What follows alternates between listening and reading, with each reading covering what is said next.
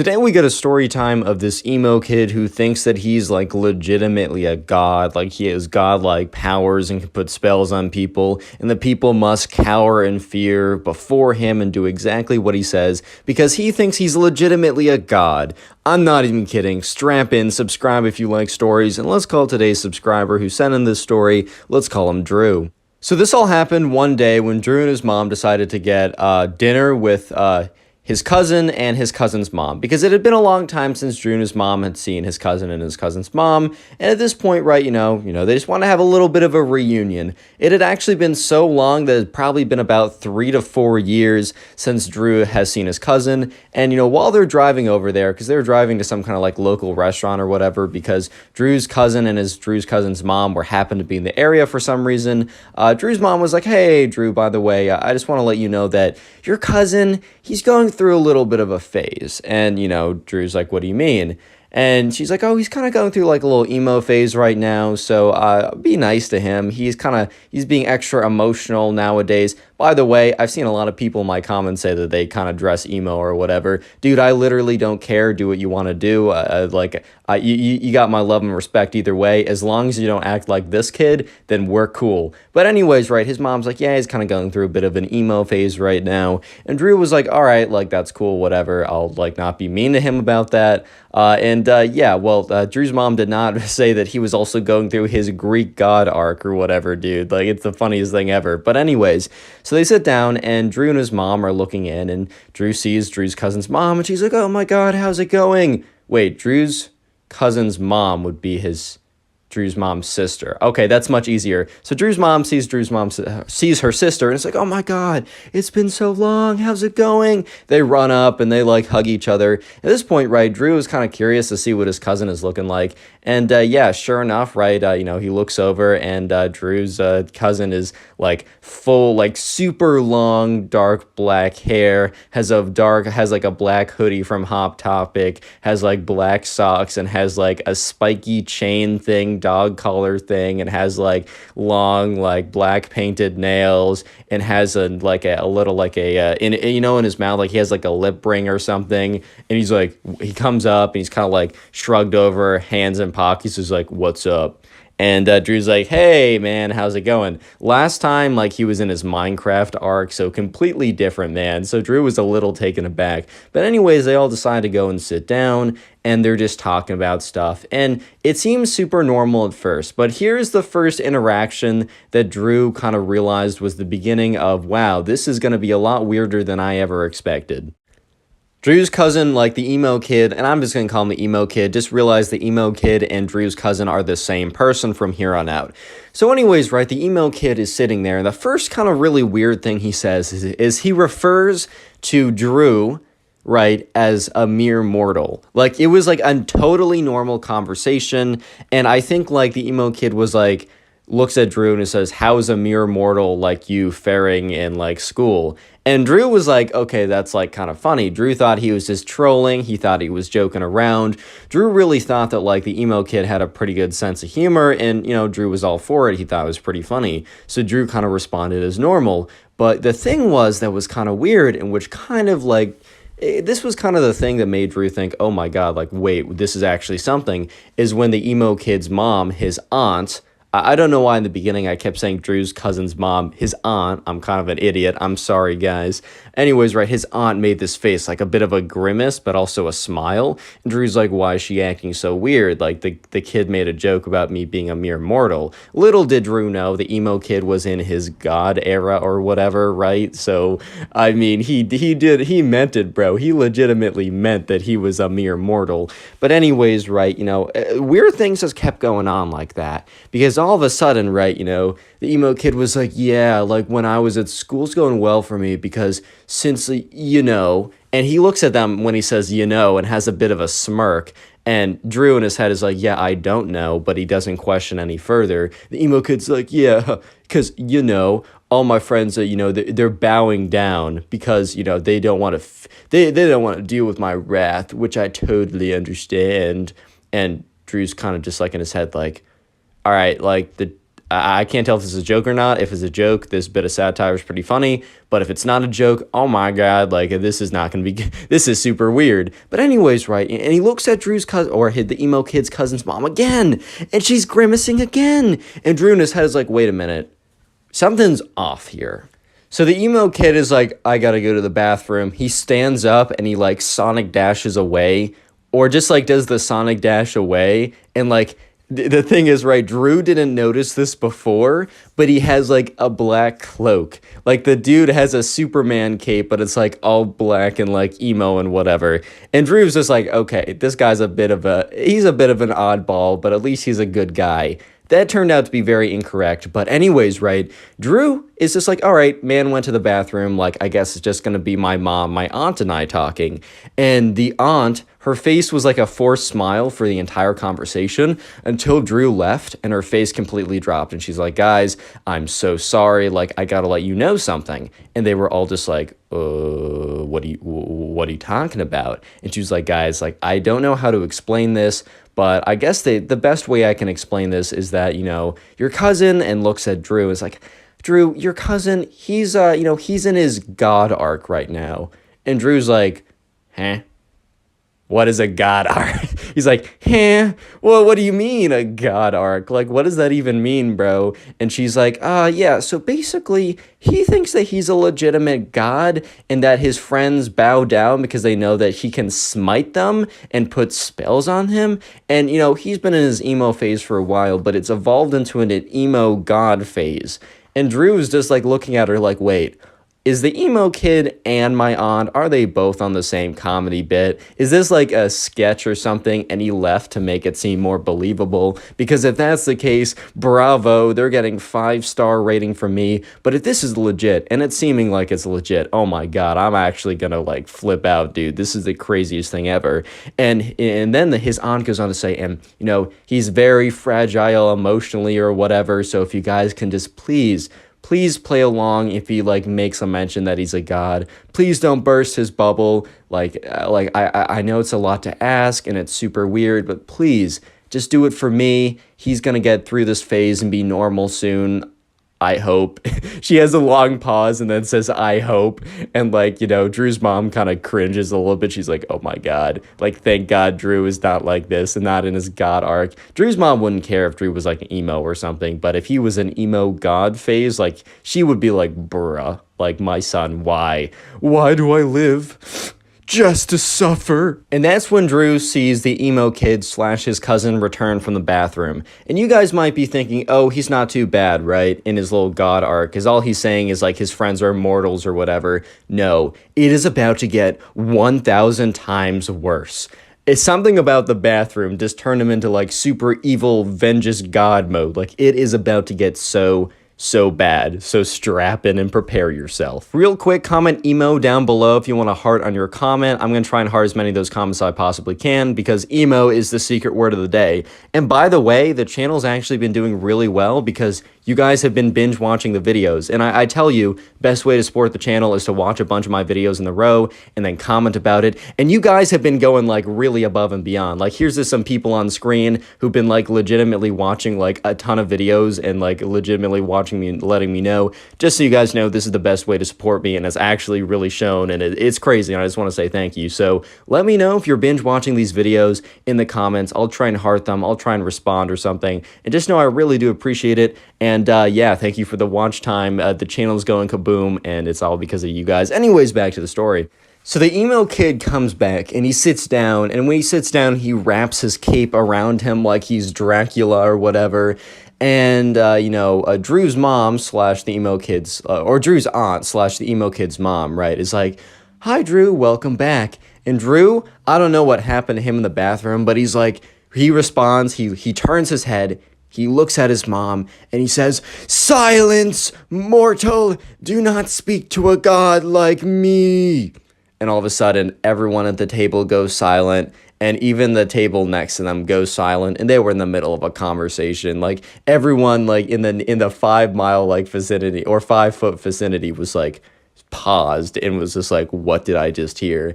And the emo kid's mom gets like very like nervous, and she's very thankful that like she was able to tell Drew and his mom like what's going on, but she was like, oh my liege, I am so sorry, please forgive me. And the emo kid is like, fine, I'll consider it. Your punishment will be less than because of your repents, is that the word? Yes, because you're slightly forgiven, but your punishment will still happen.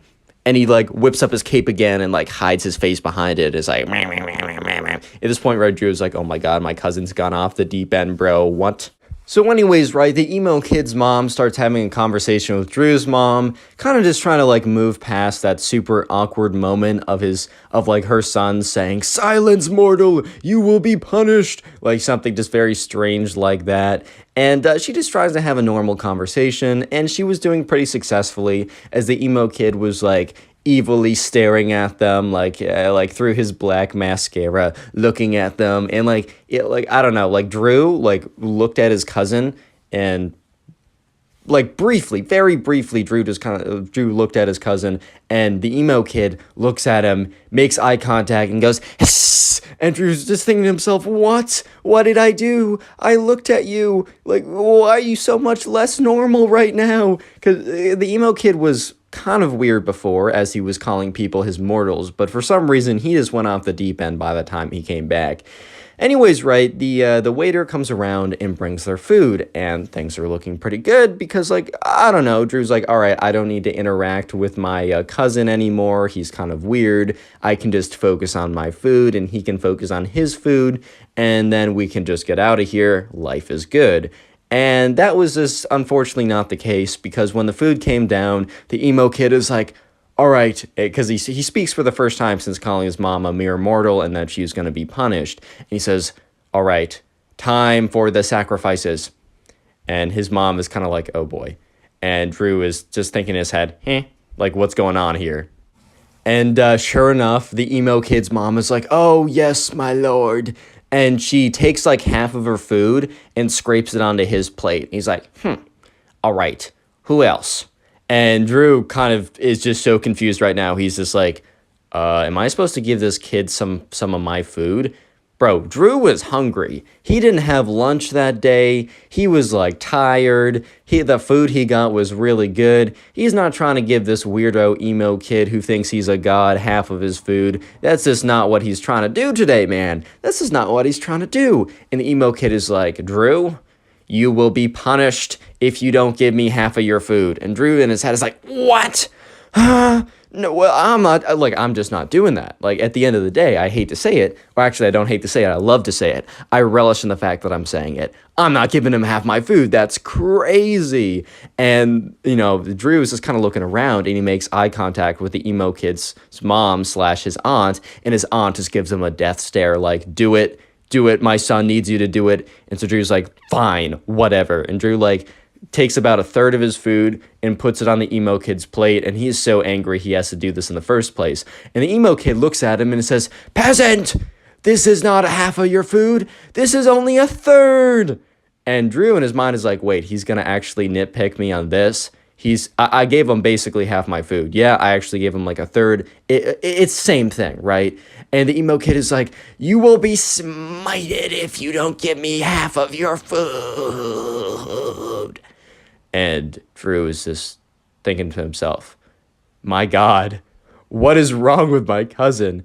And Drew's mom's like, all right, honey, here you go, and scrapes off half of her food into the emo kid's plate. And he's like, does this like weird, like cringe laugh or whatever. And Drew's just like, you know what?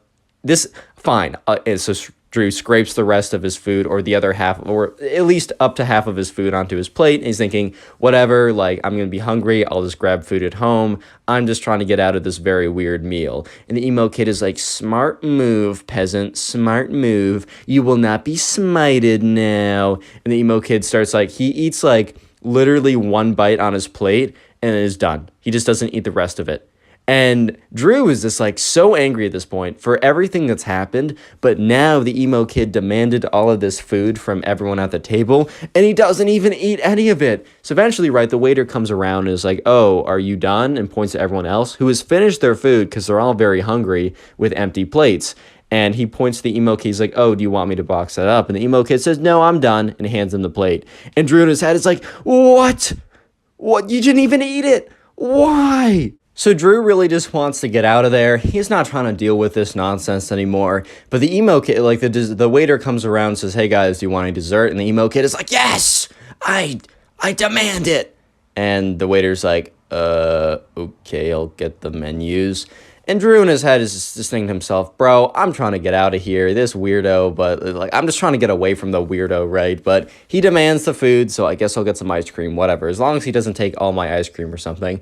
And so sure enough, they get the dessert menus, and they all order their ice cream. And the thing is, right, the parents don't end up ordering any of the ice cream, so it's just Drew and the emo kid that both get like 3 scoops of whatever flavor they like. And so sure enough, right, it is very quiet and awkward. Even the parents at this point have given up trying to make the situation less awkward, and they're just dead silent. And the whole table is dead silent.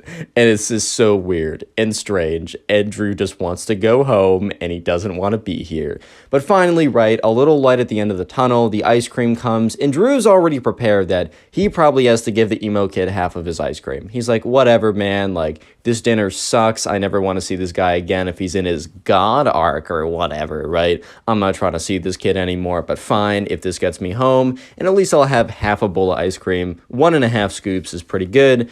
I'll take it, whatever. It's not 3, but I'll take 1.5. So the ice cream comes, and the waiter puts the stuff down and says, "Enjoy, guys." And so Drew is getting ready to divide his ice cream in half. And the emo kid is like, "All right, peasant, give me all your ice cream." And Drew looks at him and is like, All of it?" Drew's like, "Oh, I thought you wanted half." He's like, "No, for dessert, I deserve it all, or you will be smited. Do you want to be smited, peasant?" And Drew looks at him, and he has that, like, eye twitch. You know when someone in the movies is about to go insane, their eye starts twitching? Drew legitimately told me over Instagram DMs, which is how he sent me the story. So follow my Instagram in the description, but also submit stories there. I'm going to have an email up very soon. Sorry for the delay. Give me a couple days, guys. But anyways, right, Drew has this eye twitch, and he's just looking at him, and he's about to go completely insane all over the emo kid. And he looks at the emo kid, and Drew says to him, "No. In fact, I will not be giving you any of my ice cream." And Drew's aunt is like, and Drew's mom in his head, and Drew's mom doesn't really react, but she's like, "All right, finally, my son is standing up to this weirdo kid who happens to be my cousin. I don't even care at this, or my son's cousin. I don't even care at this point, right?" And Drew's like, "Yeah, I'm not giving you any of my ice cream." And Drew takes a massive bite, and the emo kid says, "Peasant, you will be punished either way for disrespecting my authority. But I will give you a chance to give me the ice cream before you get smited." And Drew's like, "All right, bro, smite me." Yeah, have you ever smited anyone before? I don't know if that's the correct past tense. Have you ever smited anyone before, bro? I didn't think so. So yeah, go ahead and smite me. And the emo kid is like, "Very well." And he stands up from his table and he goes, "Yeah!" and like stretches out both of his hands to do like Sith force lightning or something. Nothing happens. And Drew's like, "All right, try again, bro." And he's like, "Wah!" He stands as like stretches out his hands. And once again, right, nothing happens. And the emo kid's like, "Peasant, I was giving you mercy, which is something I rarely give out. Give me the ice cream or you'll be smited for real." And Drew's like, "All right, bro, smite me for real then."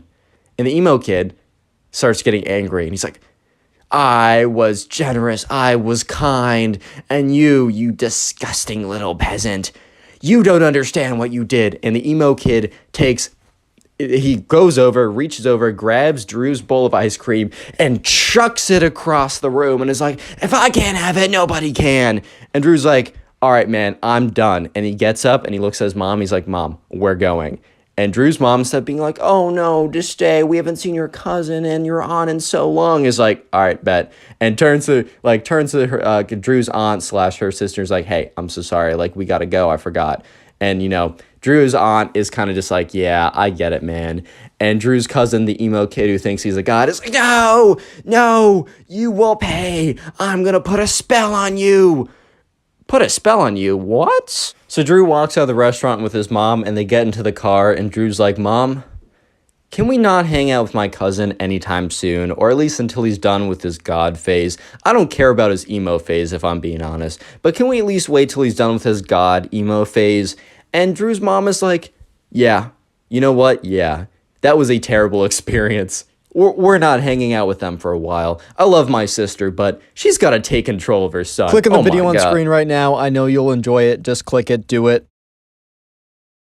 Today we get a story of probably the cringiest emo kid, and when I say the cringiest, I mean the cringiest emo kid of all time. Leave a like in the video to claim your free nothing, and let's call today's subscriber, let's call him Daniel. So anyways, right, one day Daniel was in the mall with his friends. And Daniel and his friends decide that they want to go into Zoomies, which is it's a store that has like a lot of like skater type clothes. They also, like, I used to go in there a little bit, even though I was never kind of like a skater kid. I just like the shirts with the cats with the middle fingers in them. I always thought those shirts were pretty funny, and honestly, I'd probably rock one of those today if I still had some of those shirts with me. But anyways, right, Daniel and his friends, you know, they decide to go into the store, and they're kind of just looking around, browsing the t-shirts, looking if there's anything they want to buy. And Daniel kind of goes towards the back of the store, and towards the back of the store is where there's a bunch of skateboards or whatever, and there's these two kids, and they're like long dark hair. There's like I don't know, a lot of like black eyeshadow and makeup, all black clothing, kind of like dripped out with like skull chains, whatever, dude, just like kind of looking like this guy. So anyways, right, Daniel doesn't like think anything of it. He's like, oh, that's interesting, I guess. Because here's the thing, Daniel doesn't really care how you dress. Daniel doesn't really care how you act. As long as you're like decent to other people, he literally doesn't care if, I don't know, man, like you can do whatever you want. But anyways, Daniel's kind of walking towards the back of the store when he sees one of the two emo kids look at him, go up to him, and hold out their hand, kind of like someone, like, you know, the traffic guards that, like, go out and hold up their hand to say stop. And the emo kid's like, hey, bro, only emo kids back here. You wouldn't get us anyways. And Daniel kind of looks at him like, bro, I'm just trying to shop in the store. So obviously, Daniel's like, dude, like, I'm just going to go back here real quick. I just want to see what they have. I'm not going to, like, spend too much time here. You don't have to worry. And the other emo kid steps up and he's like, dude, I don't have to worry because you're not coming back here, because you're not one of us. We can tell that everyone understands you, unlike us, because society doesn't get us like how we get each other. And Daniel's kind of just looking at these two kids like, bro, what's going on here, bro? Like, I don't really understand, like. And Daniel says, all right, man, like, I'm sorry, society, like, does you so dirty or whatever, dude. And Daniel's like, I'll just be a quick second. And the other emo kid kind of, like, snaps back at him like, don't you step 1 foot further. You're not welcome back here. You're not one of us. You're not an emo kid. I don't know if he literally said emo kid. I don't know if they refer to themselves like that, but he's like, you don't get us, man. Only people like us, societal rejects, the people that nobody understands and how deep it is and how hard it is, can be back here, and you're definitely a normie, bro. I can just tell. You step 1 foot back here, and, you know, I'm going to send you back to, and he takes like a second to think of something. He's like, Pain Town with my knuckle sandwich. And Daniel's looking at him like, bro, 2006 called and they want their entire aesthetic back. But whatever, dude. So Daniel's like, all right. And then Daniel completely ignores what he says and takes one step forward because he's trying to go to the back of the store to see what they have. He's probably not even going to buy anything. He's definitely not going to linger back there with those kids there. He doesn't want to hang out with them. Dude, trust me, Daniel does not want to be there as much as they don't want him there. He's just going to go in quickly, but he's also not going to not go to the back of the store because these kind of like edgy edgelord kids are like, dude, society doesn't understand us. Leave us alone, bro. Like, nah, dude, he's still gonna go there. And like, honestly, like, I don't know if I would have done the same because I'm very not confrontational, but I would have been pretty annoyed. So sure enough, right, Daniel takes one step to the back of the room. And the thing is, Daniel didn't even take one step like aggressively towards the emo kid. He literally took it past the emo kid. He was taking a step in the direction of like the back of the store, not towards the emo kid. And Daniel like doesn't even really understand what's happening, but he just feels this like this force on his face, and all of a sudden his entire face is stinging and his head is like ringing a little bit. And then all of a sudden, right, he kind of comes to and realize that the emo kid just punched him in the face. And Daniel looks at him, he's like, dude, what did you like, did you just punch me, bro? And he's like, dude, I said only societal rejects allowed back here. You just didn't heed my warning. And so the guy, like, at the Zoomies, like, the front of the desk of Zoomies is seeing what's going on, sees the kid punch him, is like, you guys got to get out of here. Like, I'm not having any of this in my store. And the, you know, the emo kid is like, bro, this kid literally attacked me. And at this point, Daniel's like, dude, what? Dude, I was just trying to go to the back of the store. You say all this cringe stuff, and then you punch me in the face, and then when we're told to leave, you said that I attacked you? And the emo kid's like, bro, look, he's lying. Look at the way that he's so angry. He's getting so angry because he's lying, dude. And he's talking to the guy at the front desk. He's like, don't kick me out and my friend. Kick this guy. This guy's causing up a huge storm. And the guy at the front desk is like, I really don't care. I need all of you guys out of the store immediately. And, you know, Daniel's other friends are at the other side of the store, and they're looking over like, what is happening? So Daniel looks up the guy at the front desk, and he's like, all right, man, like, just so you know, this guy attacked me, but, like, whatever. I'm not trying to make your job harder. Look, I've worked retail before. I get it. I know it's hard. I'll just step out of the store. And the two emo kids were like, life is so unfair. Society strikes once again. And they like slowly lumber out of the store. But dude, you might be thinking that the cringe is over here. No, no, no, no, no. That's where you're mistaken. Comment emo down below if you'd like a heart on your comment. Emo is going to be the secret word of the day. And while you're down there, follow my Instagram. It's in the description. That's where you can send in the stories. Turn on notification, join the Discord server. And anyways, right, Daniel and his friend and the emo kid and the two emo kids all walking out of the store. And the emo kid is like, bro, I was like, where am I going to go now? Zoomies was the only place that accepted us. And Daniel's like, dude, you should have thought of that before you punched me in the face. And then all of a sudden, right, you know, there's this mall cop that's walking around, kind of just patrolling the area. And one of the emo kids is like, Mr. Police Officer, Mr. Officer, whatever, we need you real quick. And the police officer's like, okay, like, he wasn't really doing anything. But, you know, he's not trying to really do his job either, so he's like, fine, what is it? He walks over, and the emo kid is like, this kid literally punched me in the face. I need you to kick him out of the mall. And the officer's like, oh, and he turns to the kid, he's like, all right, is this true? And Daniel's like, dude, what? No, this guy punched me in the face. The officer's like, all right, well, if I only have conflicting stories, I'm going to be forced to, like, kick you guys both out of the store. And Daniel's like, oh, I didn't do anything. I just went into the store, and he just punched me for not being emo. And the officer looks at Daniel and is like, all right, your story's sounding a little suspicious. You're telling me that this kid punched you because you aren't, like, emo or something? I don't think I can believe that, man. And Daniel at this point is like, kind of like, he's like, Daniel's lost for words because this is like the craziest thing that's ever happened. However, shout out to Daniel's friend, because Daniel's friend is like, hey, I saw a security camera in there. Like, I'm pretty sure that whatever altercation happened was caught on camera. And as he said that, one of the emo kids, like, their faces both dropped.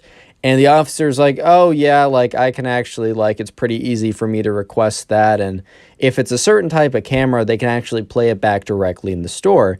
And they, you know, they walk back into the store, and the guy behind the cash register is like, oh, you guys are back already? And then he looks at the officer. He's like, oh, boy, what did you guys do now? And so anyways, the officer goes into the store, goes up to the register, and asks the guy if he can see, like, the camera.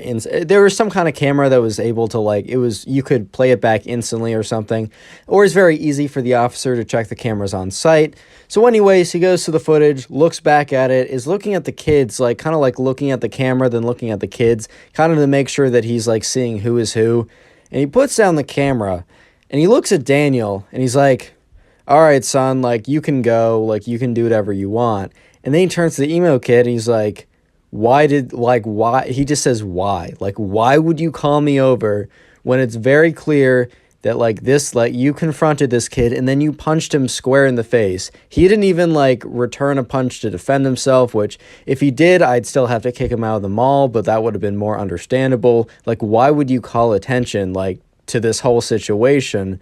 And, you know, you're gonna get kicked out of the mall because I'm gonna have to do that. It's part of my job. And the emo kid is just like, society once again strikes.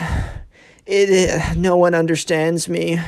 And the two emo kids are like, ugh, society. And the police officer looks at the emo kids and is like, guys, this is not society doing you wrong. You literally punched some guy in the face and then told a police officer that, like, or a mall cop that he punched you. And then when you got caught on your lies and got caught, like, attacking someone, you're shocked that you got kicked out. Are you serious?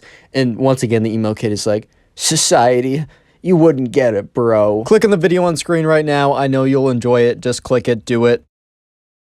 How's it going, everyone? I hope you're having a good day. Today we got some crazy emo kid stories that I know for a fact you will enjoy. So sit back, relax, subscribe to the channel if you're new, and let's call the first subscriber who submitted this story Hank. By the way, all these episodes are on Spotify, and they normally come out a couple hours early on Spotify, so make sure to check that out. First link in the description.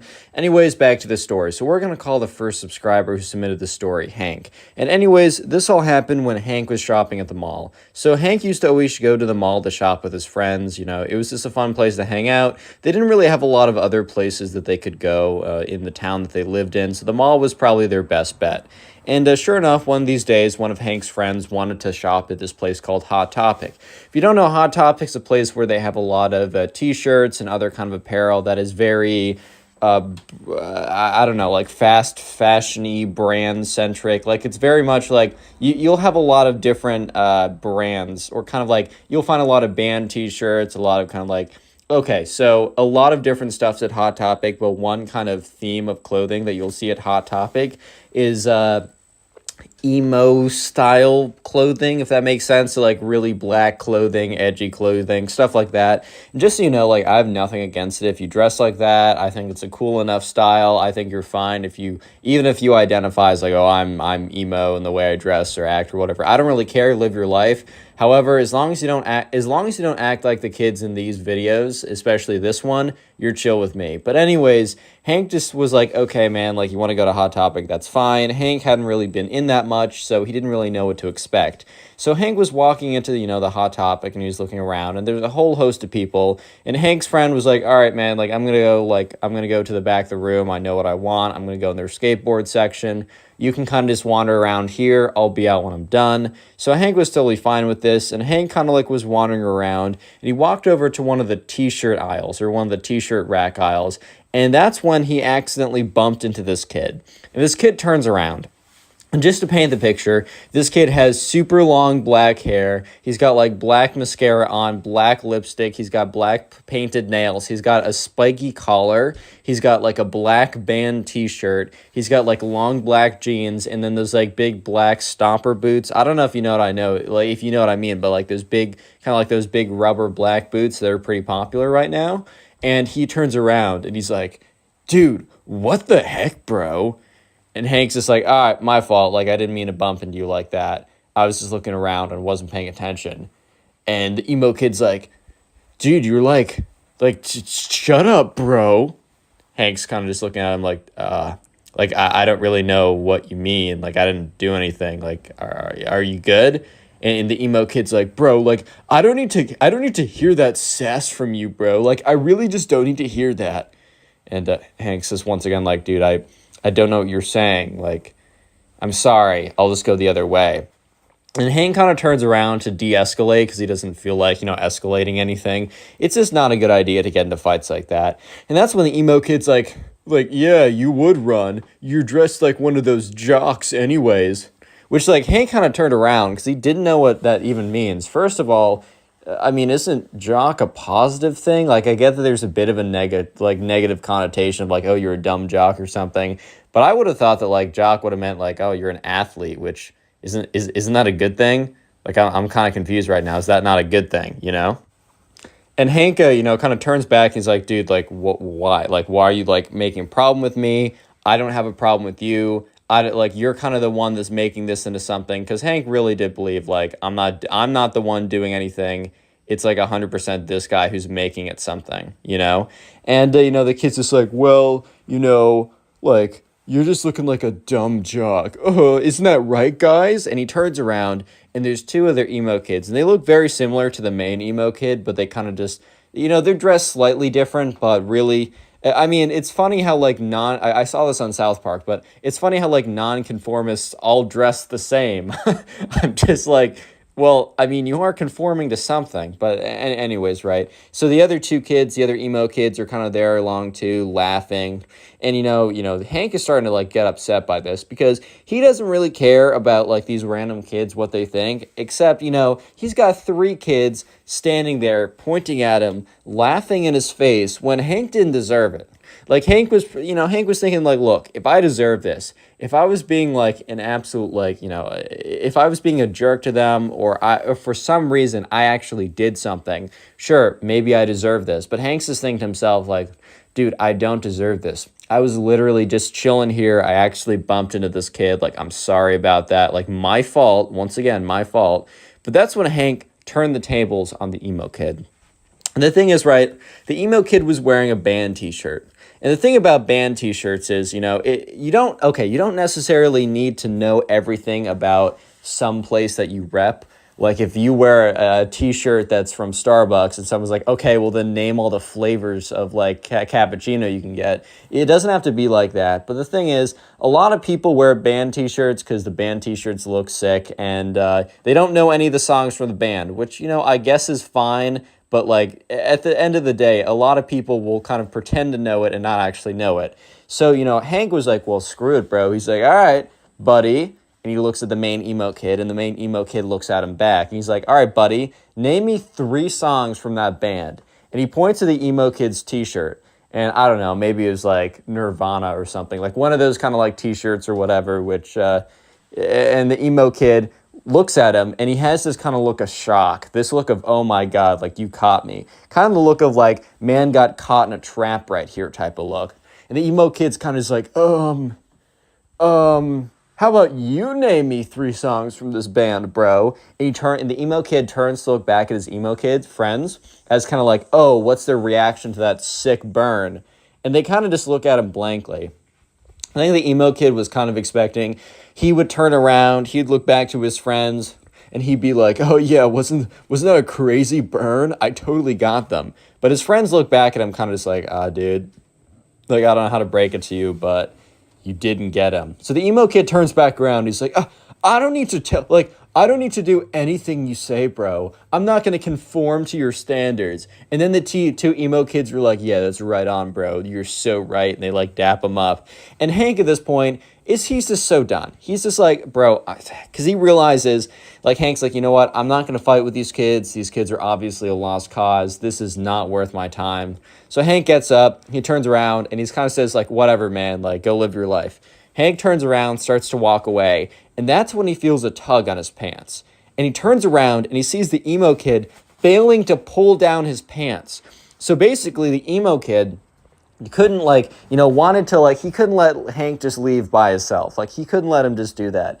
So when Hank turned around and started to walk away, the emo kid, like, went to jump and try and pull down his pants to, like, pants him, to embarrass him, to, like, impress his emo kid friends and be like, oh my God, I totally owned him, dude. So at this point, like, Hank is like, dude, stop pulling down my pants, bro. And the emo kid's like, oh, sorry, I just slipped. And he's like, And his emo kid friends laugh along as well. At this point, Hank's getting really annoying. He's like, sorry, bro, like, I'm not into you like that. And he's like, what? He's like, yeah, you're trying to pull down my pants. So you're telling me you're not trying to get a peek? And the emo kid's like, dude, it's not like that. I was trying to pants you. And Hank's like, yeah. You wanted to pants me so you could see my bare bottom. Did you really want to see my bare bottom that bad? And at this point, the other two emo kids start laughing a little bit. And the main emo kid turns around. He's like, "Stop laughing! It's not funny." He turns back around. He's like, "Dude, you don't know what you just did." And the emo kid walks up to Hank with his chest puffed out. He's like, "Bro, you literally don't know what you just did. You don't know who you're messing with." Okay, I don't know if he started to tear up or anything, but at the exact same time, the mall cop that happened to be like going around the mall to make sure that nothing's like happening looks into the Hot Topic and sees basically this kid walk up to this other kid with his chest puffed out. So the mall cop outside kind of slows down walking and looks inside. And sure enough, right, Hank is like, "Hey, look, I'm not looking for any trouble." And the emo kid's like, "Yeah, that's what I thought. You're freaking scared, bro. Don't tell me otherwise. You're freaking scared." And at this point, Hank's like, "Dude, I'm not scared. It's not like that.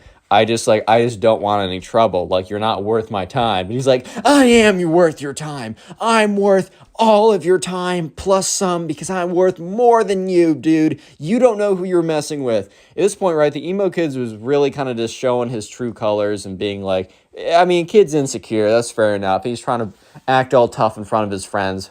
So once again, Hank's like, he turns around and he's like, "All right, man." He's like, "Dude, I'm just not doing this. Once again, have a good life." Hank turns around, and as Hank's turning around, the emo kid is like, in his head, he's like, "I can't let this slide." So the emo kid literally raises up his hand and swings on Hank. Real quick, if you made it this far into the video, go ahead and comment emo down below. I just want to see how many people made it to the end of this video, as I do appreciate you guys. Best way to support the channel, as always, is just watch a bunch of the videos. The more watch time you give to the channel, the more we get promoted in the algorithm, and I really, really do appreciate it. Let me know in the comment section what you do while watching my videos. I genuinely want to know. Just so you know, all these episodes are on Spotify. It's in the description, the first link. Please rate us 5 stars when you have a chance. If you want to submit these stories, and please do, because, that's how I make these videos, go to my Instagram or Twitter. They're both in the description, but they're also at Connor Pugs. I got a Discord server, link in description, code ConnorPugs for 10% off gamer subs. Let's get back to the story. So Hank, remember, he turns around and Hank's like, "Dude, I'm not going to deal with you like that. It's not worth my time." So Hank turns around and the emo kid, who's like, I can't let Hank like one up me. Like, I can't let this random kid like, kind of like alpha me in front of my emo kid friends or whatever. So as Hank turns around, the emo kid swings on him, takes his fist. The thing is, though, the emo kid's not like a trained, fighter or boxer or something. So obviously the emo kid doesn't make contact with Hank. Instead of making contact with Hank, the emo kid nearly misses Hank, and his right hook goes right through a rack of clothes. The emo kid was really putting his full force into this too. Because once the emo kid misses and whiffs on Hank, the emo kid flies forward into the rack of clothes. So he basically pushes himself into a rack of clothes, fails to swing on him. The mall cop, however, did see the emo kid try and swing on Hank, so he walks in there. Hank turns around, and he sees the emo kid on the floor in a pile of clothes, and he's just so confused on what happened. And then, Hank turns around the other way to see a mall cop standing in front of him. So Hank's really confused at this moment. He's like, okay, 1 second ago, I turned away from the emo kid. And a second later, the emo kid is sitting, face first in a pile of clothes, and a mall cop is standing above me. This literally makes no sense. And sure enough, the mall cop's like, "Hey, hold up, everyone. I got to talk to you guys." And the two emo kids, from the back, they get scared and they literally run off. They disappear into the rest of the story. He's like, "Hey, you get back here." But also the mall cop didn't really care that much because the two people that he really wanted to talk to were both Hank and the emo kid who swung on him. So the emo kid gets up. He's kind of panting a little bit. He's like, and the mall cop's like, hey, I saw you swing on this kid. I know you didn't make contact, but you did try and swing on this kid. It's 100%. What's going on here? The emo kid's like, "Dude, I was just defending myself." And at this point, Hank's like, "That's not the case. This kid and I were kind of talking back and forth. He tried to pull down my pants. I made fun of him for doing that. I turned around and he tried to swing on me." At this point, right, the mall cop kind of witnessed the last 60% of this altercation. So he knows for a fact that he saw the emo kid try and pull down the pants and then have an argument. So the emo kid says, "Well, after I pulled down his pants, this kid tried to swing on me and I just defended myself. And the thing is, right, that was a mistake for the emo kid because the mall cop had been watching the whole thing. So the mall cop knew for a fact that that wasn't the case of what happened. So the mall cop goes on to say, like, dude, I know for a fact that's not what happened. I saw you guys kind of like bickering in the store, and I wanted to make sure that we had no like nonsense going on. Obviously, some nonsense did go on, and I watched the whole thing. I saw you try and pull down this kid's pants. He did not swing on you. I don't know what he said to you that offended you or anything, but it's very clearly that, you're the aggressor here, and like, I can't have that. So he's like, hey, I'm gonna need you to come with me. And the emo kid's like, all right, buddy, go ahead with him. And the emo kid is like looking at Hank and kind of giving him this look of like, come on, bud, like, go ahead. He's asking for you. When in truth, the mall cop is not asking for Hank. The mall cop is asking for the emo kid. So the mall cop's like, sorry, man, you must be mistaken. I'm not asking for this guy over here, pointing to Hank. He's like, I'm asking for you. And he points at the emo kid. And the emo kid is so absolutely stunned by this revelation. He's like, at this point, the emo kid is practically speechless. The emo kid is standing there, is just like, you must have some kind of mistake or something. Like, you can't be talking about me. That's insane. Like, there's no way. Like, what do you mean? Hanks is looking at the emo kid with this bit of a smirk, and the mall cop is kind of like, come on, bud. Like, we don't want to have any trouble here. Make this nice and easy for all of us, and just come along with me. And, at this point, the emo kid is looking at Hank and kind of just giving him this look of like, this isn't over, buddy. This isn't over. And Hank is kind of just like, wow, this like a lot just went down the last 5 minutes, because this was like no longer than like 10 minutes of an altercation. And as soon as the mall cop basically drags the emo kid away, his friend comes rushing up to him, and he's like, dude, like, I just checked out the thing I was getting, and in his hand, he had this, like, skateboard thing or whatever. He's like, dude, I just saw, like, a mall cop over here. I saw some kid getting dragged out of the store. Did you happen to see what happened? And Hank just looks at his friend, and is like, did I happen to see what happened?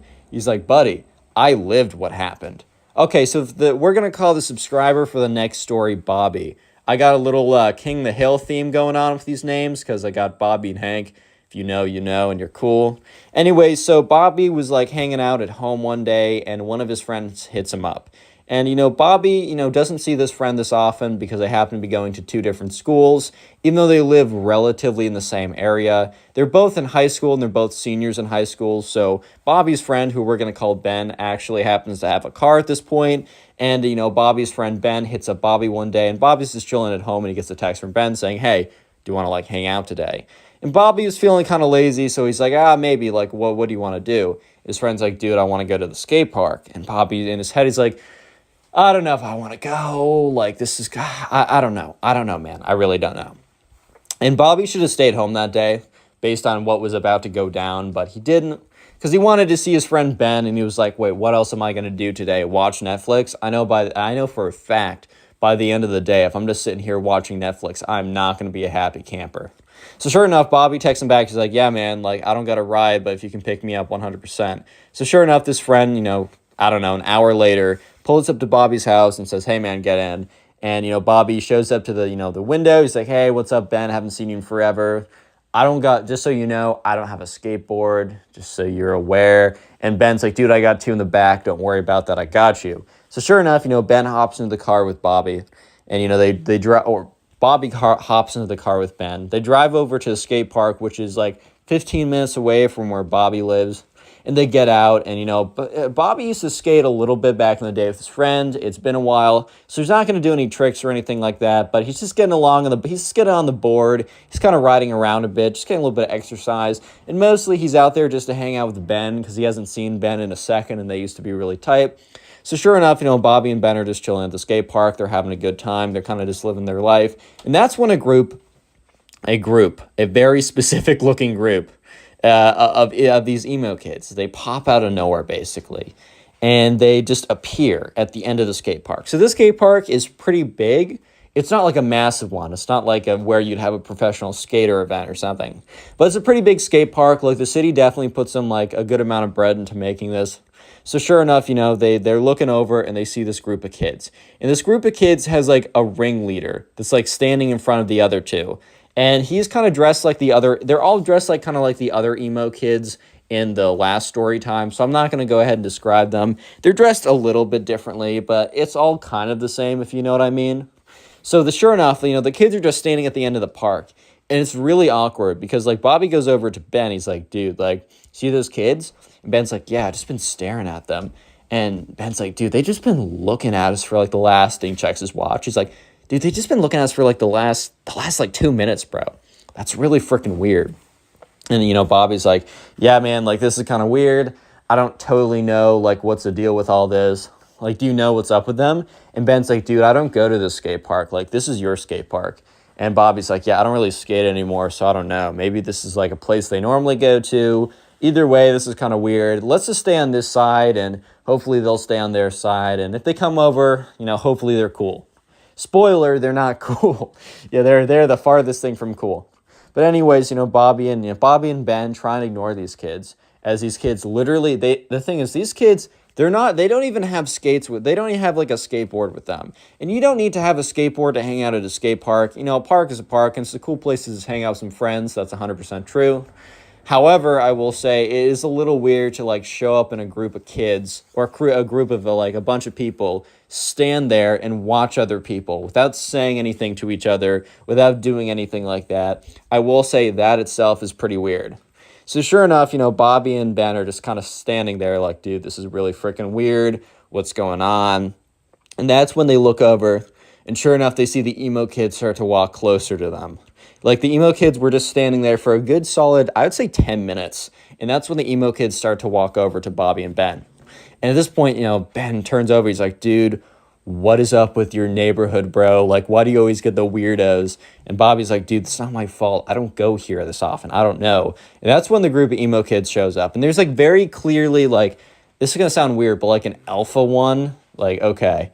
I'm not trying to use like weird like alpha male terms or whatever. Oh, Connor, which one's the sigma male? Shut up if you say that in the comment section unironically, dude. Actually, shut up. But anyways, sure enough, the kind of like the alpha of the pack, whatever that even means in emo pack words, is like, hey, you two, I need a word with you. And Bobby and Ben kind of just look at each other just like, oh my God, like what's going on here? It's just kind of strange. Ben kind of like whispers over to Bobby like, dude, we are never going back to your park ever again. And Bobby kind of just gives him this look of like, dude, I can't control this. So sure enough, the emo kid, let's just call him the alpha emo kid. No, I can't say that for much longer. The main emo kid, King the Pack or whatever, walks up to them. He's like, bro, do you not know? And Bobby and Ben kind of look at each other, and Bobby speaks up and says, no, like knows what, like no what. The emo kid laughs. He's like, oh, you don't know then. This is our turf, dude. And Bobby and Ben kind of look at each other, and Ben speaks up like, turf? Emo kid's like, yeah, man, you don't understand. This is our turf. And Bobby just means like, what does that even mean? And they're like, dude, you don't want to mess with us. And one of them like legitimately pulls out like a wand. Not like a knife or something, not like actually trying to be intimidating. Like this isn't like, oh, they think they're like actually in a gang or something. This is their turf. They pull out a wand, like a freaking Harry Potter magic wand. And the main emo kid's like, bro, my boy over here knows magic. You don't want to mess with him, dude. And so Bobby and Ben kind of look at these kids, and Ben speaks up. Ben's a little bit more brash. Ben's a little bit more, I don't know, confident is maybe the wrong word, but I'm going to use that word than Bob. Confrontational, that's right. Ben's a bit more confrontational than Bobby is. So Bobby would have been fine literally just going somewhere else. It's not like there's not a lot of other places. I mean, there's not a lot of other places they could go, but it's not like Bobby's a big skater in the first place. He just wanted to hang out with Ben. And Ben literally goes up. He's like, dude, what are you going to do with that little magic wand? You're going to wave it around, put a spell on me? It's this freaking Harry Potter, dude. We don't care. You guys don't have turf. That's ridiculous. Like, look, we're not taking up the whole park. This park's massive. You guys chill over there. We'll do our thing over here. There won't be any trouble. The emo kid's like, dude, there's going to be trouble if you guys don't leave or at least pay respects. And, Ben at this point's like, the frick you mean pay respects? Like, what is that? Like, what do you even mean by that? And at this point, Bobby's starting to realize that Ben is kind of finding this amusing more than concerning. Bobby's more concerned by this just because they outnumber them like 4-2. And these emo kids definitely like aren't hitting the gym every day. But at the same time, like 4-2, it doesn't matter like how big you are. Like you're not taking them one-on-one. So like Bobby didn't want anything like that. Even if it's that emo kid smoke, he didn't want it in the first place. So sure enough, Bobby kind of looks at Ben and kind of gives him a look of like, hey, like, come on now. And Ben is like, no, I'm going with this. And Ben's like, all right, man, you know what?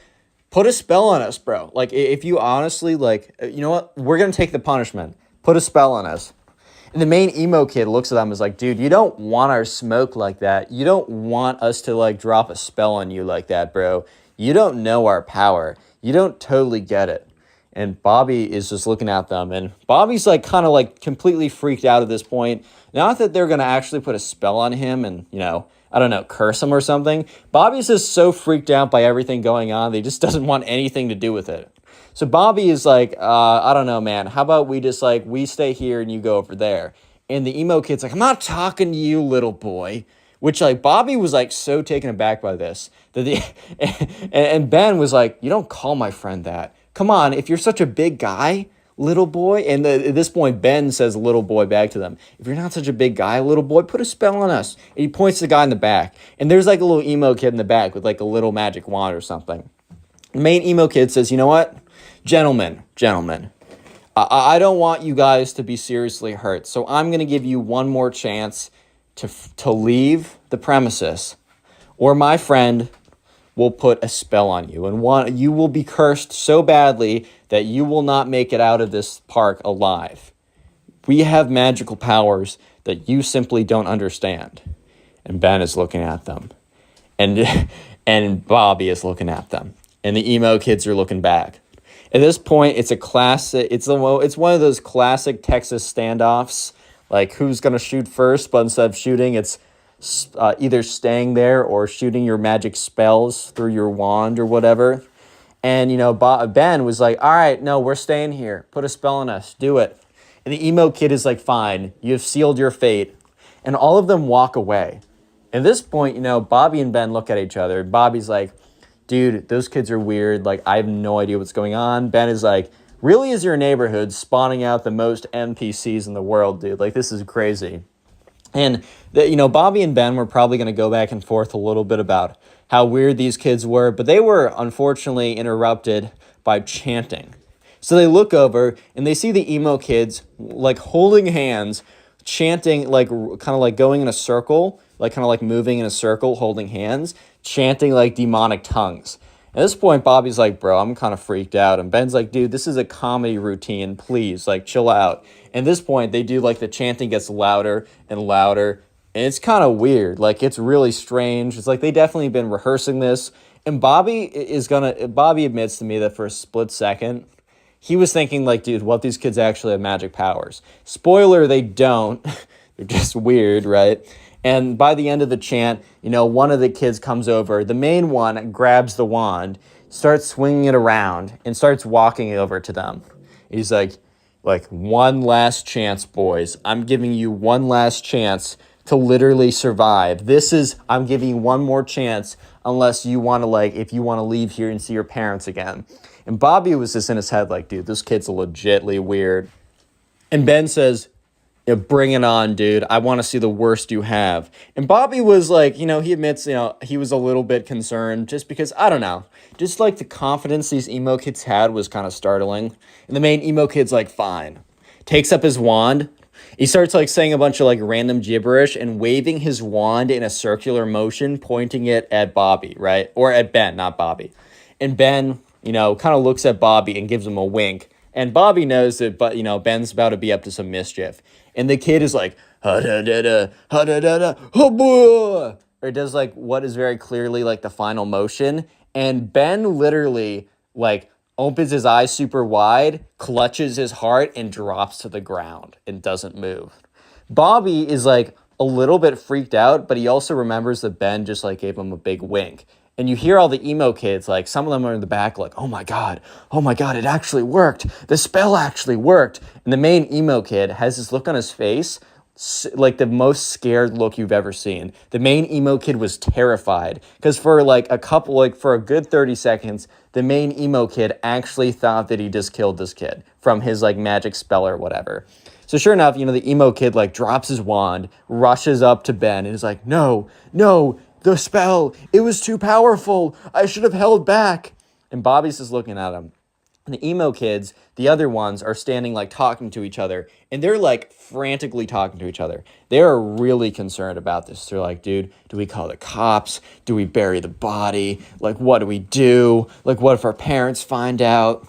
All this kind of nonsense, right? And that's when you hear giggling. It started as giggling, but then it just evolved into laughter. And that's when Ben flips over and you can see that he's just been laughing. He couldn't hold it in any longer. And he gets up. He's like, oh my God, you fell for it. This is the funniest thing ever. He's like, guys, you're not wizards. You're just weird. Go to that side of the park. We're going to be here. And there's nothing you can do about it. And that's when I think the emo kids kind of realized that, they weren't going to scare them out of there, and they definitely were not going to fight them out of there either. So sure enough, the emo kids they don't even say anything.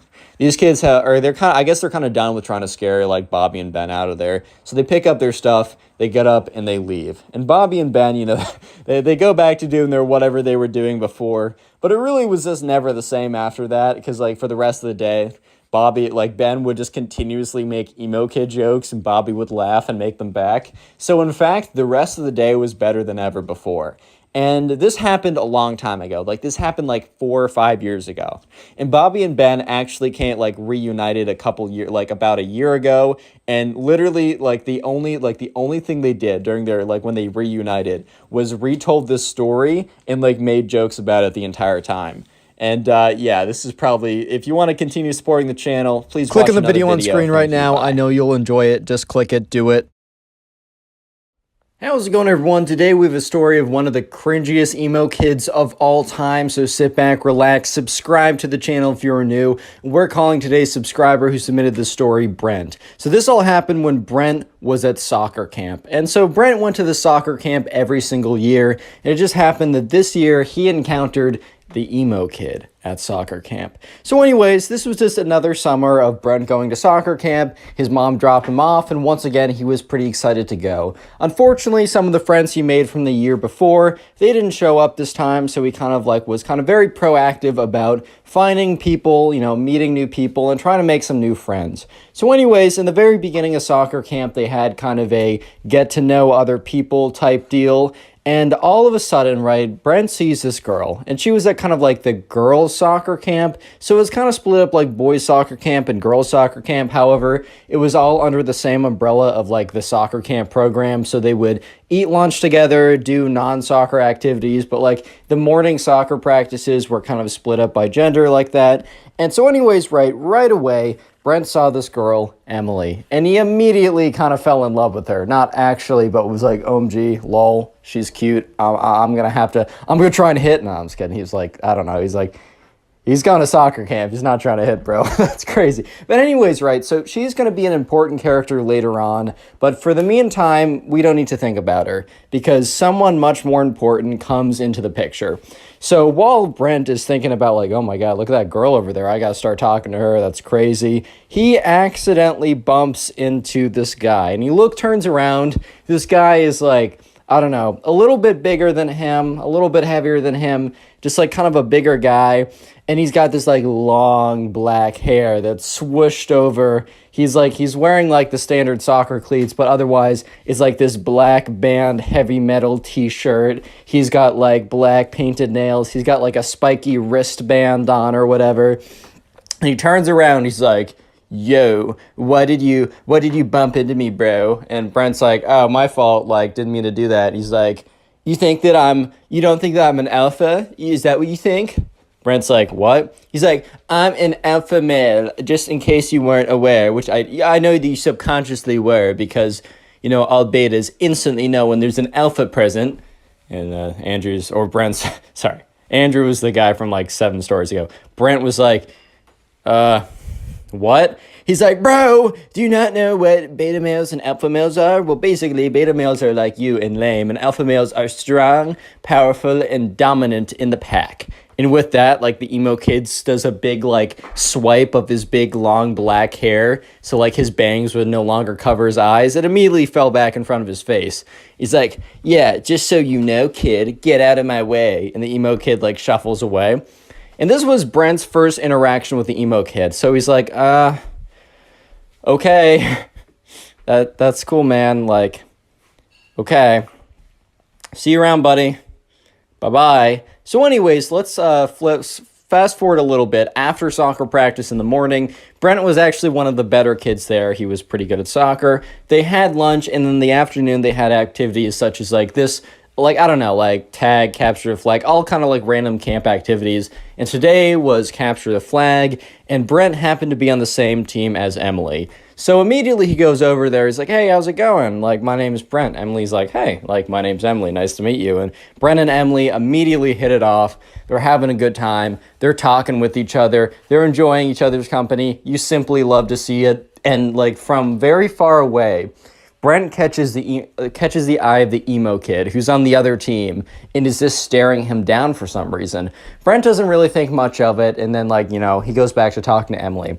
So they're playing capture the flag right now, and Brent, you know, runs over to the other side, gets the flag, right, and starts running back to his side. If you don't know capture the flag, there's like this little penny on both sides, or like a little piece of cloth or something, and while you're on the opponent's side, if they tag you, you're in jail. But what you're trying to do is you're trying to run over there, grab their flag, and run back to your side without being tagged. However, there was a stipulation that it had to be a tag. This isn't tackling. You can't push someone. You can't, like, punch them or anything. You have to tag them if they're on your side. So, you know, Brent is running over there. Sorry, I have a list of names in front of me and from other stories. Brent is running over there. He grabs the enemy team's flag and is running back to his side. And he's really close when he just like immediately slams into the ground. And that's when he realizes that there's a big guy on top of him. And that's when he realizes that the emo kid tackled him. So the emo kid's like, nice try, buddy. Next time, try not to fight the alpha males. And then camp counselor comes over and says, hey, we said no tackling. You're on the sidelines, points to the emo kid, you know, he's disqualified or whatever, has to sit on the sidelines. Ooh, so alpha, man. But anyways, right, so the penny's returned, but also Brent isn't in, like, jail. He goes back to the other side, and the emo kid has to sit out for the rest of Capture the Flag. And Brent continues to talk to Emily, and the entire time, the emo kid is just, like, looking over, and he's, like, all angrily staring at Brent. So Brent is now his official enemy.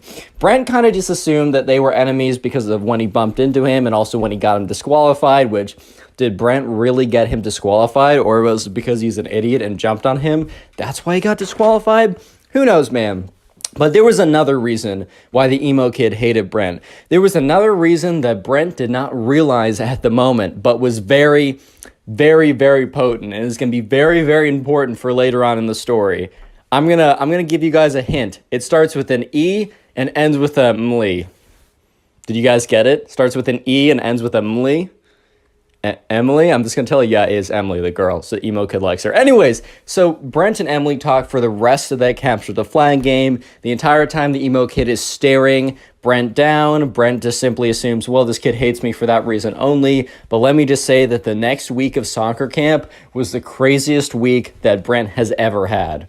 So anyways, right, his mom picks him up. He goes back home. His mom's like, hey, how was the first day? And Brent says, oh, I met this really weird kid who tackled me. And she's like, oh my God, are you okay? He's like, yeah, actually, I have barely any scrapes on me even. But he seems to not like me, so I'll keep you updated on that. So Brent is dropped off the next day, and he walks over there. And that's when the emo kid, you know, is just staring him down.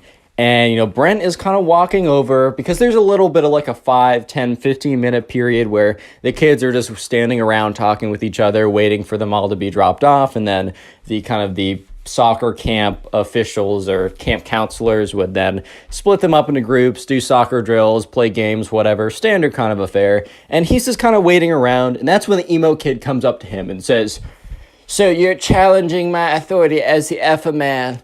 And Brent is kind of just like, what? He's like, I'll say it again, just in case your little beta ears couldn't hear me. So you're challenging my authority that I am the alpha male of the pack.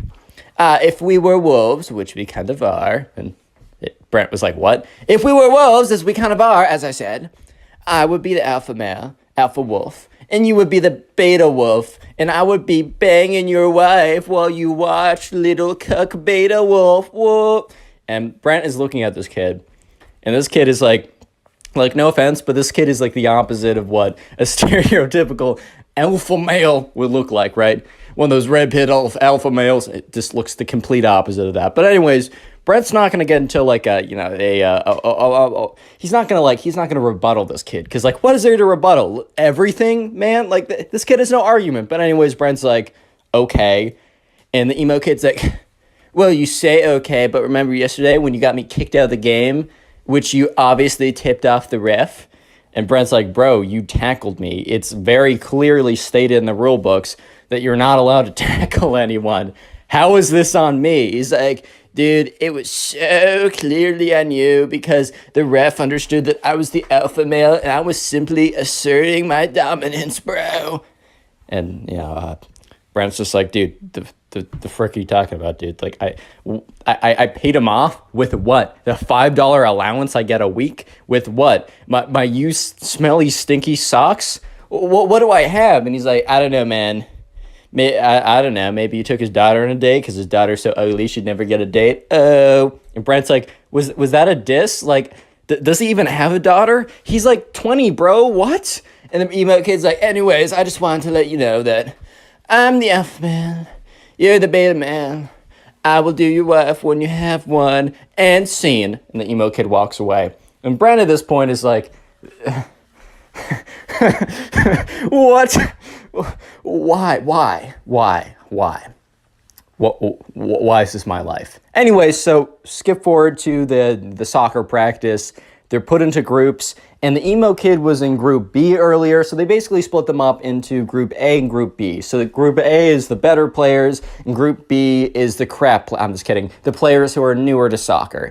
And the emo kid apparently was on the cusp of Group A. Was at the very top of Group B, and because his performance was good enough, he was actually moved up to Group A. So now Brent, instead of having a morning to himself to focus on soccer, now had to deal with the emo kid being, thrown into the mix here. So anyways, they're doing some drills with the soccer ball, and they're kind of like kicking them around cones. You had to kind of keep control of the ball while you were running. And the emo kid, like they said, okay, line up into 3 groups. And the emo kid immediately ran behind Brent. And Brent kind of looks behind him. He's like, what? And the emo kid said, nothing, Brent. Just letting you know that I'm the alpha male here. And Brent's like, okay, fine. Let's just do the drill. So the ref blows the whistle. Brent starts kicking the ball and moving with it. And the emo kid immediately runs up behind him and trips him. He's like, oh, sorry. And the ref's like, hey. And the emo kid's like, it was an accident, I swear. And the ref's like, all right, be careful.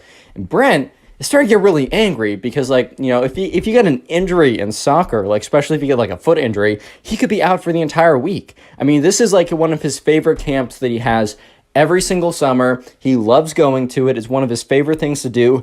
And this emo kid, for the second time in the last 24 hours, has, has gotten really close to causing him a pretty big injury. He could have jumped, he jumped on him yesterday. He ran behind him, knocking him over. What if he twisted an ankle? What if he, fractured something in his leg? It's not that hard, especially when you got a big old kid jumping on top of you every 5 minutes. It's difficult. It's not that difficult, man. So anyways, Brent, for the next activity, waits to get into line before the emo kid does, because he doesn't want to be in the same line as the emo kid. But it turns out that everyone else lines up, and it's literally just Brent and the emo kid waiting for each other to move, because the Brent wants to go where the emo kid doesn't go, and the emo kid wants to go where Brent goes. And the refs not the refs, but the soccer coaches are like, come on, kind of guys, get into line. And Brent's like, okay. And he sprints to the end of the line, and then the emo kid sprints to the back of that line. And the coach is like, emo kid, says his actual name, can you go to another line? That line's too long. And the emo kid's like, okay, moves over one line. And when the coach turns his head, the emo kid literally runs back into the line with Brent again. So when the coach turns around, he's like, Wait, emo kid, I said, could you go to that line? And he's like, fine. Emo kid eventually goes to that line, actually does that. So for the rest of the soccer practice, the emo kid tried to like bump into Brent, tried to make his life difficult. Basically, was just being a big butt the entire time. But thankfully, right, that nothing really happened. He didn't bump into Brent successfully again. In fact, the emo kid, most of the time when he tried to bump into Brent would do some like very slick soccer move, kind of like break his ankles, not literally, but you know what I mean. And the emo kid would like fall flat on his face because he kind of like tried to run into Brent, and then Brent sidestepped him and completely swerved out of his way. Anyways, though, things start to get a little bit more interesting because throughout the next day, Brent and Emily are talking it up. It's kind of like the known thing for the camp that like those two were kind of like the unofficial soccer camp couple. I don't know if your camps had stuff like that, but this was true for the soccer camp. And word was that like the two of them, they were gonna kiss soon. Oh my God, guys, isn't that like 12th base or something? So sure enough, right, one of these days, so like a day later, Emily and Brent are just sitting with each other at lunch. They're kind of on like a quote unquote date or whatever. And that's when a girl comes over and sits next to them. And Emily's like, oh, this is my friend Robin. And Robin's like, hey guys, like, I just want to let you know, Emily, that the kid over there, and points to the emo kid, is planning to ask you out soon. And Emily's like, dude, I don't know that kid. I've never spoken to him in my life. And Brent's like, oh my God, I know exactly who that kid is. Emily's like, what? And Brent basically tells her the story that I told you guys for the last 13 minutes. And she's like, oh my God, he's the worst. And Brent's like, well, that would explain why he really hates me too. Because like, not just that I embarrassed him, but I've been hanging out with you the entire time. And, he probably knows that we've been talking a lot. And Emily laughs a little bit. And this is when Robin says, dude, like, I'm serious. This kid is going to come over and ask you out within like the next 24 hours. He's going to do it publicly. It's going to be really embarrassing. Everyone's told him not to do it, but he's in his own world. You got to let him down nicely though. And Brent was like, no mercy. Make him suffer. Emily's like, Brent, I'm not going to make him suffer. I don't know this kid. Brent's like, make him suffer. Emily's like, shh. Okay, I'm going to be nice. When he comes over, I'm going to be firm, I'm going to be direct, but I'm going to be nice about it, I'm going to be cordial, and life is going to go back to what it was before. So sure enough, right, Brent now realizes that the emo kid has a massive crush on Emily. And Brent also starts to think about it. When Emily says no to him, and when she starts really, hanging out with me more, and when word gets around that we kiss, because we totally are, this is in Brent's head, right, he's going to actually, like, ramp up the craziness even more than it already is. I think I'm screwed, boys. Real quick, if you made it this far into the video, comment emo down below. I'm going to heart as many comments as I can that say that. That is the secret word of the day. And also, if you want to support the channel and help boost me back into the algorithm, all you got to do is at some point, maybe after this video, maybe later, sit down and watch a bunch of my videos in a row, maybe while you're playing video games or drawing or cleaning your room, or maybe to help you go to sleep. I take that as a compliment now. I understand it. Leave in the comment section down below how you're helping boost the channel. I will heart it, I will say thank you, and I'll even shout some people out, like the person on screen right now. Thank you to this person on screen and all of you guys for all the support recently. It's really helped boost the channel. We're growing again. You'll love to see it. Let's get back to the story.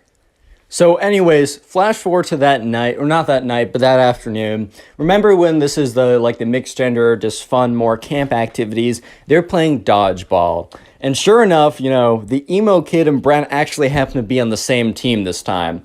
So like emo kid and Brent, they're picking up the dodgeballs, they're throwing them, they're trying to avoid being hit by the dodgeballs. And the emo kid walks over and is like, sup, bro? And Brent's like, what? Emo kid's like, I just want to let you know that, I know that you and Emily, or you have been trying to flirt with Emily, and it's been failing horribly for my sources, at least that's what my sources said.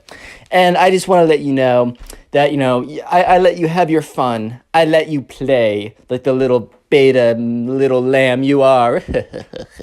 But I'm actually going to come in and, as the alpha male, assert my dominance and claim what is mine. Emily shall be my girlfriend by the end of tomorrow. Mark my words, and I will watch as little tears roll down your face because you're so sad that I took your girl. Oh, little Brent, I'm so sorry. Brent's like, dude, she's not gonna. I've talked to her. She's gonna say no. Like, don't do it. I hate you, but I know for a fact that you're gonna get rejected in front of everyone. The emo kid's like, nice try, little boy. I know for a fact that my testosterone is 10 trillion and yours is 0. So based on that alone, plus a billion other factors, such as my manliness, my alpha maleness, my swag overall levels, and a billion more things. Just, she will obviously say yes to me. And even if you two are fake dating, she'll break up with you immediately to say yes to me. I just know some things that you don't know, Brent. Get over it. So the emo kid walks away. And Brent's like, well, my conscience is clear because I tried to warn the kid not to do it. I tried to warn the kid, right? I'm not a bad guy. I told him not to do it. I told him. I said, I even gave him the benefit of the doubt. I said, I don't like you, but I want to help you here. He didn't listen to me. It's not my fault, whatever happens tomorrow. Next day rolls around. At soccer practice, the emo kid for the entire morning is like, Brent, better spend the last moments with Emily as you can because she's about to be my girlfriend. Oh, and Brent's like, dude, shut up, dude. He's like, oh my God, am I getting to you, man? Am I getting to you, man? Oh, man, it was so easy to break your thin, weak beta skin. Oh my God, my words are hurting you so much. I'm gonna lick up your little salty tears. They're so tasty and so good. And Brent's like, shut up, bro. You're gonna get embarrassed. I can't wait for the moment. She better go hard. Anyways, flash forward to lunch. The moment. So anyways, Brent is sitting with Emily, and Emily's like, dude, the emo kid, I can't see him anywhere. And Brent's like, dude, he's going to ask you out. It's happening. Get over it. It's going to happen any second. She's like, he's going to do it the next day, which means probably now in front of everyone. And, Brent's like, that's what he said he would do. And Brent was like, oh my God, don't turn around. Because Brent was looking, and the emo kid was walking over. And what was he walking over with? He was walking over with a boom box. You already know where this is going. And Brent's like, you know what? Brace yourself. Try and have an out-of-body experience right now so you don't have to deal with what's about to happen. This is about to be bad, Emily. I'm so sorry. And Emily's like, oh my God, oh my God. And that's when you start to hear music. It's the emo kid's personal band. So it's like this heavy metal rock band. So just imagine some like heavy metal rock going in the background. And the lyrics are, Emily, Emily, why do you hang with losers like Brent? Emily, please love me. Yeah. And it's just kind of like more stuff like that in the background. And the emo kid is like rocking out by himself with an air guitar while this is all going on. It is the worst moment of Brent's life because the secondhand embarrassment is so strong, he's basically getting firsthand embarrassment from the whole thing. Everyone has stopped eating and turned around, including the camp counselors. They're just watching this kid bounce around with an air guitar with his like super long black bangs flying around all around the place as this boombox plays one of the crappiest songs they've ever heard, terribly mixed, the worst lyrics, basically saying that Brent sucks and that she should be in love with him, and he's bouncing around, and then after 5 whole excruciating minutes, and everyone at this point is laughing and trying to hold themselves together, after 5 whole long excruciating minutes of the worst music ever and some like really bad air guitar and bouncing around, the song stops and the emo kid says, Emily, it is clear who you shall choose. What is your verdict? And Emily's like, I'm sorry, I don't know you. I'm not going out with you. Emo kid's like, that's hilarious. What's your actual verdict?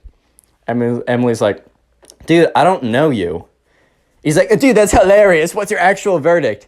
And Brent's like, all right, man, that's enough. Let's concede while we're behind. The emo kid looks at Brent and says, this isn't over, man. And he walks away with his boombox.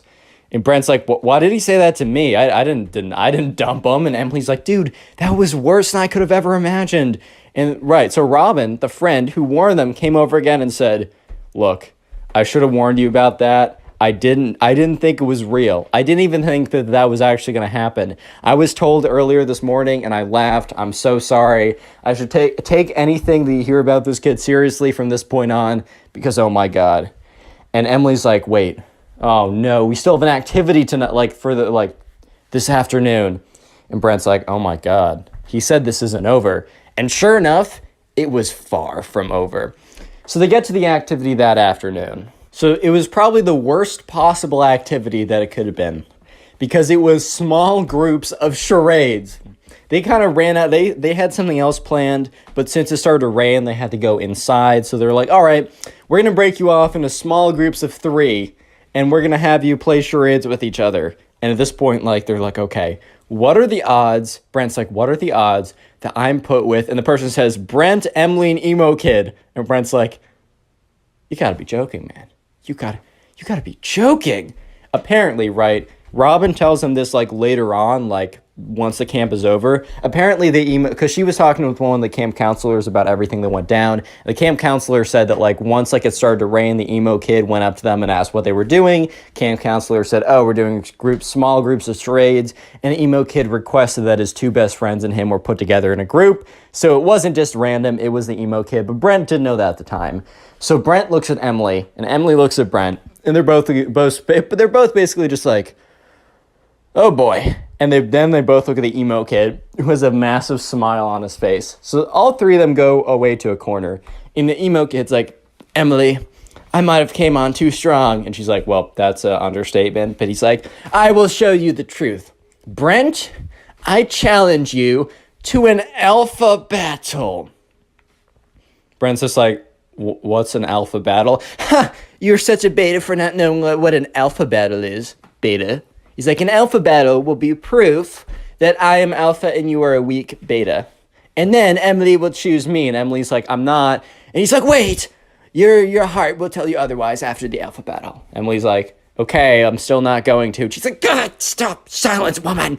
And Brent was like, whoa, chill out, dude. He's like, you silence too? We're having an alpha battle right now. So, right, this just kind of looks like they're doing really weird charades from afar, but the emo kid is like, all right, let's form our best wolf poses. Brent's like, what? He said, form your best wolf poses now. And emo kid, Brent's like, all right. Ooh, emo kid's like, that is the worst wolf pose I've ever seen. You were definitely not part wolf like I am. And the emo kid does this really weird pose. He's like, oh my God, I'm wolfing so hard right now. This is the most emo thing. I mean, the most alpha thing I've ever done. Oh my God. At this point, Emily's like, guys, you are both embarrassing yourselves. Emo kid, it's like, no, you will see that I'm the most alpha. I swear. Emo kid's like, all right. Let's do it. Wrestle me. And, Brent's like, what? Emo kid jumps on top of him, just tackles him to the ground. Because he's like 20 pounds heavier, right? And a little bit taller. And Brent was completely taken off guard. He's like, bro, stop. What are you doing? And the emo kid's like, I'm out alphaing you. That's when the camp counselor comes over and says, all right, guys, break it up. Tears the 2 of them apart. He's like, all right, so we're only doing this for 20 more minutes, but it looks like you 2 can't keep off of each other, so I'm going to be joining your group. Imagine how awkward this is. It is Emily, Brent, the emo kid, and a random camp counselor. So they do normal charades, right? And the entire time, the emo kid is like sneaking in punches to Brent's arm. He's like, ow. And when the camp counselor looks up, the emo kid puts his arms behind his back. And the emo kid's like, this isn't over, man. And then the emo kid walks over to Emily. He's like, tss, tss, Emily, tss. Emily's like, what? Do you think I'm more alpha? Shut up, kid. Emo kid's like, no. Okay, I'll just be direct. Do you want to go out with me? No! And the camp counselor was like, guys, silence while I'm doing charades. And Emily's like, dude, I don't want to go out with you. How many times do I need to tell you this? Emo kid's like, but I'm definitely more alpha. She's like, that's not a real thing. So the next day rolls around. It's Thursday. And that afternoon, there's no real activity. It's just known as like the soccer dance or whatever. And during the soccer dance, there's one coveted slow song where anyone who has feelings for each other might ask for like a slow song or something. And sure enough, let's just jump to the dance because the emo kid is like being a jerk to Brent all day, but that's not anything new. And sure enough, it is the dance. And they're putting on normal songs. And Emily and Robin and Brent are all together like, dude. And Robin's like, dude, the emo kid is definitely going to try and get that slow song with you. Like, Brent, you got to swoop in right away. Because at this point, Brent and Emily were, like, unofficially a thing. They're only at camp for a week, so they're not going to make, like, a long-term relationship. Let's have kids, baby. Okay, you know what I mean. But sure enough, the slow song comes on. And Brent's like, oh my God. And Emily's like, quickly. And you can see the emo kid sprinting from the other side of the room. So Emily and Brent quickly like get together in the slow song, kind of like whatever.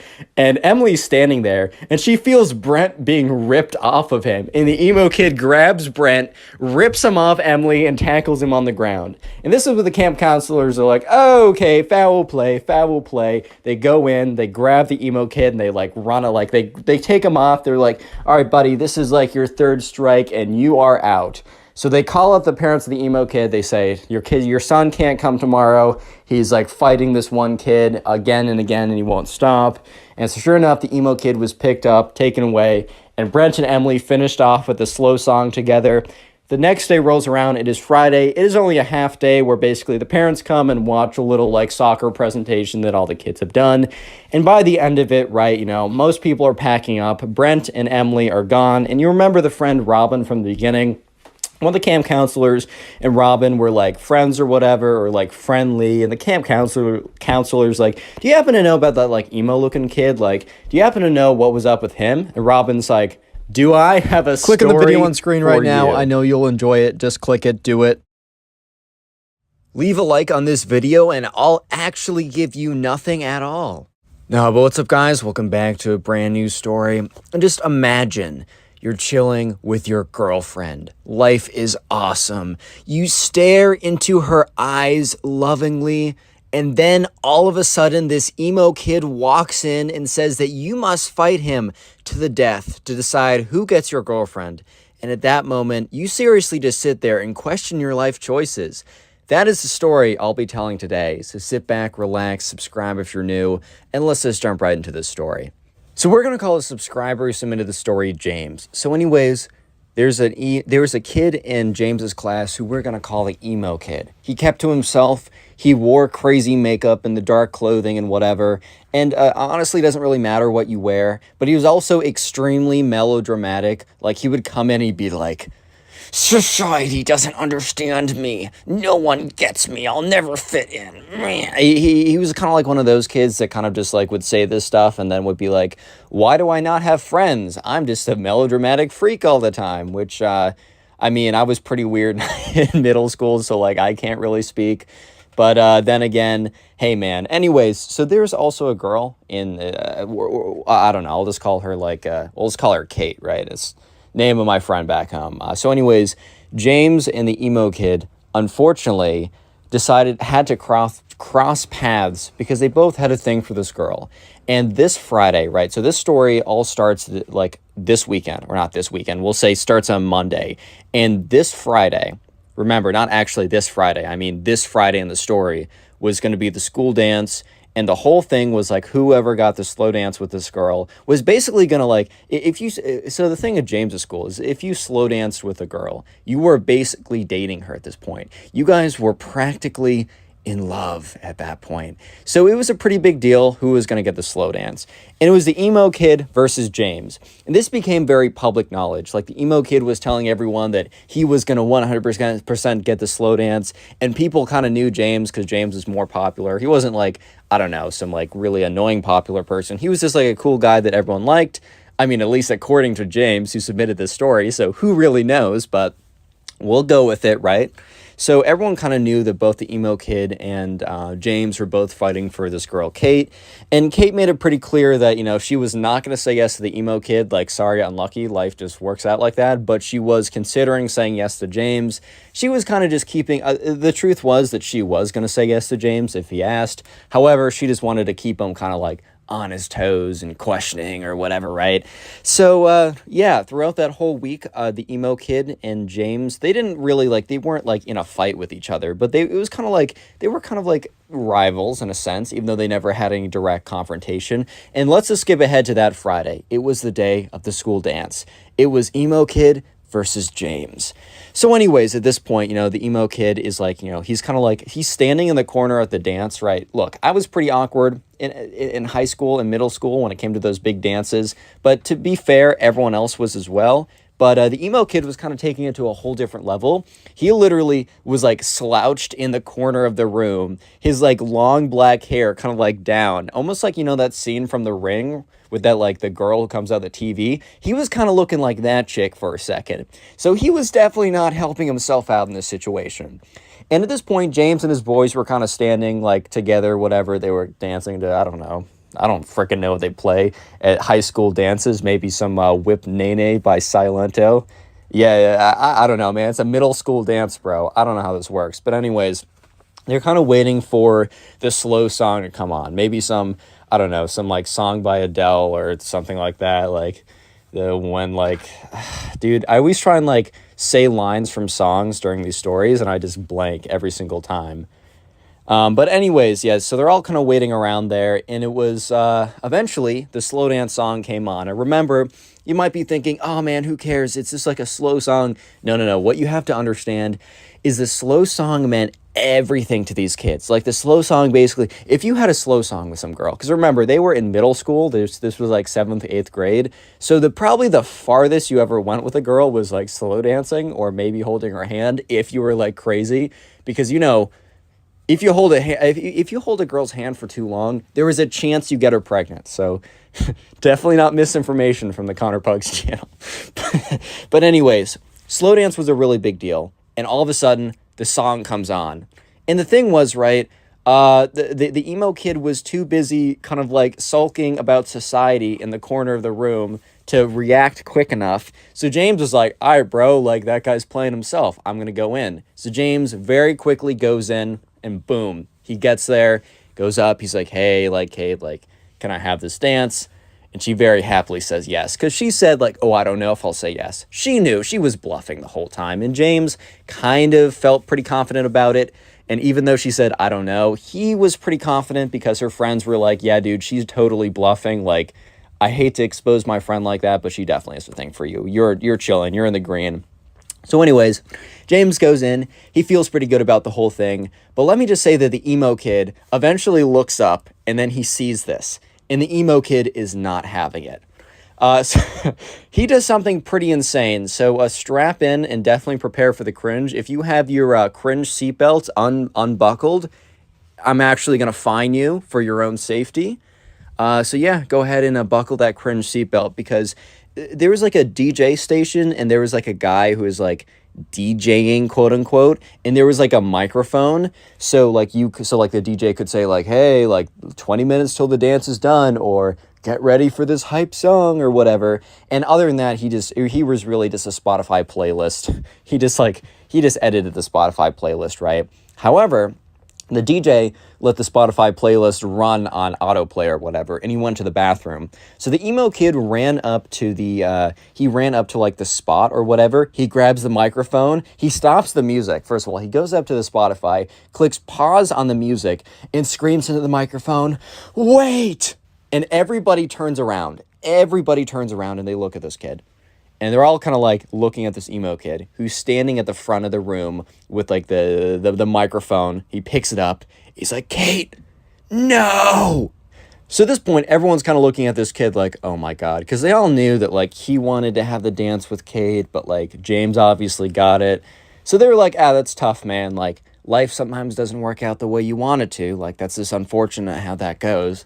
However, he goes up there and he's like, he goes in the microphone, like he says, wait. And everyone turns around. The music is off. He's like, Kate, may I have this dance? And everyone's so confused because first of all, he turned off the slow song in the middle of the song. And also, she was already dancing with someone.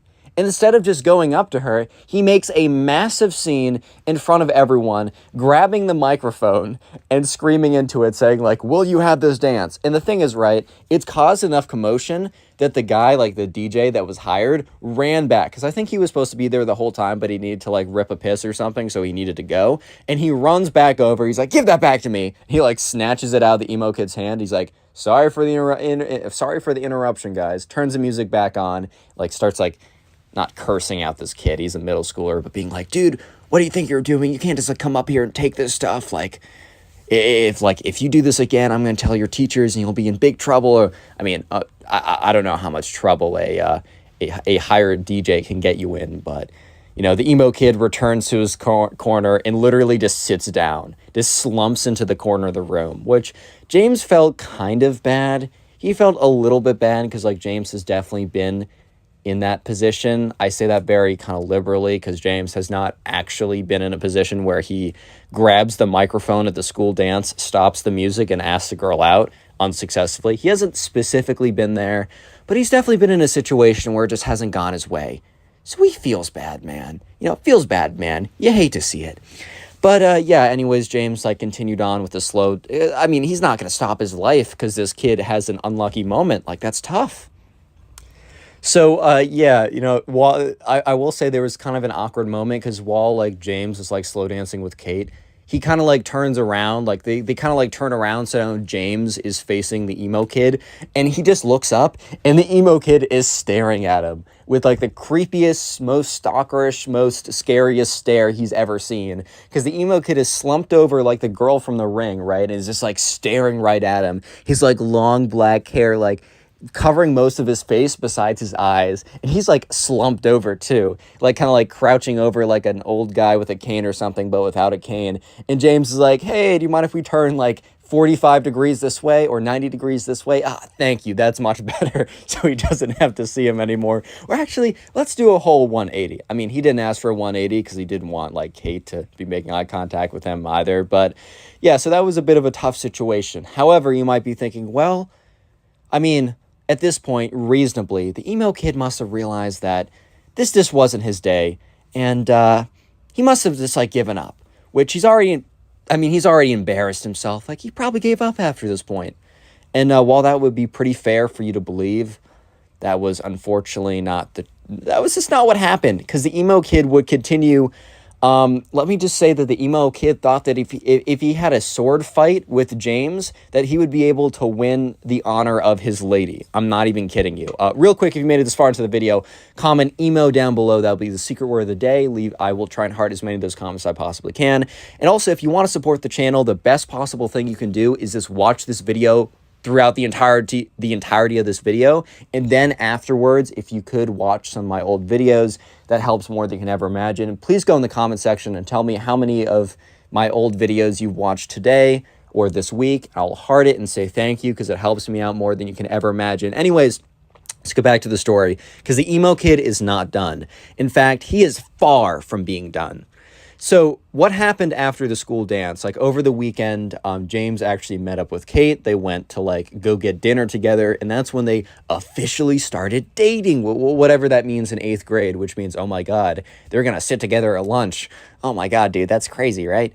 But anyway, so James officially starts dating this girl. Word gets around really quickly, and eventually the emo kid, I'm pretty sure at this point the emo kid would have known, but by his next actions, it's not super clear. So that Monday is the first kind of, like, lunch day that Kate and, what's his name, James, are going to be having their first real at-school lunch date, which is a pretty big deal for the 8th graders there. Obviously, it's not that big of a deal in general, but hey, man, let them have their fun. And so, yeah, he sits down, like, he finds Kate, they sit down, and they're at a table by themselves, and, like, people are looking over and talking and be like, ooh, someone's dating, whatever, right?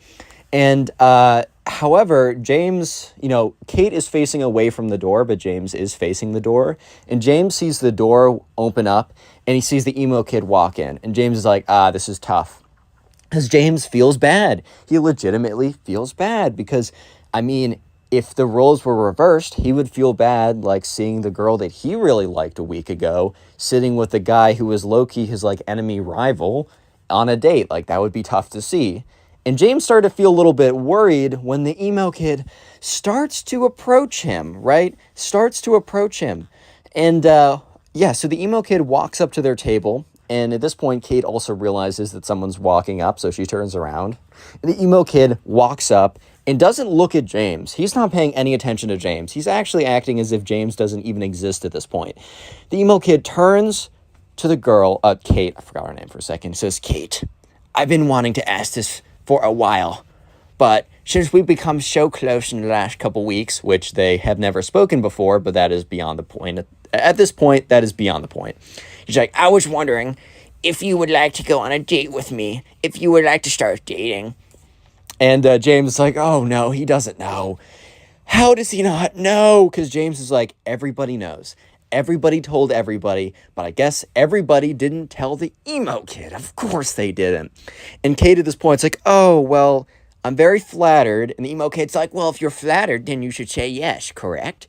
And at this point, she's like, "Oh, well, you see, it's actually not great timing because I'm actually currently in a relationship." And the emo kid's like, "What? How? With who?" And James is like, "Oh my God, this is so awkward. He doesn't know." So James has kind of assumed that the emo kid didn't think anything of the fact that James got like the dance with her, which in all reality, the emo kid was kind of the one who had the most common sense in that situation, because just because someone dances with a girl once doesn't mean anything, right? But at this middle school, if you got the slow dance, you were basically in. You were locked in at this point, is what I'm trying to say. So Kate has to go on to awkwardly explain to the emo kid that, well, the guy that she's sitting at right now on the lunch date with happens to be the guy that she's dating. And the emo kid turns to James, looks at him, looks him down and up, like does like the elevator look when he looks at like the top of his head, looks all the way down, then looks all the way up, turns back to Kate and is like, "Really, dude? You decided to date this guy when you could have dated me?" He's like, "Bruh." And he just kind of like storms out of there. And James looks at Kate and he's like, "Dude, how did that kid not know that we're dating at this point? Like, I swear to God, all your friends told everybody." Like, and Kate's like, "Dude, my friends didn't tell everyone." And James is like, "If you ask anyone at the school, besides the emo kid, apparently, they will know." And Kate's like, "Yeah, okay, my friends do talk a lot." And they're like, "Well, that was pretty awkward. Hopefully nothing else happens again." You might be thinking at this point, Connor, the emo kid must stop. There's no way he continues on. There's not a chance that he continues, right? Well. I got some news for you guys. He does continue, and it's bad. Because you might be thinking that, oh, well, the emo kid stormed off and he was done. No. About 20 minutes later, when there's only like 10 minutes left of lunch, James sees the doors open up again, and he's like, "You gotta be kidding me, dude." Because the emo kid walks through. But this time, he is like stomping towards James super angrily. He runs up to the table practically, looks at James, looks him in the eye, and says, "It's not over between us. It is far from over between us." And is like taking his little finger and like pointing at James. And James is like, "Okay, nice. Like, I like, we do not care. Like, I don't know what else to say at this point. Like, okay, cool, nice." Like, okay, what do you want me to say? And the emo kid after that is like, "You better watch yourself. It's about to get bad." And he like storms out of there. And, you know, at this point, James is like, "Okay, well, I guess that answers my question." So the next day at lunch is where things get really, really, really crazy. So he's sitting there with Kate on his second date. James is enjoying himself. He's having a good time with Kate. They're enjoying each other's presence. They're doing well. I mean, they're kind of clicking, so things might continue on, right? And that's when the emo kid walks in, and he's carrying like two sticks, like two pretty good sized sticks that he probably found in the backyard of the school. So in the backyard of the school, there's like a mini forest, nothing too crazy, but there's like a pretty big forest back there. And the emo kid must have gone back there and like found two decent sized sticks. He walks into the cafeteria with one stick in one hand and one stick in the other, and James is just looking at him. And he's like, he kind of says like to Kate, he's like, "Oh, okay, we got trouble." Kate turns around, looks at it, and it's just like, turns back around and is like, "What?" And James is like, "Yeah, I have no idea what's happening, but I guess we're about to see." So the emo kid walks up to the table, like kind of like waddles his way up, and he's like, you, and he like hands the stick to James, and James is like, I need a little explanation. What do you want me to do with this? Like, it's not super clear. The emo kid's like, you and I will have a sword battle, and whoever wins the sword battle will have the will win the honor of your lady, and will. At this point, like, Kate's like, what? And James is like, dude, what are you saying? He's like, fight me to the death. The winner gets your girl. And James is like, no. And the emo kid's like, oh, so you're scared of me then? You know that you're gonna lose, and that's why you don't want to do it. And James is like, well, I'm not convinced I'm gonna lose. I mean, I'm not an expert at random stick fighting or whatever, but at the same time, why would I want to even engage? Like, why would I even want to do it? And the emo kid's like, well, I mean, for the sake of your honor, bro, like, do you really want to be known as the guy who chickened out because he's a chicken? And James is like, well, I mean, I don't really care, but I also don't want to be known as the guy who went on, who during the dance last Friday, grabbed the DJ's microphone and like stopped the music to like ask out a girl who was very clearly in the middle of dancing with someone else, and then come into school the next day super angry with a bunch of sticks and try and like fight some guy to get the girl that already obviously said no to him twice. At this point, the emo kid's like, so what you're saying is that you're too scared to fight me, and because you know you'll lose. And James is like, dude, we're going in circles right now. I'm not fighting you. I'm not having a sword fight to the death. Like, okay, I'm just not doing that. At this point, the emo kid's like, fine. Well, you're about to see me in my final form, where I am the most powerful. And James is like, okay. Like, word. And then the emo kid reaches up to James and rips out like a strand of his hair. And James is like, dude, like, that hurt. Like, why would you do that? And the emo kid's like, I need that for my wizardly spells. And he like laughs really awkwardly and like shuffles out of there. And James turns to Kate. He's like, dude, like, what life choice did I make to get myself to this position? Like, what did I do wrong? Like, what choices did I make that got me here? And Kate's like, I don't know. Like, this is kind of tough. He's like, yes, why me? Like, why? Why? Like, you just came up to me with a bunch of sticks and says, I want to fight you, right? And then all of a sudden, you know, he just like pulls a piece of hair. Like, what? Huh? Bro? I just don't know. I just don't know what to do at this point. And Kate's like, yeah, I don't know. But like, I think eventually he'll just get bored of whatever he's doing and give up. So anyways, next day, it is lunch. Lunch once again. And James comes in and he finds Kate. And he's almost like they sit down. And he's almost like, he's really stiff. He's like not talking that much. And Kate's like, are you good? Like, is everything okay?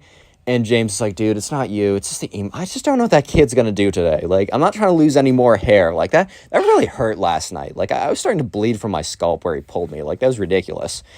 And, you know, Kate's like, yeah, that kid's pretty weird. Like, sorry you have to go through with that. And speak of the devil, dude. Because at that point, the emo kid walks in. And at this point, he has a backpack on. And he has a smaller stick. And he has a stick in his hand, a smaller one. And a spirit Halloween wizard hat on. and James is like, you gotta be kidding me, bro. Like, you gotta be kidding me. And at this point, Kate's like, what? She turns around and she's like, oh my God. And the emo kid walks up and he's like, ha ha ha, like, this is where you made your mistake, James. This is where you made your last mistake. And he walks out, and he sits next, and he like stands up next to them. He reaches into his backpack or whatever. He takes out a piece of chalk.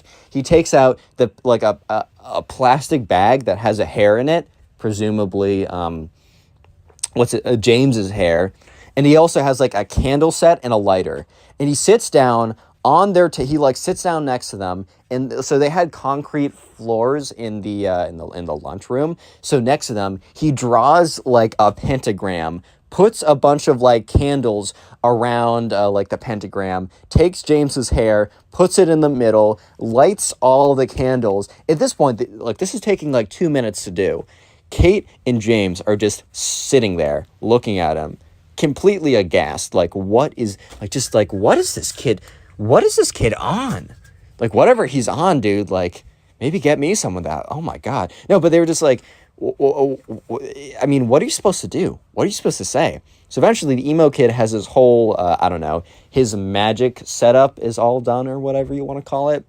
And he starts lighting all the candles. He's like, James, this is your last chance. Give me your girlfriend and I won't put a spell on you. And James is like, dude, what do you mean give me my girlfriend? Like, it's like a mutual choice to be like girlfriend and boyfriend. Like, you're acting as if this is like the 1600s or something. And like, the wife is the property of the husband, bro. Like, what are you talking about? And, you know, he's like, one more chance, bro. I'm about to put a crazy spell on you if you don't give me your girlfriend. And Kate, this is when Kate speaks up and is like, dude, like, even if he said that he was going to give me to you, I'm not going to be your boyfriend. Like, I'm not going to be your girlfriend, dude. And the emo kid's like, well, I'm going to put a spell on you too, dude, if you don't become my... He literally threatens Kate. And he's like, oh, if you don't become my girlfriend, I'm going to put a spell on you as well, which... Okay, I might not be the smoothest individual. I might not be, I don't know, the one that has the greatest pickup lines of all time. My Tinder one's pretty funny. I did steal it from my friend, but maybe I'll 5,000 likes and I'll reveal it because it's pretty funny, but it's also a little embarrassing. But here's one thing I do know. There's a very decent chance that if you threaten to cast a spell on a woman if she doesn't become your girlfriend, she's probably, not 100%, but probably not gonna become your girlfriend. I know I might be going out on a crazy limb right now, and you guys might completely disagree, and maybe you found your wife of 10 years who loves you very much from threatening her with magical spells. I just don't think that's a great way to do it. So eventually the emo kid finishes up, and then he lights the hair in the middle, and then he takes his magic wand, waves it around, and just starts saying a bunch of nonsense. And at this point, half the entire cafeteria is just like looking. They've almost like circled around it like it was a school fight or something. They've circled around it and they're just like, what the frick, bro? Like, oh my God, like what's going on right now? And eventually the emo kid like points his magic wand at James and is like, ooga booga, or I don't know. He's just saying some nonsense. And like literally 15 seconds of pure silence happened. And then very clearly nothing happens. And he's like, I'm going to give you one more chance. I'm going to count to 3. If you don't, you're going to explode because of my spells. And James is like, I think I'm going to take the risk. He's like, 3? I'm going to give you one more chance, bro. Like, I'm going to give you one more chance. And James is like, nope. I'm going to take the risk here. 2? And he's like, yeah, no, I'm good, man. Like, you can go ahead with this. If I explode, I explode. Like, that's tough. 1? Last chance, dude. I'm being super generous right now. Just give me your girlfriend and we'll be all good here. And James is like, nah, I'm chilling, bro. He's like, fine. Kicks it. The emo kid literally kicks over his magic, like, whatever set. Because I think he knew it wasn't going to work anyways. Which, thankfully, it was concrete floors and nothing, like, flammable. Because, like, the candles fly all over the place or whatever. And he storms out of there. He, like, storms out of there. At this point, James sits back down. He's like, you know, maybe we should go on dates at night when we're not in school. And Kate's like, you know, that's not a bad idea. So the next day, Kate and James actually don't sit together at lunch.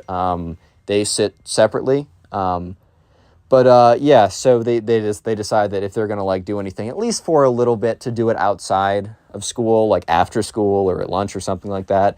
But the emo kid once again comes up to James, and James is like, oh my God, dude, like what? What now? And the emo kid, like he literally goes on one knee and like kind of like presents, he's down on one knee, puts his head down and says like, I concede the battle, you win. Like I tried everything possible, but you are the better duelist. Like I honorably concede. And in James's head, he's like, bro, he didn't say this, but he's like, bro, you did not honorably concede. you did the least honorable, you did not concede honorably. But at this point, James sees this as a perfect opportunity for the emo kid to just stop. So he's like, all right, man, like, it was a good battle. It was really close, and you'll get them next time. Like, honestly, James is trying to be as chill as possible so that the emo kid doesn't come back and be like, well, actually, I'm going to try more magic or something. And the emo kid stands up, and he, like, kind of, like, nods his head, and James nods his head back, and the emo kid bows and leaves.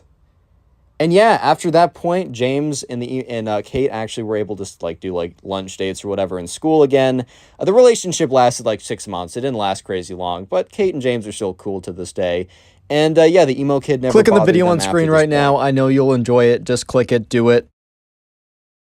How's it going, everyone? I hope you're having a great day, because today I have probably the craziest emo kid story I have ever received to date. I'm not even kidding. So sit back, relax, grab something to eat, grab something to drink, subscribe if you're new to the channel, and let's just jump right into it. We're calling today's subscriber Ty. So anyways, Ty was going off to camp, and this was his first time doing an overnight camp, so he was a little bit nervous, and it was kind of like a wilderness-based overnight camp, but they were mostly in cabins. Ty's parents did it before, and they actually met at this camp, so they were really pushing for Ty to go. But the summer before, he just said that he, wasn't ready and was going to do it the next year. And of course, the next summer rolls around, and Ty's like, oh my god, I said that? So sure enough, Ty and his parents ship him off to this camp. Ty's a little bit nervous about it, but they say, hey man, it's going to be good for you. Trust me. Like, I know it's scary, but you just got to do it. So anyways, they arrive at the campground, and they walk over, Ty and his parents walk over to the person who is signing everyone in. And it's some 25-year-old dude with a big old goofy smile on his face. He's like, hey guys, welcome to Camp Awesome. That wasn't actually the name, but we're going to call it Camp Awesome. Hi there, buddy. What's your name? He's like, Ty Gooden. And he's like, Ty, let me see. There you are, buddy. All right, so you're going to be in group B over there. And he points to this group of kids and one counselor or whatever. And Ty turns around to his parents, and his parents are like, all right, well, we'll see you in 2 weeks. And Ty's like, Mom, I don't know if I can do this. And Ty and his dad kind of sits down and he's like, yo, you got this, buddy. You don't need to worry about it. Trust me, the 2 weeks are going to fly by, and you're going to have so much fun, you're not going to want to leave. That's a guarantee from me. And Ty's like, all right. So Ty walks over, and he goes over to Group B, and there's a big group of kids, and, the counselor's like, hey, guys, my name is Ben. Don't worry, he's not the evil guy. But hi, guys, my name is Ben. Welcome, to the camp. These are going to be the guys who are in our group. We're going to be in the same cabin together. We're going to do a lot of activities together. You can still meet people in the other groups, but these are going to be the guys you're going to be seeing all the freaking time. So start getting to know each other. Let's go around, do some names. And so they went around and did some names, and Ty was just kind of observing, all right, well, that person seems kind of cool and whatever. Oh, we have that in common. And then it kind of comes around to this one kid that Ty didn't even realize was there until until he spoke up. And this kid had these long black swooshed hair, right? He wore all black. He had these rock band t-shirts, these big black boots. He had this spiky bracelet necklace type thing. And by the way, if you kind of dress emo, that's totally chill. I don't really care. As long as you don't act like this kid, you're cool in my book. I say this every single time. And this guy was kind of just known as the emo kid, and since I don't want to give him a name because I will forget it and then it'll be very awkward, but we're just going to call him the emo kid from this point on. And Ty didn't think anything negatively. He was just like, oh, this guy really does put a lot into the way he dresses, and he definitely dresses with a lot of character. Ty legitimately had no ill will or feelings of just ew, this guy's dressing different than me, or anything like that. It was just an observation. And so later on, they have they go to dinner together as a group, and then afterwards they have the welcome to camp ritual, whatever. They all sit around a big campfire, and they're inaugurated in the class of 2015 or whatever. I don't know. This took place a little while ago. But anyways, right, it's finally time for them to go back to their cabins to figure out which bunks they want, etc. like that. So anyways, right, they get back there, and they're just the counselor dude, who is their group B counselor, right, who's also sleeping in the cabins with them, is like, well, just to make sure that no one feels left out, we've already assigned bunks to everyone. So he said, all right, Ty, you're in bunk A. He says, so-and-so, you're in bunk B, so-and-so, you're in bunk D. And then in bunk D, which they're in kind of like quads of 4, or they're in kind of like groups of 2, but they're bunk beds, so it's 4. So in Ty's group of 4, the 4th one was the emo kid. So the 4 of them walk over, they go in their bunks. The camp counselor says, yo, if you really want, you can talk to your bunkie about being top or bottom. Doesn't really matter. Lol. Doesn't really matter. And so sure enough, Ty and his bunk they didn't really care. Ty was on the bottom. He didn't really care. But anyways, flip over to the emo kid. And the emo kid is like, with this guy, and we're going to call this guy Benjamin. It's a throwaway name, but Benjamin was his bunk. And, the Benjamin is like, hey, do you mind if I have the top? And the emo kid is like, no, I must have the top. I must keep watch at night. And everyone just kind of went silent in that group of 3. They're like, or group of 4. They're kind of like, and Benjamin's like, all right, man, that's fine. Bottom bunk's cool with me. He's like, good. You have made a good choice, because I will watch over us at night. I have spoken. And everyone's like, okay. A lot of character in this guy. Funny guy. Anyways, things seem pretty normal. Until, it's time for them to go to bed. So anyways, they go and they brush their teeth, and then they get into bed, and the camp counselor guy comes around and is like, all right, group B, section A, or whatever you want me to call you guys. Let's call you the A squad. Yeah, we're going to have a lot of fun in the next 2 weeks. Just make sure no leaving the camp or no leaving the cabin overnight. Make sure that, you follow any rules that, we ask you to. Be nice and, like fair to everyone, and just, have fun. Anyways, good night, guys. And he walks out of there. And so, the lights are turned off, and Ty in his top bunk, and also Benjamin across from him, they were talking for a little bit. And the emo kid didn't really join in. He was just sitting cross-legged, but kind of sitting very stiffly. So he was very much not going to bed. And eventually they were like, all right, I'm tired. Good night. And they all kind of go to sleep at that point. And about 20 minutes later, Ty has not fallen asleep because he's still feeling a little weird. He's in a new environment. It's dark or whatever. He's a little bit scared. He's a young kid, whatever. He hears rustling, right? And that's when he hears steps, right? And he realizes that the steps are coming from across from him, and it's coming from the top bunk across from him, meaning the emo kid, is starting to walk down the bunks. He's like, all right, well, there's nothing too weird with that. And that's when he hears, because there's a door next to their cabin, so there's multiple exits from the cabin. He hears the door open, and he watches as the emo kid walks out. So Ty at this point is like, what? So he kind of gets up, and the person above him is completely asleep. But Benjamin, the kid from the side of him, is still awake, and he's like, yo, Benjamin. He's like, yo, what's up? He said, emo kid. I maybe said his actual name, but we're calling him emo kid. He's like, emo kid, he just walked out the door. Benjamin's like, you can't do that. And, Ty's like, dude, but he did.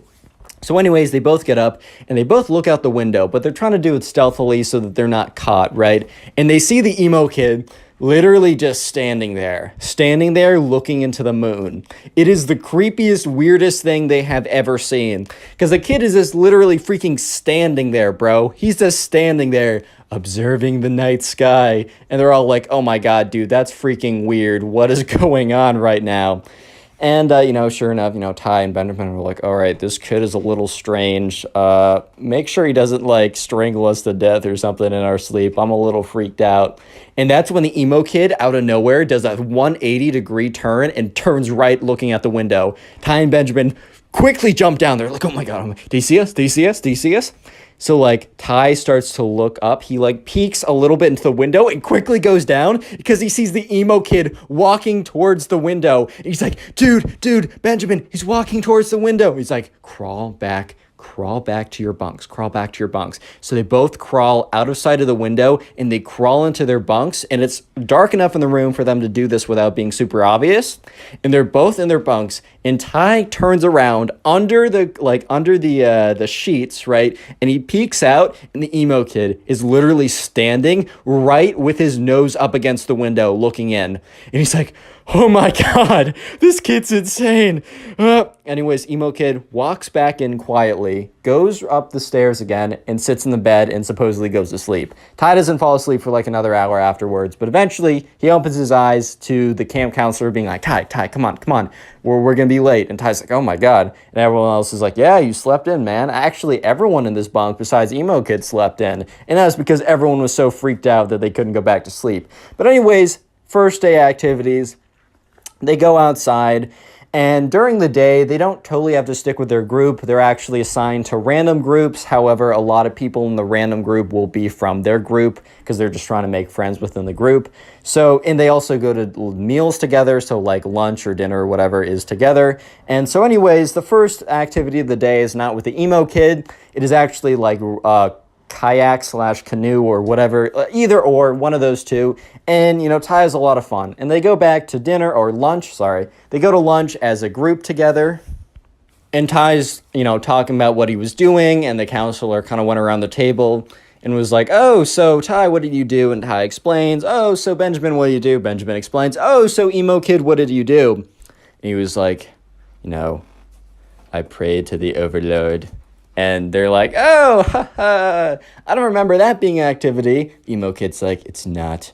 It's necessary. And he's like, okay. Anyways, guys, so I'm going to read off the people in your next activity because the way it worked was at meals. So at breakfast, the camp counselor read off what group everyone else was in for activities. And then at lunch, the camp counselor read off what people would be in for the afternoon activities. And so the camp counselor was like, oh, so Ty, Benjamin, and emo kid, you're all going to be in the group 7 or whatever. And that happened to be like something with like wood tool making or something kind of cool like that. So anyways, after lunch, they all head in that direction. And Ty and Benjamin are like walking together. However, the emo kid, it's not like they were walking away from him, but the emo kid intentionally stands walks 10 feet behind them, never breaking the distance. Like, they always have 10 feet between them, and the emo kid never breaks it. And he kind of walks weird. He walks very stiffly, yet he's kind of like propped forward at a 30-degree angle. His arms shoot straight down, and he kind of waddles a little bit like a penguin. But it's very intimidating and very weird. And Benjamin kind of whispers like, Ben, I can feel his eyes in the back of my head. Or not Ben, but Ty, I can feel his eyes in the back of my head. Ty's like, dude, Benjamin, I know. So anyways, they get there. And the camp counselor dude is like, hey guys, welcome to woodworking. It's going to be a lot of fun. You can make whatever tools or whatever you want. All I ask is that when you're using this blade, that, I'm there and help you guiding it. And also if you want any, if you want any inspiration or questions, come to me and it's all cool. So anyways, Ty and Benjamin sit down. They're like, oh, let's make wooden knives or something. So they're given a pocket knife and they're taught how to whittle away. It's like, always, you got to face it away from you. Never face it towards you. If I see you guys facing it towards you, I got to revoke your knife privileges. Not trying to be that guy, but it's part of the jab. So anyways, right, they look over and they see the emo kid and he's like whittling away at the spoon and at the stick. And they're all like, So eventually at the end of class, the end of the activity, they're asked to go around in a circle and say a little bit about what they made and show it off. So Ty's like, all right, well, here's a butter knife and didn't turn out that well. And everyone laughs a little bit. And the camp counselor's like, dude, it's fire. That's your first time. Don't even worry about it. Eventually comes around to the emo kid. And the emo kid is whips out this almost perfectly whittled. This is really professionally well done. And the camp counselor's like, wow, what is that? He's like, this is a wand for my warlock activities. Nobody better cross me now that I have access to my most powerful weapon of a wand. And everyone was like, what?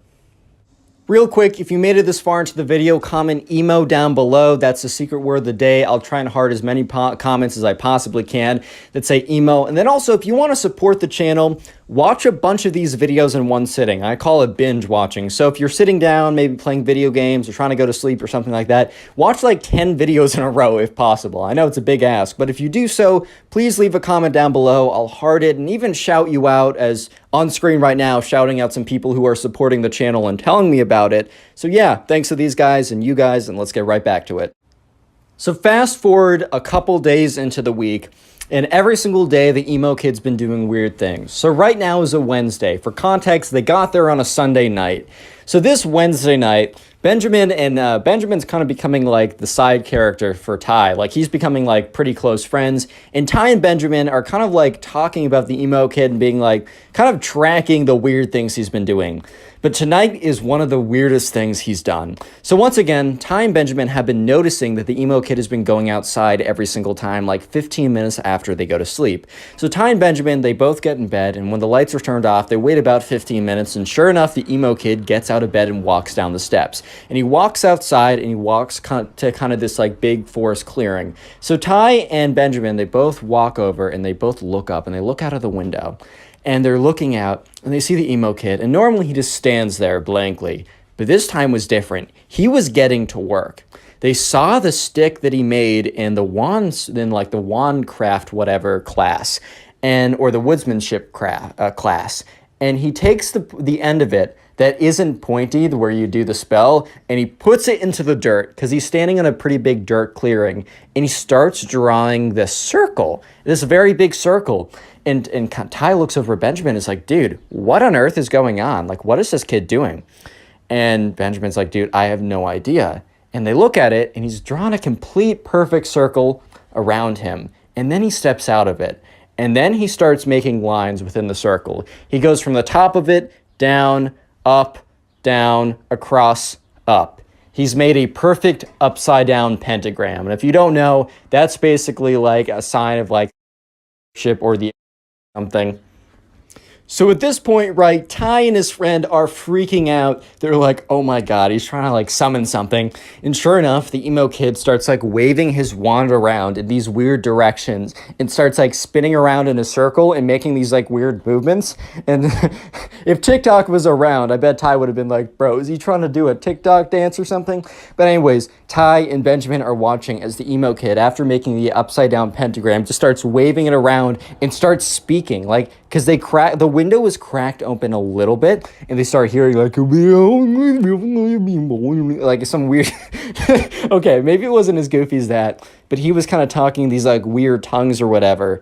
And that's when they heard the light flick on, not in their room, because they would have seen that. They heard the light flick on in the middle cabin, the middle part of the cabin. That is where the camp counselor lived. He must have heard or must have felt like some kind of disturbance or something, because they see the emo kid grab his wand and sprint out of there, and sprint so quickly he goes to the back room. And that's when like Ty and Benjamin are like, oh my god, he's sprinting here. So they quickly jump into bed and are, you know, when, I don't know if you guys did this, but like when you were up later than you should, and your mom is about to run into like open the room, and you just jump into your bed and then you just stay super still. That was them. Like, it doesn't matter if you're sprawled out in a weird position, you're staying as still as possible. So they jump in, they're super still, and they watch as the door opens and the emo kid runs in and runs up to like the second bunk and just sits in there. And that's when like they see, like literally 10 seconds after the emo kid gets into his bed, they see the light flicker on. And the camp counselor, who's for cabin B or whatever, walks in and is like, hey, I saw something out there. Any of you guys go out there? And like, you know, everyone's pretending to be like, what? Like they just woke up. The emo kid is really pretending to be like, what? I don't know what's going on, bro. And obviously Ty and Benjamin, you know, they're trying to like pretend like they weren't up watching the whole thing. And the kid on the very top of like Ty just is still completely asleep. So counselor's like, all right, whatever. He's like, all right, well, remember, it's a punishable offense if you guys leave the cabin during night. Like, you will be forced to go back home, and you don't want to miss the fun retreat we're doing this weekend. And they're all like, all right. They're like, yeah, it wasn't us. I don't know what it is. And that's when the camp counselor is like, what? And he looks outside the window, and that's when he sees it. He's like, stay here. And he goes outside, and they all watch as he walks outside, and he sees like the upside down pentagram like drawn into the circle or whatever, drawn into the dirt. And he's just looking at it. And he takes out like his iPhone 4 because it was like 2015 or whatever. And he takes a photo of it with like flash, takes another photo, steps back, takes another photo, and everyone else pretends to be asleep as they go back in. Next day rolls around, and they're walking to their first activity from breakfast. And Ty and Benjamin happen to be in the same group. And Ty's like, dude, the emo kid's insane. Like, that was ridiculous last night. And Benjamin's like, I've never been more freaked out besides the first night, bro. Like, this kid's insane. And at this point, they start talking about the camping retreat. So I mentioned this like a couple minutes ago when the camp counselor said, you guys don't want to miss the special fun camping retreat we're doing. So they stayed out in cabins. But part of the wilderness camp, whatever, at the very end of it, at the very like the last Friday night to Saturday, they hike out kind of farther out into the woods. They bring like camping equipment, and they kind of like camp out like that. So they both of like Ty and Benjamin were a little bit worried because that basically meant that they were going by group and they were going to be out in the woods in tents by themselves with the creepy emo kid. So anyways, let's just fast forward to that day. It's Friday, and everyone is kind of packing their little bags, and the camp counselor for each group packs their like supply kit, medical supplies, radio, the food that they're going to be eating. And he's like, all right, everyone grab groups of 2 grab a tent. And so sure enough, people pair up, and Benjamin and Ty are together, and they grab this tent, and they start walking over to the campsite. And Ty and Benjamin was like, dude, I heard that like, there's only like enough tents so that like we have to pair up with someone. And he said, I heard that it's random. I heard that we don't get to choose who we pair up with. Ty's like, dude, that's insane. We already have friends. I get in the beginning them assigning us stuff, but like we know people now. This is the last day. Like, why would we need to bunk with someone random? And Benjamin's like, dude, I don't know if that's true. That's just what I heard. So eventually they get to the campsite.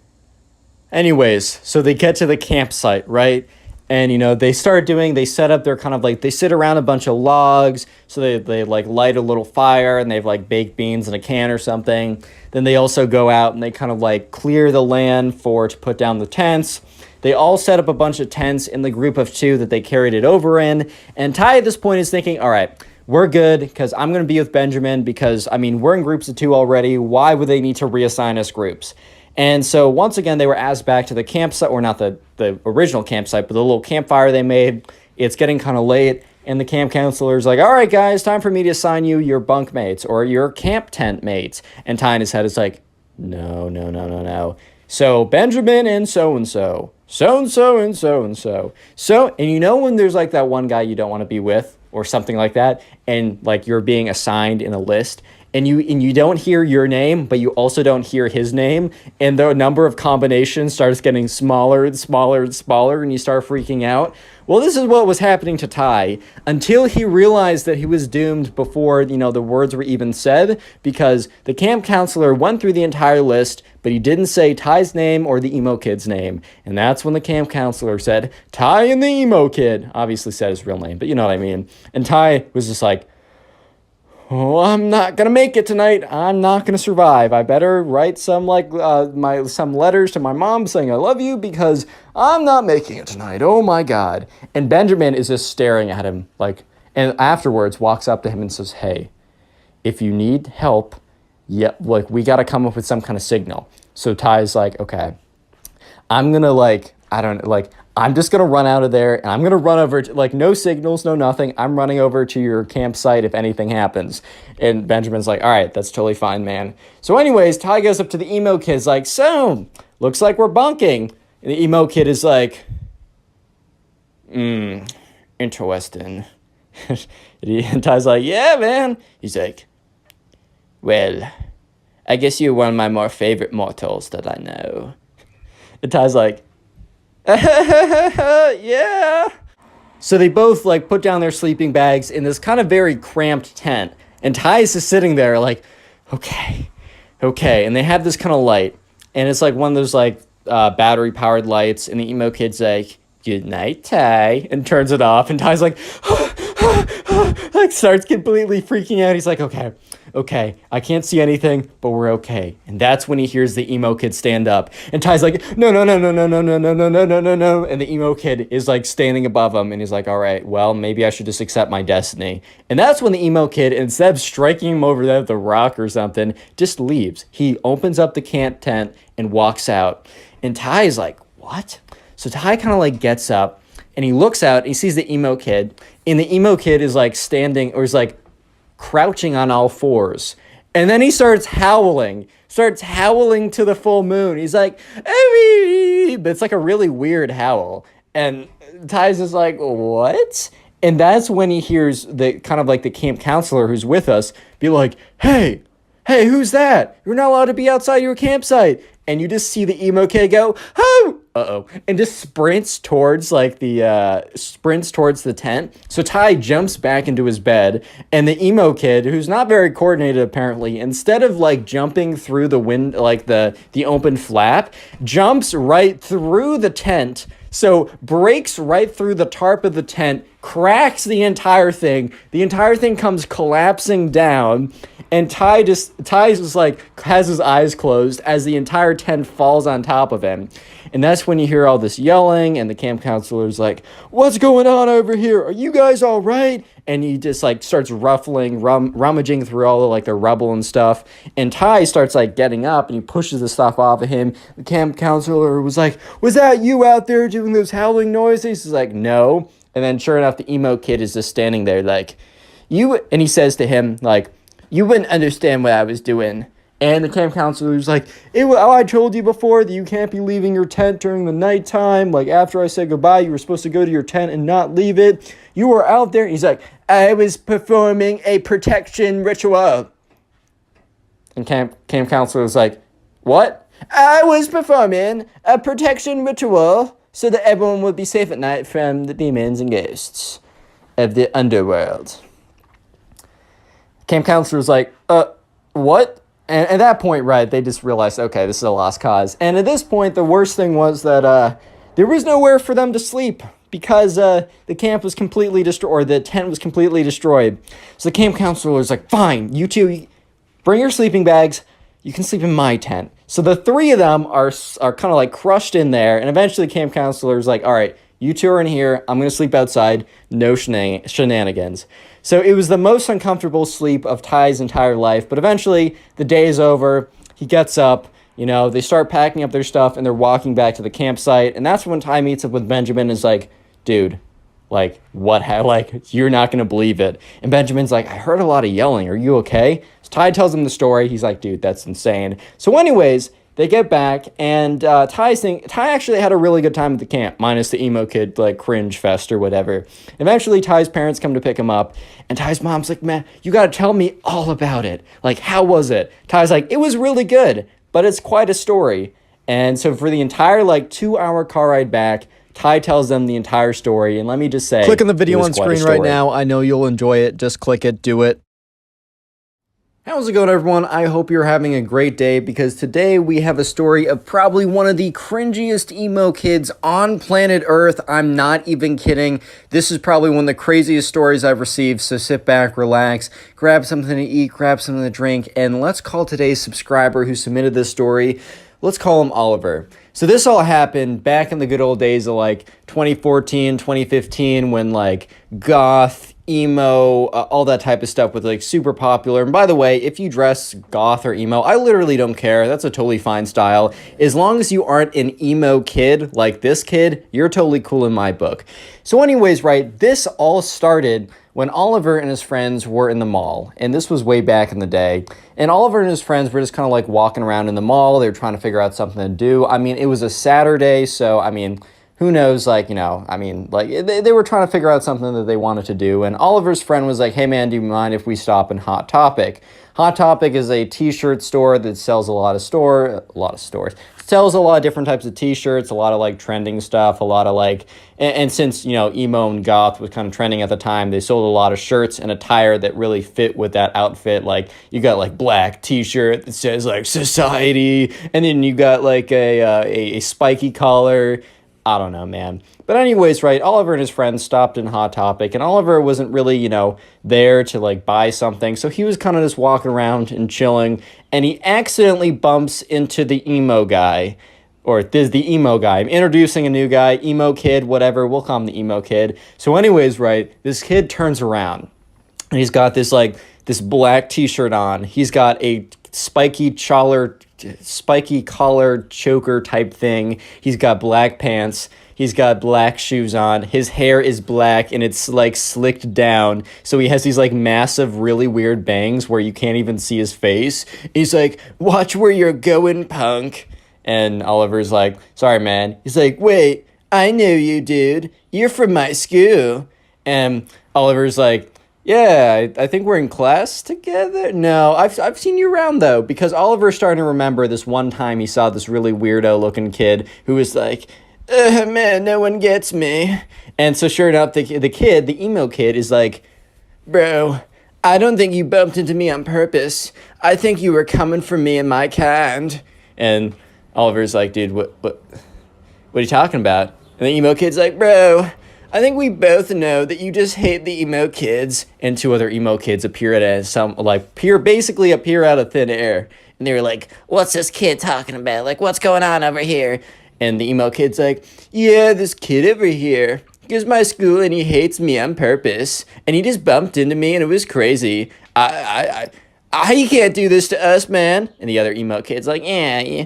"Well, what do you have against the emo kids?" And at this point, right, Oliver was literally just standing in a Hot Topic t-shirt store because his friend wanted to buy a t-shirt. In Oliver's head, he's like, "Bro, please hurry up and get that t-shirt." But he says, "Look, I accidentally bumped into this kid, like this guy. I'm sorry. It's not on purpose. You can trust me." And the emo kid's like, "No, dude, I totally know what, like, a bump on purpose would feel like. That one felt so purposeful. Like, I literally felt the purpose in the bump. It was crazy." And Oliver's like, "Dude, what do you mean by that?" And the emo kid's like, "Are you getting aggressive with me, son? Do you want to fight me, son? Oh, he wants to fight me, dude." And at this point, Oliver's like, "All right, guys. All right, boys. Have a good day." Oliver goes over, finds his friend. He's like, "Dude, I met a bunch of weirdos. They want to fight me. I literally bumped into them." And like Oliver's friend's like, "All right, dude, like that's like, oh, all right, we'll go. That's fine." And then Oliver's friend sees this like pack of like emo kids walk over, and Oliver's friend starts cracking up. He's like, "Bro, you can't seriously think, wait, these kids want to fight you? Dude, they're not going to do anything. They can probably barely walk here without fainting." And the kids are like waddling over. And the emo kid's like, "Don't think I forgot what you did, man." And so sure enough, right, Oliver and his friend, they buy the t-shirt, they leave. And, Oliver is telling his friends all about what's going down. His friends like completely laughing. They find it hilarious. And that's because Oliver thinks to himself, well, I'm never going to see these kids again. It doesn't really matter, right? Oh my God, was Oliver wrong? Because this started one of the most insane sagas that Oliver has ever had in his life. He was telling me that like he's experienced a lot of crazy things, but the story that is to follow what just happened is probably the craziest thing that ever happened to Oliver ever. So skip forward a week. An entire week has passed by, actually a little bit more because it's not a weekend. Oliver, it's a Monday morning. He gets up. He's like, "Oh my God, I gotta go in." So, he gets up, eats breakfast, gets on the bus. It's just like, oh my God, man, is it already Monday? Dude, that's freaking crazy. He gets into school and he's walking to his locker, all kind of like half awake or whatever. He has his backpack on. And he gets to his locker. And that's when he realizes that something's wrong. Because his locker is like halfway open. And like the lockers didn't have locks on them. But Oliver always like closed it by the end of the day. He'd grab his backpack and he would shut it all the way and it would close. And he noticed it was halfway open, which was weird because no other lockers were halfway open. I mean, some were, but they were very obvious. The people just left them open or whatever. And Oliver goes up to his locker and he opens it very close, like very, very slowly. And that's when he sees a little something in the background. He sees a little something in the very far back of his locker. So he gets his iPhone 3 or whatever, opens up his flashlight app, or I remember when that was a thing, shines it, And sure enough, he sees in the back of his locker in like black marker, he sees a skull and crossbones like scribbled on there, and then said, "You're next. Fear us." And at this point, Oliver is like, what? Huh? What? What? Like, what's going on here, boys? Like, I don't... Why? And so sure enough, like, Oliver, like, hits up his friend. He's like, bro, did you do this? And his friend's like, dude, no, I'm not cringe. and Oliver's like, all right, well, if it wasn't you guys, well, then... who could it, like, that's really weird. And remember, the whole emo experience, like the emo kid thing that happened at Hot Topic over a week ago, was a pretty crazy experience, but at that time, Oliver had completely forgotten. Because don't forget that the main emo kid actually went to Oliver's school, and Oliver recognized him from being in the hallways once. So Oliver didn't even think for a second, like, he didn't even think of the emo kids when he was like, all right, who's probably going to be the one, like, who did this? Who's most likely that, like, probably went through and was trying to mess with me or whatever. And Oliver just didn't even think of the emo kid. So give it a couple days, right? A couple days later, Oliver is kind of like towards the end of school. And most people are gone. Oliver's just like waiting. It's after class. Oliver's like waiting to go be picked up. But then he's like, oh, shoot, I forgot my backpack. So, I don't know, that happens or whatever. So Oliver's walking back to his locker. And this is where it's actually a little creepy, because he starts walking back to his locker, and it's like he looks at his locker, and it's just scribbled in black pen. Like nothing else, no other lockers. It says his locker has all these black X's all over them. And it's done in Sharpie or whatever, but he's like, okay, whatever, this is kind of serious. Because like he looks around, and no one else is around him. So this is like kind of weird now. He's definitely feeling kind of uncomfortable at the moment. So he goes in there and he goes to grab his backpack, and he sees a piece of paper sitting there. So he grabs the piece of paper, he realizes it's a letter, but he doesn't read it yet because he grabs his backpack, he gets on out of there, and he goes out of the school. And now he's standing where, people are getting picked up or whatever. And this is where he feels more comfortable to actually read the letter. So he opens up the letter and it says, I'm going to try and read it in the emo kid voice. Don't think you could have gotten away from us, man. You emo kids have not forgotten your sins, and you shall pay for them. Next time, don't mess with the popular loners ever again. And then it had this like weird like raven at the bottom, and apparently that was like the emo guild crest or whatever, dude. I don't know. But at this point, Oliver's like, oh my god, it's the freaking emo kid that I bumped into at the Hot Topic. That's the kid behind all this, or whatever. So he's like, all right, I'm just going to, next time I see him, I'm just going to tell him to leave me alone, and I'm just going to scare him. He's full of nothing, right? He's full of nothing. And so sure enough, the next day rolls around, and he gets on the bus, and once again, Oliver isn't even really thinking about the weird stuff going on, but he gets on the bus, and he's half awake, and he's looking. You know how you walk down the bus and you can see all the people sitting in the seats? He looks in the way back, and he's like stops for a second because he sees something that's very that he remembers. Long black hair, bangs in the front of the face. And he's like, oh my god, wait, that's the emo kid. And all of a sudden he hears from the back of the bus, well, hello there, Oliver. Why don't you sit next to me? And Oliver's like, how does he know my name? Whatever.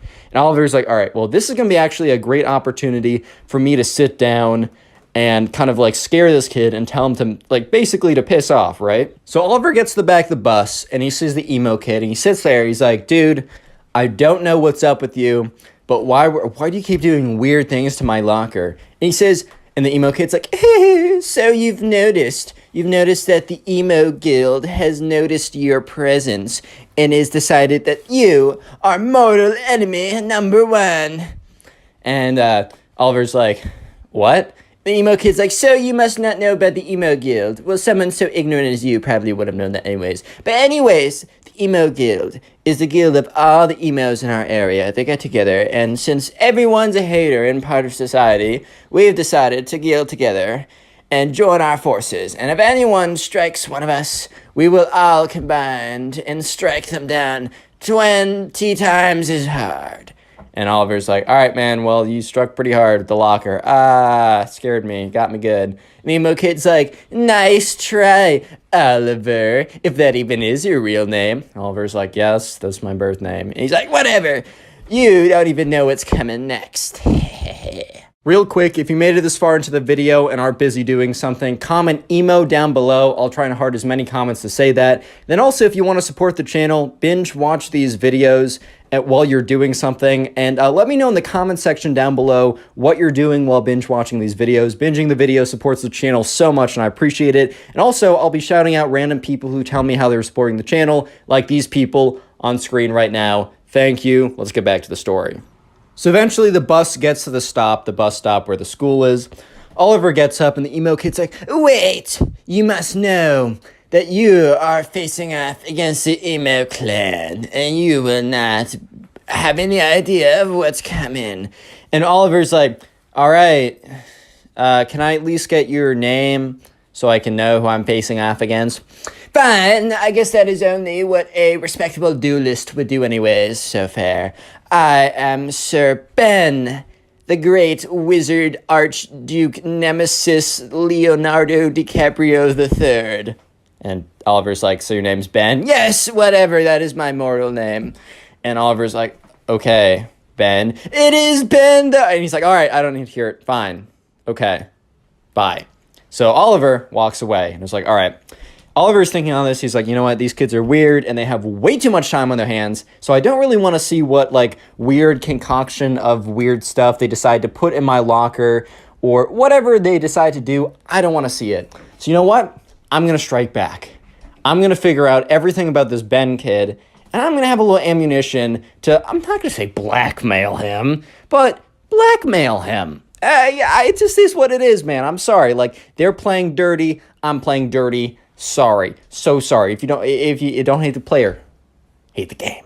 Right? So anyways, Oliver immediately starts hitting up all of his friends. He's like, do you know this Ben kid? They're like, no, I don't know this Ben kid. One kid's like, yeah, he's the weird emo kid. He's like, all right, what do you know about him? He's like, he's weird and emo or something.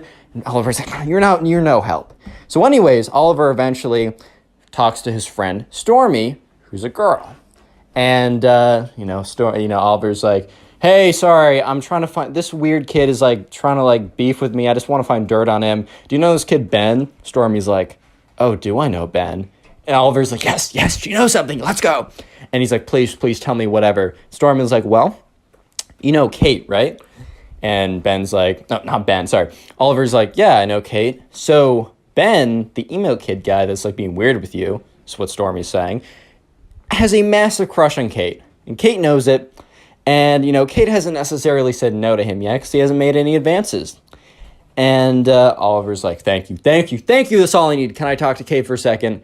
And, Stormy's like, yeah, sure, like, whatever. So eventually, Stormy sets Kate and Oliver up. And Oliver's like, hey, please. He explains the entire situation.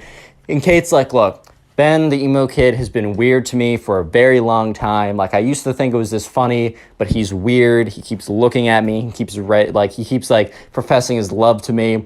You know what? I'll team up with you. We'll take him down. Oliver's ecstatic at this point. So basically, they come up with a plan. If next time the emo kids strike, Oliver is going to find the emo kid and ask for, like, mercy. And if the emo kid doesn't give him mercy, and, Oliver doesn't actually expect him to give him mercy, basically, assuming the emo kid doesn't give him mercy, Oliver is going to say, well, I'm going to give you one more chance to give me mercy. And the emo kid's he's going to be like, what do you mean? Like, I had the upper ground. And then all of a sudden, Oliver is going to, like, pull out, like, basically text message conversation with Kate, which is going to be fabricated, about how, like, he knows someone perfect for her, and how, like, Oliver's friend, who we'll just call Bob. No, we're not going to. We're going to call him, what should we call him? Oliver's friend Ryan is, like, perfect for Kate, and the truth is, Kate has, like, a crush on Ryan, and Oliver's basically going to say, hey, if you do anything else, I'm going to set up Ryan and Kate. And Kate already thinks Ryan is super attractive, and Ryan is down to get with her, and I have all the power to connect them, and you will never be able to date Kate, you'll never be able to date Kate ever again, and this will destroy the emo kid. So anyways, after this plan is done, Once again, Oliver is walking back to his locker. And sure enough, once again, and he reported last time all the X's and stuff, and the janitor came and cleaned it up. And he goes to the locker, and sure enough, there is this crudely drawn black raven, and then it says emo guild underneath it. And so, Oliver's like, all right, they struck again. Let's see if this kid's on the bus. So the next day, Oliver is really hoping that the emo kid takes the bus again, because this would be kind of difficult to go and find him. But sure enough, the emo kid is sitting in the back with his weird, super long hair that's covering his entire face. He's wearing he has this robe today, this black cape or whatever or something. And he's sitting there, and he's like, Oliver, do you want to sit next to me? And because I don't know if you've seen your locker yesterday, but it has a little, I don't know, it has a little something on it. And Oliver's like, yes, Ben, I know. I was wondering if we could talk about, maybe a surrender, my surrender. And the emo kid's like, I knew it. I knew you were weak. I knew you were sad. But no, I will not show you mercy. I will just not do it. It's not in the way of the emo guild. Because you're a part of society. Freak society, bro. And Oliver's like, look, Ben, I'm going to give you one more chance to reconsider. And the emo kid's like, what? Give me a chance to reconsider? You're asking me for my forgiveness. I will not reconsider anything. And Oliver's like, fine. I know about Kate. And the emo kid's like, what? You know about my love? I can barely keep a straight face doing this. Anyways, emo kid's like, you know about my love? And Oliver's like, yes. In fact, I know more than that. You know Kate, right? Well, I have a friend, Ryan. He's a good-looking man. And I was talking to Kate, and I was talking to her about Ryan.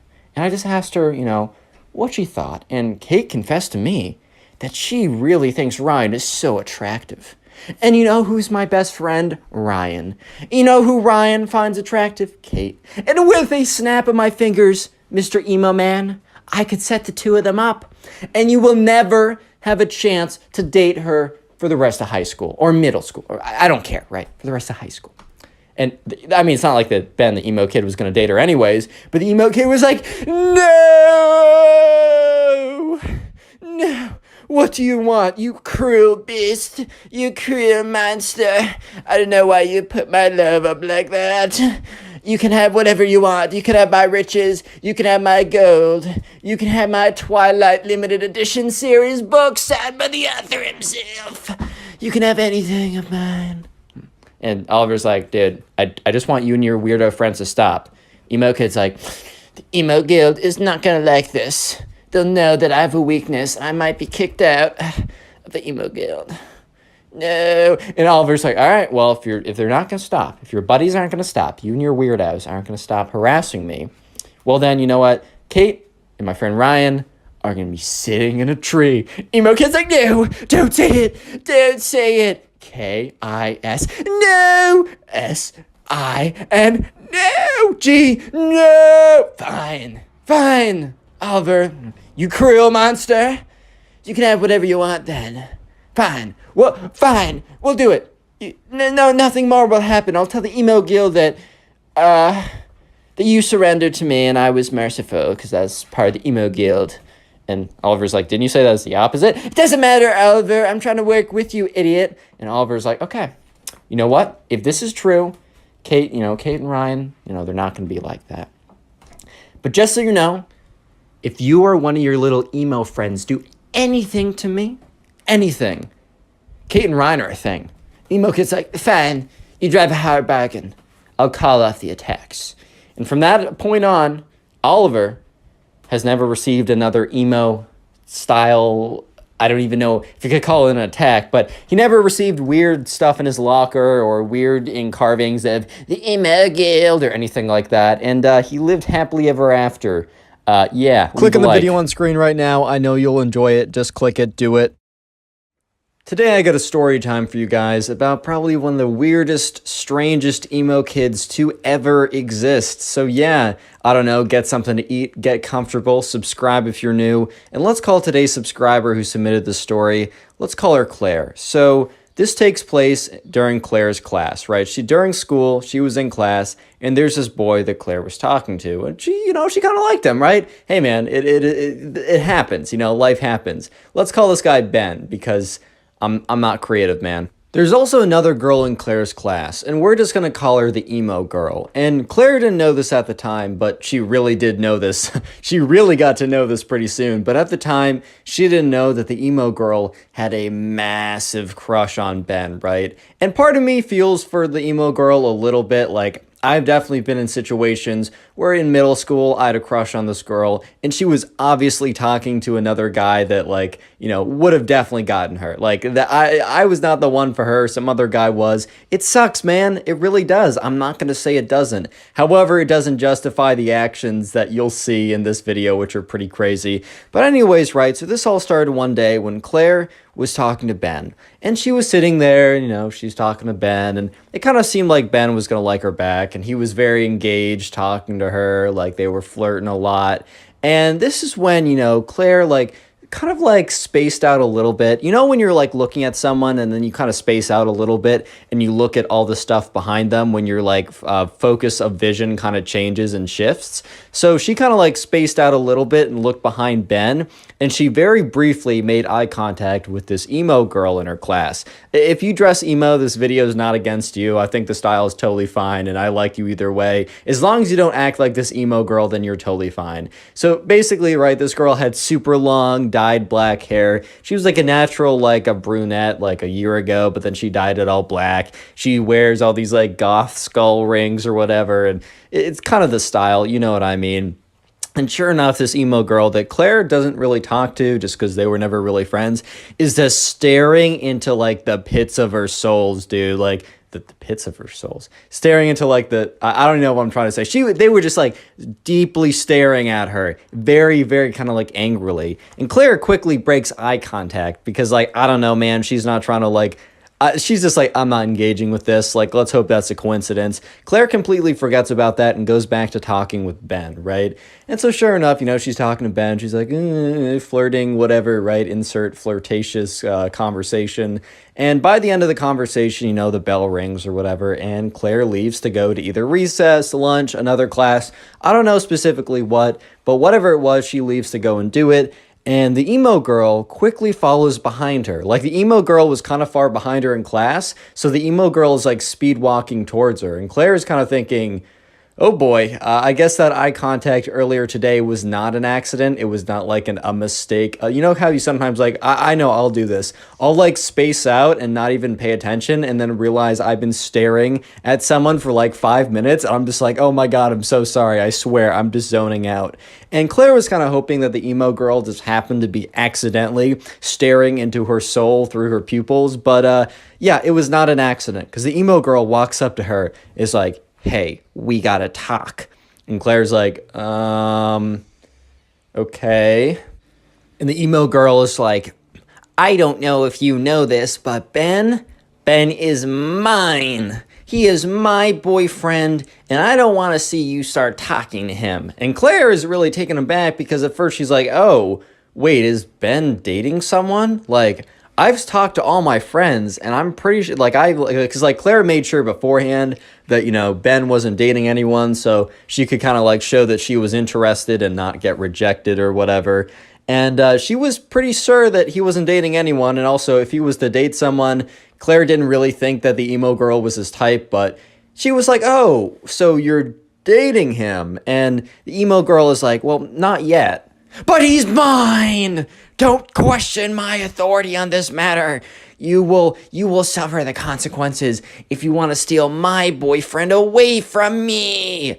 And Claire's just what do you mean, your boyfriend? So you guys are dating or aren't dating? She's well, not yet, but super soon. It's totally happening. And the thing is, Claire, you're just getting in the way of this. You're getting in the way of what is meant to be. I was performing a spell last night, and in my cauldron, I got, like, the spirits told me that Ben and I are meant to be together. And if you want to get in the way of spirits and magic, well then, by all means, like, go ahead and curse yourself. But I'm just letting you know that if you get in between Ben and I becoming boyfriend and girlfriend and soon to be husband and wife forever, then you will regret it. And the emo girl kind of like hunches over and like shuffles away. And Claire was just stunned, to say the least. She was kind of just at a loss for words at this point, because it's not every day that, you're walking around and, the emo girl in your class, if you have one, comes up to you and says that, yeah, by the way, the gods of magic literally said that, that guy that you're talking to, that he and I are meant to be together and that we are actually boyfriend and girlfriend, even though we aren't. So stay away, bro. And then shuffle away. That's just not a day-to-day occurrence. I don't know, but maybe it is. Maybe I'm wrong. I don't know. But sure enough, Claire kind of was like, okay, well, I'm not going to be bullied out of talking to this guy that I like. Like, I'm not going to be bullied out of it, man. Like, that's just not going to happen. You know what I mean? And Claire's like, you know what? I think I'm just going to, keep talking to this guy. I think I just am. So the next day rolls around, and the only class that Claire has with Ben is the class that she has with the emo girl. So it's not like Claire could really talk to Ben a lot in other classes. However, Claire does talk to him every kind of like lunch break. They get lunch together, and the emo girl doesn't eat lunch in the lunchroom, so I don't think she knows, or if she does, she's not trying to see that. Fair enough, I guess. But sure enough, Claire, Ben comes over to Claire because they kind of were talking every single day. I don't think the emo girl's ever spoken to Ben before, but they're about to be boyfriend and girlfriend, guys. Stop hating. No, but so Ben comes over just like every other day, and Claire was a little bit weird, and Ben's like, "Are you good?" And she's like, "Yeah, actually it's nothing. Sorry, I was just spacing out." In reality, Claire was like, "Okay, this will be interesting," because she notices the emo girl is intensely staring at her, right? Just looking at her so angrily. And as Ben walks over, and when Ben sits down, her brow furrows, and she lifts up her hand and like crunches it into a fist of rage, like that Arthur meme where it's like his fist is all balled up. Like so Claire was distracted by that, obviously, and she was like, "Oh no, I'm just spacing out." So Claire and Ben, they continue to talk, and they flirt a lot as always. Claire's kind of getting a feeling that Ben's gonna try and make a move at some point kind of soon, just by kind of the natural progression over the last couple weeks. And Claire's all for that, man. I mean, she was kind of like trying to put herself out there so that Ben would hopefully come around and ask her out or something. Sure enough, the bell rings again, and Claire is kind of like power walks out of there. She grabs her bag quickly. She's like, "Aha, Ben, I'll see you in the next one." Because Ben and her go to totally different directions, so it's not like she can walk with Ben. And so Claire is like power walking out of there because she's like, "All right, emo girl is coming for me, man." Like because Claire wasn't looking at the emo girl, but she could just feel it. Like she had kind of like the raid boss music going on. She's like, "Oh man, I gotta get out of here, dude. Final boss encroaching, man. Like I gotta get out of here." So she grabs her backpack, quickly like puts it on her shoulder and starts to like not sprint out of the classroom, man. Her teacher would have been like, "Stop running, stop it, stop." But sure enough, right now, the emo girl was just as fast and just as intent to be talking to Claire. And she comes up to Claire and she's like, "You didn't heed my warning. You didn't listen to me." And Claire goes, "Dude, I don't know you, but it doesn't seem like you and Ben ever talk. I don't think you're going to be boyfriend and girlfriend. You threatening me with your magic powers or whatever is not going to make me stop talking to this guy, dude. Like, can you go away?" And the emo girl is like, "Fine, but just know that I will give you one last warning." And Claire's like, "Oh boy," kind of rolls her eyes or whatever. And the emo girl's like, "If I see you talking with him again, it is on sight." And Claire's like, "Bro, what?" "What?" "Huh?" And the emo girl's all like, "Stop laughing at me. It's not funny. It's serious. I will give you one last chance." And this is your final opportunity to cease your terrible behavior, or you, yes, you, Claire, will suffer the consequences. And Claire's just like, oh my God, you can't, you gotta be kidding me, dude. Like, there's no chance. So she's like, okay, thanks for talking to me. Is that all? And the emo girl's like, yes. One last chance. Don't forget it. Don't you forget it. One last chance. And once again, emo girl scuffles off.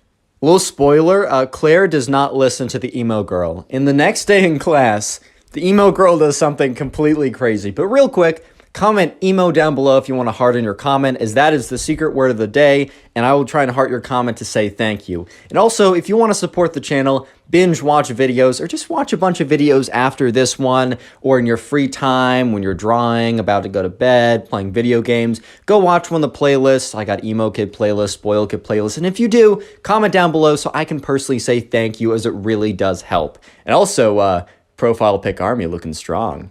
So you thought that was it for the craziness from this emo girl, that going up and threatening that the evil gods of spells and magic and wizardry she will suffer the consequences. You thought that was bad? No. Pause, bro. You're not even close to what's about to happen, because the next day it rolls around. Okay, I keep saying that like that's something crazy. Oh no, the next day happens. Time is linear, rah. But anyways, right? Next day rolls around. Claire goes into class. And she makes sure that she's talking to Ben. And she makes sure that the emo kid, or the emo girl specifically, is seeing this. And Claire's kind of like a little bit upset, because she's like, you know what? This girl is bossing me around. I'm not standing for it. So Claire decides that, she's just going to make a move. Like, she's going to make a move. So anyways, Claire is talking with Ben. And, she sees that the emo girl is at an angle where she can see both of them pretty clearly. And so Claire looks at the emo kid and the emo girl in the eyes. This is a little mean, I'm not gonna lie. However, it is kind of justified, since the emo girl was like threatening to pull up or square up, or like it's on site if you talk to him, or talking crazy or whatever. So this is a little bit justified, not saying it's not mean, but Claire is kind of like, oh, Ben, like, tell me about you or whatever. And what Claire does is she puts her hand on like a Ben's leg or whatever, kind of like as an indication of like, I like you. Don't go ahead and do this. Especially like you got to ask people first. Like, you can't go around just putting your hands on people, bro. As the Connor Pugs endorsement, don't do this. But anyways, like, I mean, she already talked it, like, either way she does it.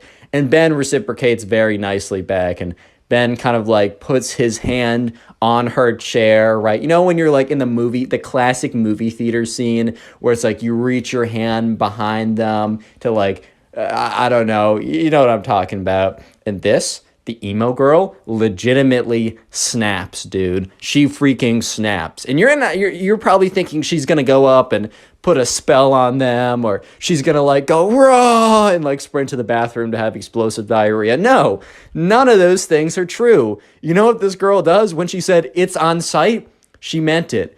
Because Claire, one moment, was like kind of relaxing in the company of her soon-to-be boyfriend, spoiler, Ben. In the next moment, she was on the ground. Do you know why? Because the emo girl freaking tackled her, dude. The emo girl got so angry at the sight of them, like, basically, they weren't holding hands, but they were, like, same level of, like, romantic intimacy as holding hands. She was so mad at that sight that the emo girl legitimately got up out of her seat, buckled her head down, sprinted like a D1 quarterback, and knocked Claire out of, like, tackled Claire, basically, and was like, and started hissing. So right now, Claire's on the ground, the emo girl is on top of her, Ben is sitting there in complete shock, like, what? And everyone in the class turns around, including the teacher. Because they were supposed to be like reading a book or something in pairs. None of this nonsense was supposed to be going down. So the teacher is just like, what's going on over here? And the emo girl is like hissing the entire time. It's like, I told you it was on site. Stay away from my boyfriend. And Ben is just so confused.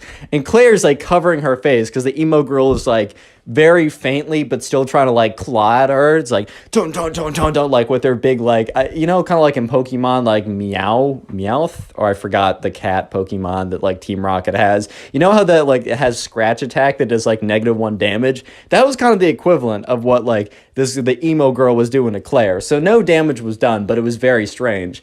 And sure enough, Claire at the next moment feels the sensation of the emo girl leaving her body, like being picked up. So she opens her eyes and she sees the emo girl is literally being dragged away by the teacher and dragged out of the classroom. And Claire gets up and Ben looks at her with just this look of, huh?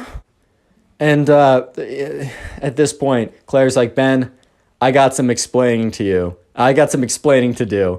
And Claire explains everything that I just told you Click on the guys. video on screen right now. I know you'll enjoy it. Just click it. Do it.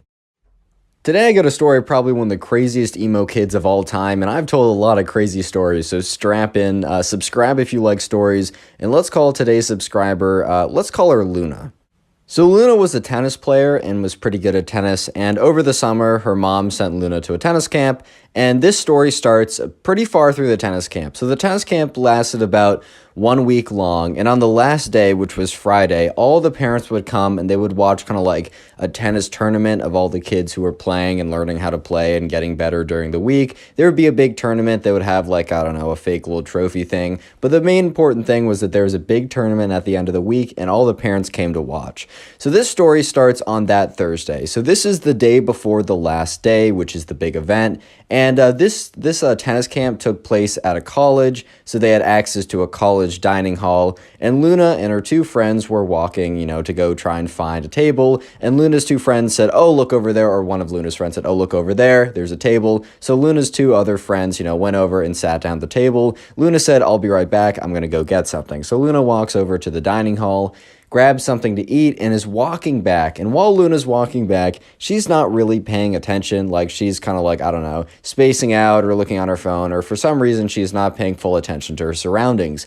So unfortunately, she bumps into this guy. And, the guy had a tray of food, and the food, honestly, it wasn't even that bad. Like, the food, sure, like a little bit got on his shirt, but it wasn't like the entire tray exploded all over his shirt and his clothes were soiled and ruined beyond repair. Like, yeah, dude, you got sprayed a little bit. That sucks, but it's time to move on. And Luna was like, oh my God, I'm so sorry. That's so embarrassing. And like, she's like, I'm so sorry. Like, I wasn't paying attention. And this kid, Luna's looking at this kid, and this kid is very clearly like an emo kid. And by the way, there's nothing wrong if you dress like goth or emo or whatever. It's a style, and I think a lot of my viewers have the style, and I don't personally do it myself. That isn't my style, but I rock with you if you do that. No hard feelings. However, if you're like this emo kid, bro, you got to change some things in your life. That's all I'm saying. Because this emo kid looks at Luna, looks her dead in the eyes, and then takes out a book. And Luna's like, what? And the emo kid, so he has this book in his hand, and Luna notices that there's like ancient hieroglyphics. Dude, my brain is not working right now. There's like ancient like letters and all these like symbols on the book. Basically, it looks like a wizard or witch book or something. And Luna's thinking to herself, all right, there's no shot that like that's actually like a wizard book or something. And the emo kid reaches into his back pocket and takes out a wand. So he opens up the spell book and he's waving his wand around. He's like, you have made a great enemy. You have made a great mistake bumping into me on purpose. And Luna's like, it wasn't on purpose, man. Like, I swear to you, like, I wasn't paying attention and I apologize for that. I should have been paying attention. You're right. Like, that's on me. However, like, come on now. It was an accident. I don't know what you're doing. I don't know what kind of nonsense doobly-doop you're doing right now. But he's like, silence, mortal. And he's like waving his wand around. He's like, hibbity-bibbity-bobbity-boo. I put something like super goofy, but like supposedly like, I don't know, wizard tongue or something. He's like, beepity boop, boppity bee. I'm like, okay, bro, like, let's calm down now. And he's like, there, you've been cursed. And he slams the book shut with one hand, puts the wand back in his pocket, puts the book back into his backpack, which he was carrying around. Or I guess not a backpack. I guess it was like a tennis bag with a racket in it. And the emo kid walks off.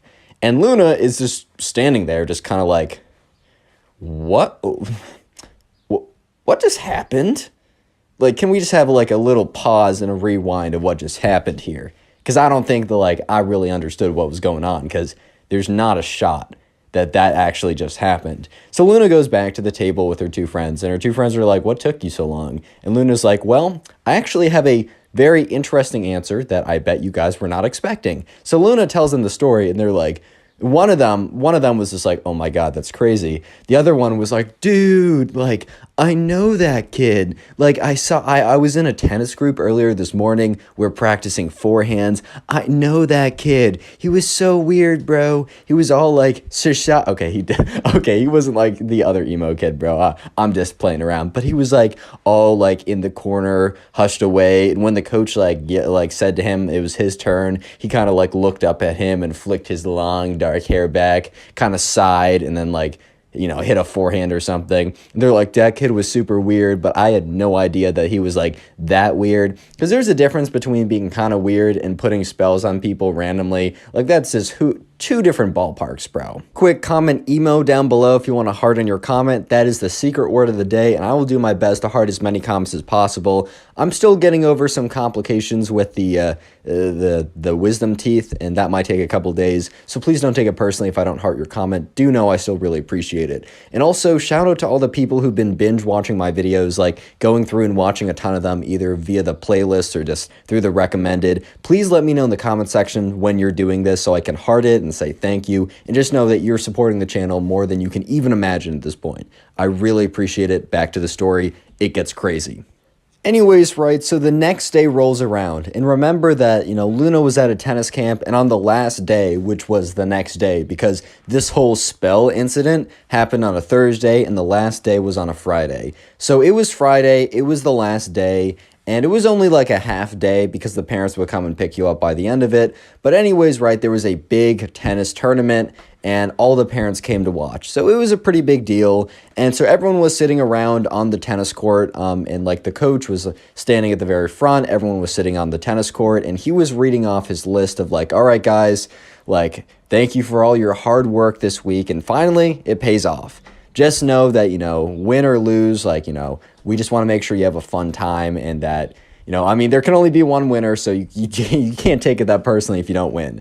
The most important thing is to like good sportsmanship and have a fun time. And anyways, let me read off the pairings. So the pairings were read off, and Luna had a first round match where she played against some random guy or something, and she was better. She was probably one of the top 10 people at the camp. She didn't expect to win the tournament. The other people, were some people that were much better than her, and maybe they're having a bad day or whatever, but Luna just wanted to go out there, have some fun. So Luna's first round match went down really well. She won 6-2, 6-3, which is pretty solid win. If you guys know tennis, I used to play tennis a lot back in the day. That's why I can tell this story so well, at least the tennis parts. But anyways, things get really interesting when Luna goes into her second round match.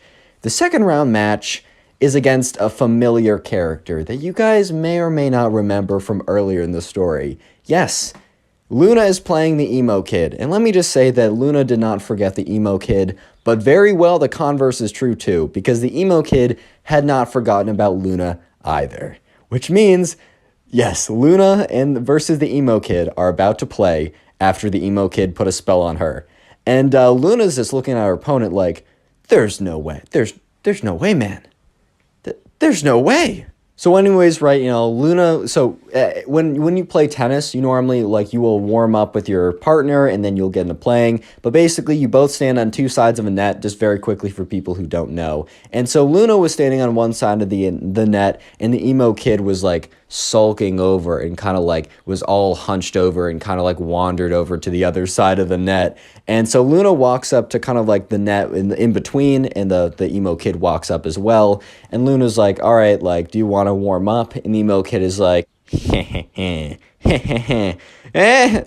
insert maniacal laugh. I can't do a maniacal laugh right now.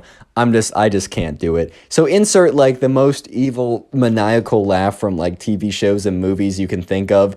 And dude, out of all the responses Luna was expecting, okay, Luna was either expecting like yes or no. It was a yes or no question. But out of all the responses that Luna was expecting, let me just say a maniacal laugh was not on the list, dude. Like, it just was not on the list.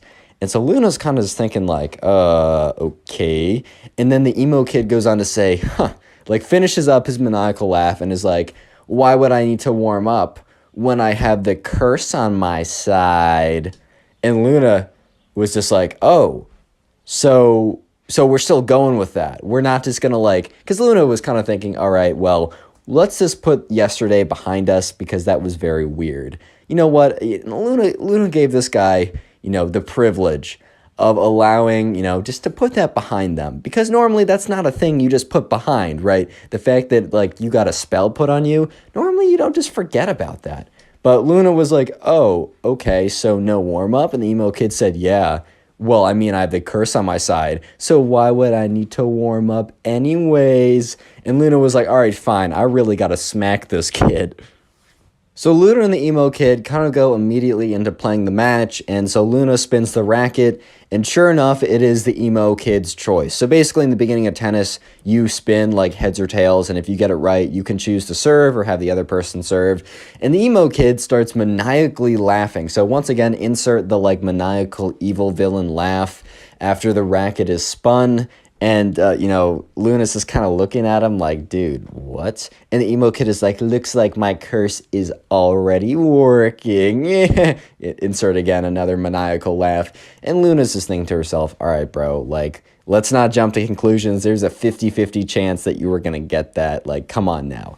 In the back of Luna's mind, she was like, well, I wonder if the curse is real, but her rational mind was able to take control and be like, all right, let's just smack this kid. I know I'm better than him. So sure enough, right, the emo kid starts serving. Basically, that's the way you start a tennis point. So the emo kid throws it up, bops it in, and the serve is not that good. Serve is the hardest part of tennis, in my opinion, but the serve is not that good. And Luna, really wanting to have a good impression to kind of quote-unquote break the curse, winds up a massive forehand, completely crunches it, and obliterates the emo kid in the first point. Like, this ball is blazing off of Luna's racket and just smack right past the emo kid. The emo kid wasn't even, like, the emo kid plus the curse were not good enough to give him the reaction time to be able to deal with it. That's how bad this whole thing was, dude. So Luna looks up at the emo kid, giving her the dirtiest look ever, because I don't think the emo kid realized that Luna was one of the top players at the tennis camp, but he now realized that, he was probably not going to win this. I think he walked in with a lot of confidence, also trying to scare her off because of, like, he remembered, oh, this is the girl I put the curse on. Odds are he would have, like, if this was a different person, he would have put a curse on them beforehand. Like, he would have walked up to the tennis net, whipped out his magic wand, and been like, blah, you're now cursed or something, just to mess with their head. But since he's already done that, right, he was trying to use that as leverage. But anyways, the match continues, and the emo kid is getting destroyed. So at this point, the emo kid is down about 3-0, and they're only playing one set. Basically, in tennis, you play to 6 games. Whoever gets to 6 games first win by 2 wins, and if you get to 6-6, you play a tiebreaker. But anyways, right, Luna's up 3-0, so absolutely smoking the emo kid. And it's Luna's serve, and she serves it in, and it is very clearly a winning shot. However, it was close, right? It wasn't like, it was clearly in, but it wasn't like in by so far that like you'd have to be like crazy to say that it was out, right? And the emo kid was like out. Because if you don't know, you make your own calls when you play tennis. There's no umpire unless you're really good.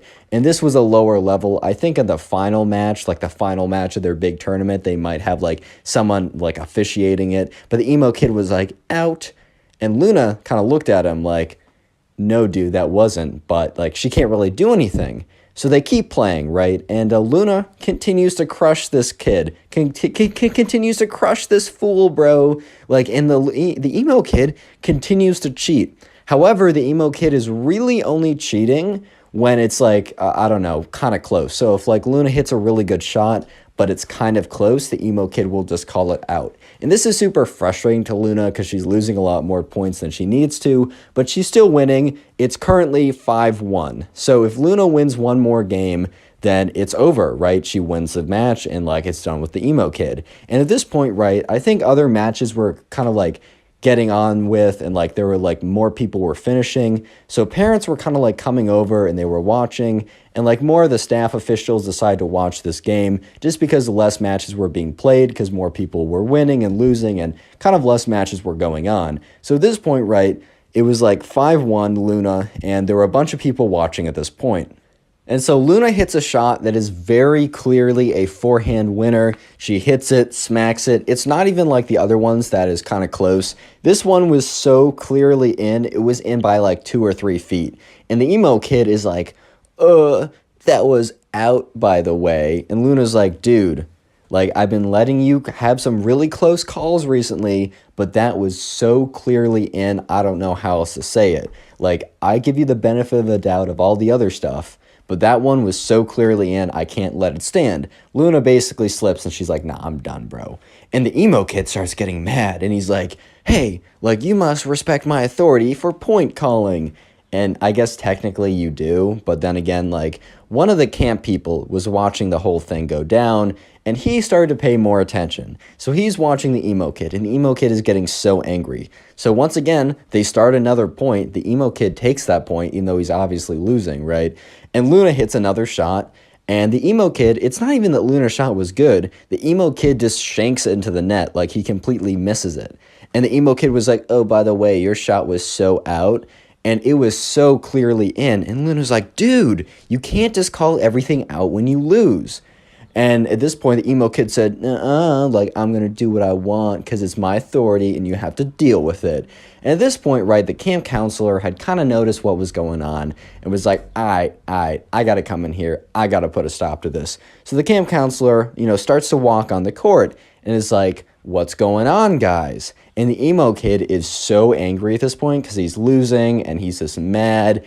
And oh my God, this is where the emo kid snaps. So the camp counselor is walking over to the emo kid and is like, all right, can you explain what's going on here? Like, it looked like that point was very clearly in. Why did you call it out? And when the camp counselor says to the emo kid that it was clearly in and asked him, kind of questioned his call, the emo kid, already super salty and already molding super hard, being super angry already, just completely loses it. And he takes his racket and he goes, rah, and he whips around and he smashes it into the camp counselor. And like the camp counselor stumbles back and it's like, oh my God. Because like the racket had hit his arm. It had like broken the skin a little bit. So it was a little bloody and it wasn't that bad. He didn't break anything. He didn't like hit a major artery or something. But the racket smashed into the camp counselor and like kind of like broke into his skin. So the camp counselor starts yelling like, are you crazy? Like, why would you do that? I was literally asking about a call and you attacked me. And there was another camp counselor watching the whole thing and he starts walking in. But before they could do anything, you see this woman with kind of like a side part, like it kind of like the Karen haircut. Maybe she was a nice woman, but I'm just describing what I was told. By the way, the story was sent into my Instagram. Go ahead and follow me there. It's in the description. Even if you don't want to send in the story, just follow me there. It makes me feel good. But anyways, this woman walks on the court. She kind of looks like a Karen. Maybe she's super nice. I'm just saying it how it is, right? Walks on, grabs the emo kid by the back of by like the scruff of his shirt and drags him away. And he's like, ma'am. He's like, ma'am, I was winning. The emo kid literally had the audacity, as he was being dragged off court for attacking one of the camp counselors, to say that he was winning. What? Yeah, so the other camp counselor, I mean, the one that got hit with the rackets, like, I got to get this checked up. Like, I think I'm fine, but, like, I just want to make sure that, like, it didn't break anything farther because his skin was kind of bloodied up. And the other camp counselor, the one that was not attacked by the emo kid, walked up and said, hey, Luna, like, sorry you had to deal with that. We're giving you the win, obviously. And so sure enough, Luna went on. Luna didn't win the tournament, but, did pretty well. And the emo kid was nowhere to be seen after he's dragged off by his mom. Presumably, his mom was like, all right, like, we're done. Grabbed him and just dragged him off. Click on the video on screen right now. I know you'll enjoy it. Just click it. Do it.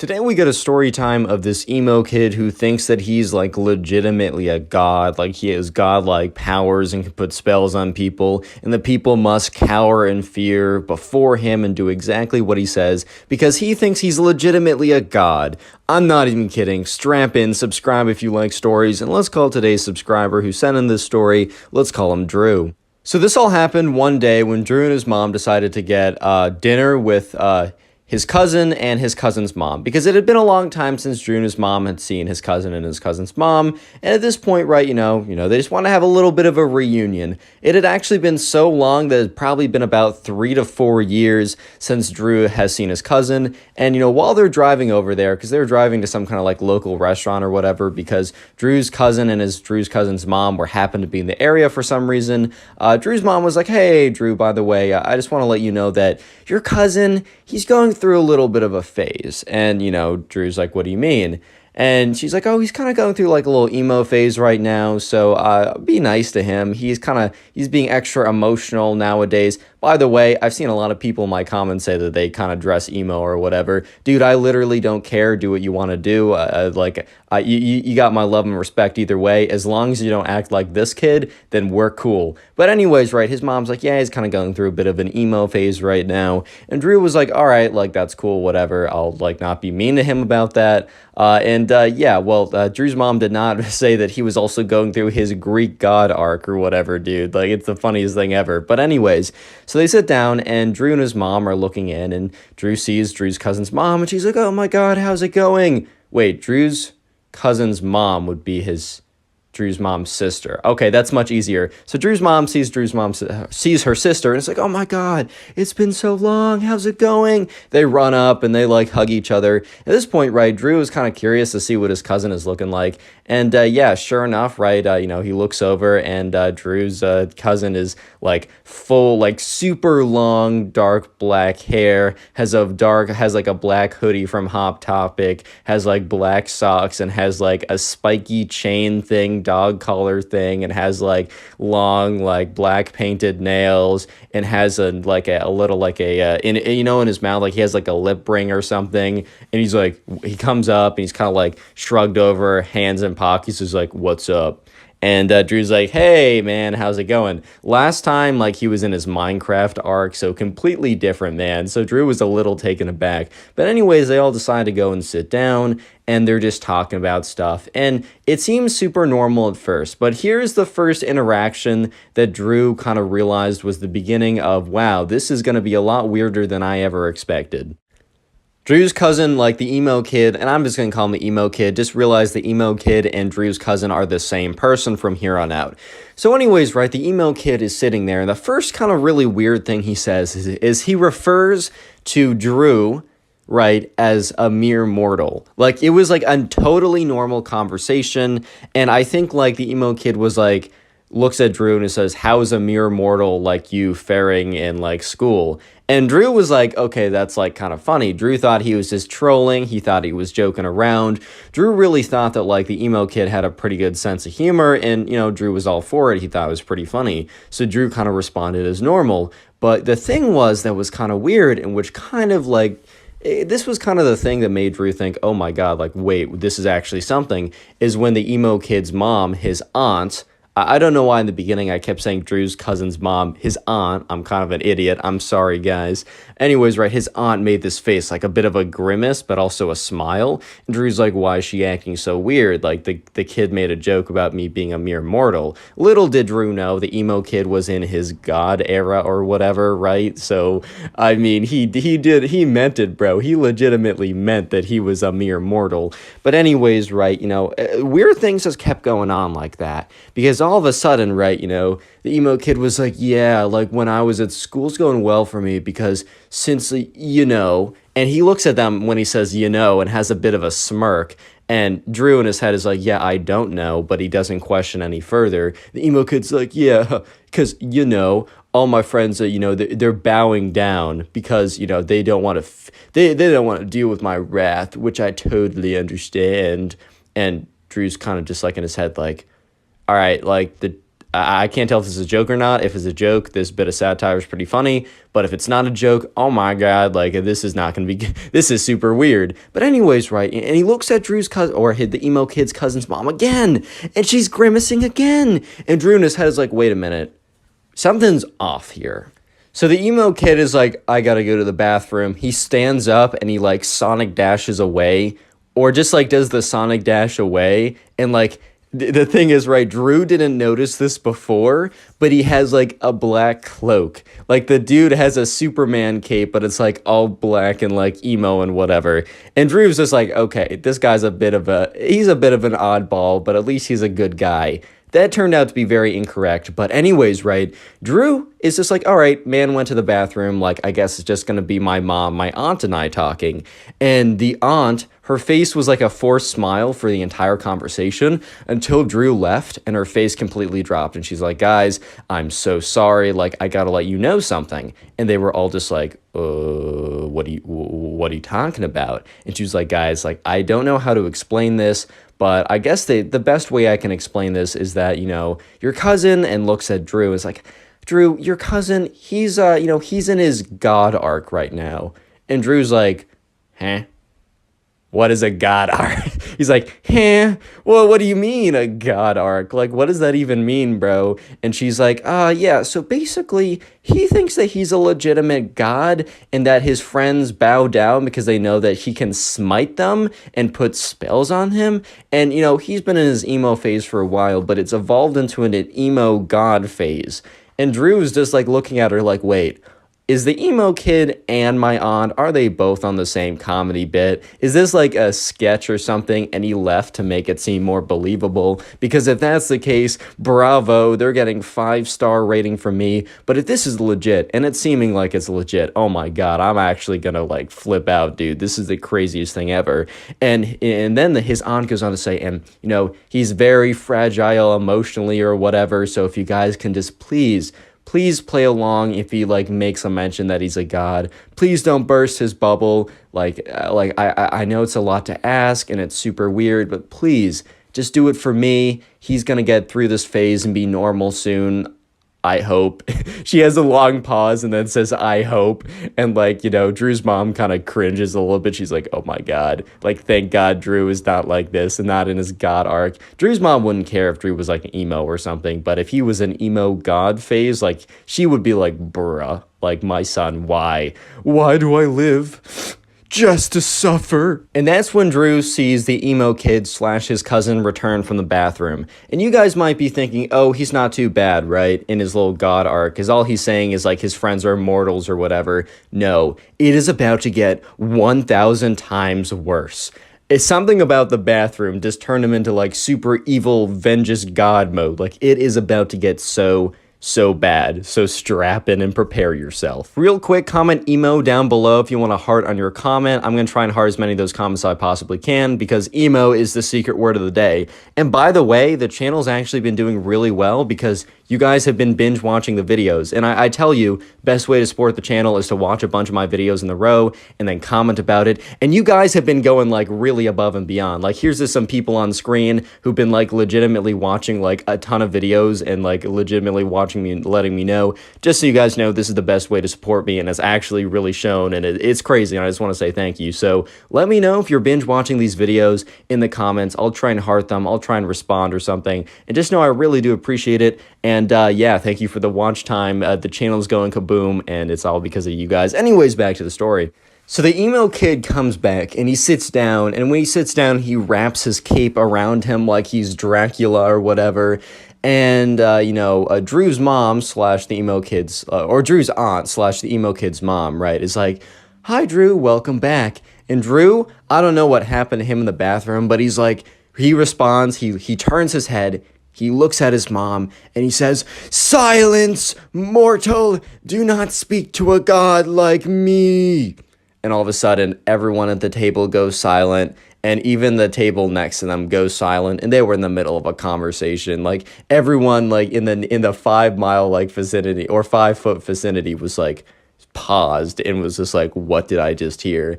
And, the emo kid's mom gets like very like nervous. And she's very thankful that like she was able to tell, Drew and his mom like what's going on. But she was like, oh, my liege, I am so sorry. Please forgive me. And the emo kid is like, fine, I'll consider it. Your punishment will be less than because of your repents. Repents, is that the word? Yes, because you're slightly forgiven, but your punishment will still happen. And he like whips up his cape again and like hides his face behind it. It's like, meh, meh, meh, meh, meh, meh. At this point, Red Drew's like, oh my god, my cousin's gone off the deep end, bro. What? So anyways, right, the emo kid's mom starts having a conversation with Drew's mom, kind of just trying to like move past that super awkward moment of like her son saying, silence, mortal, you will be punished, like something just very strange like that. And she just tries to have a normal conversation, and she was doing pretty successfully as the emo kid was like evilly staring at them like through his black mascara, looking at them, and like I don't know, like Drew like looked at his cousin, and like briefly, very briefly, Drew looked at his cousin, and the emo kid looks at him, makes eye contact, and goes, hiss! And Drew's just thinking to himself, what did I do? I looked at you, like, why are you so much less normal right now? Because the emo kid was kind of weird before, as he was calling people his mortals, but for some reason he just went off the deep end by the time he came back. Anyways, right, the waiter comes around and brings their food, and things are looking pretty good because, like, I don't know, Drew's like, all right, I don't need to interact with my cousin anymore. He's kind of weird. I can just focus on my food, and he can focus on his food, and then we can just get out of here. Life is good. And that was just unfortunately not the case, because when the food came down, the emo kid is like, all right, because he speaks for the first time since calling his mom a mere mortal and that she's going to be punished. And he says, all right, time for the sacrifices. And his mom is kind of like, oh boy. And Drew is just thinking in his head, like, what's going on here? And sure enough, the emo kid's mom is like, oh yes, my lord. And she takes like half of her food and scrapes it onto his plate. He's like, all right, who else? And Drew kind of is just so confused right now. He's just like, am I supposed to give this kid some of my food? Bro, Drew was hungry. He didn't have lunch that day. He was like tired. The food he got was really good. He's not trying to give this weirdo emo kid who thinks he's a god half of his food. That's just not what he's trying to do today, man. This is not what he's trying to do. And the emo kid is like, Drew, you will be punished if you don't give me half of your food. And Drew in his head is like, what? No, well, I'm just not doing that. Like, at the end of the day, I hate to say it, or actually, I don't hate to say it, I love to say it. I relish in the fact that I'm saying it. I'm not giving him half my food. That's crazy. And, Drew is just kind of looking around, and he makes eye contact with the emo kid's mom / his aunt, and his aunt just gives him a death stare, like, do it, my son needs you to do it. And so Drew's like, fine, whatever. And Drew, like, takes about a third of his food and puts it on the emo kid's plate, and he's so angry he has to do this in the first place. And the emo kid looks at him and says, peasant, this is not a half of your food, this is only a third. And Drew in his mind is like, wait, he's gonna actually nitpick me on this? I gave him basically half my food. Yeah, I actually gave him like a third. It's same thing, right? And the emo kid is like, you will be smited if you don't give me half of your food. And Drew is just thinking to himself, my God, what is wrong with my cousin? And Drew's mom's like, all right, honey, here you go, and scrapes off half of her food into the emo kid's plate. And he's like, does this like weird, like cringe laugh or whatever. And Drew's just like, you know what? Fine. And so Drew scrapes the rest of his food, or the other half, or at least up to half of his food, onto his plate. And he's thinking, whatever, like, I'm going to be hungry. I'll just grab food at home.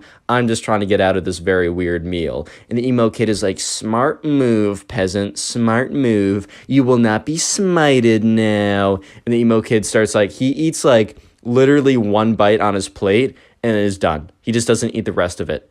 And Drew is just like so angry at this point for everything that's happened, but now the emo kid demanded all of this food from everyone at the table, and he doesn't even eat any of it. So eventually, right, the waiter comes around and is like, "Oh, are you done?" and points to everyone else who has finished their food because they're all very hungry with empty plates.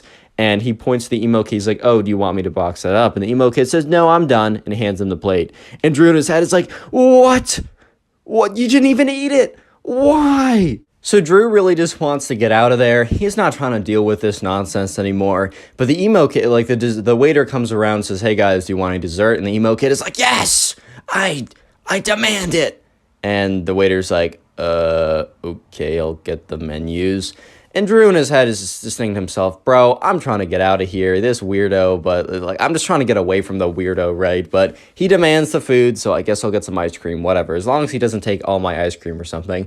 And so sure enough, they get the dessert menus, and they all order their ice cream. And the thing is, right, the parents don't end up ordering any of the ice cream, so it's just Drew and the emo kid that both get like 3 scoops of whatever flavor they like. And so sure enough, right, it is very quiet and awkward. Even the parents at this point have given up trying to make the situation less awkward, and they're just dead silent. And the whole table is dead silent.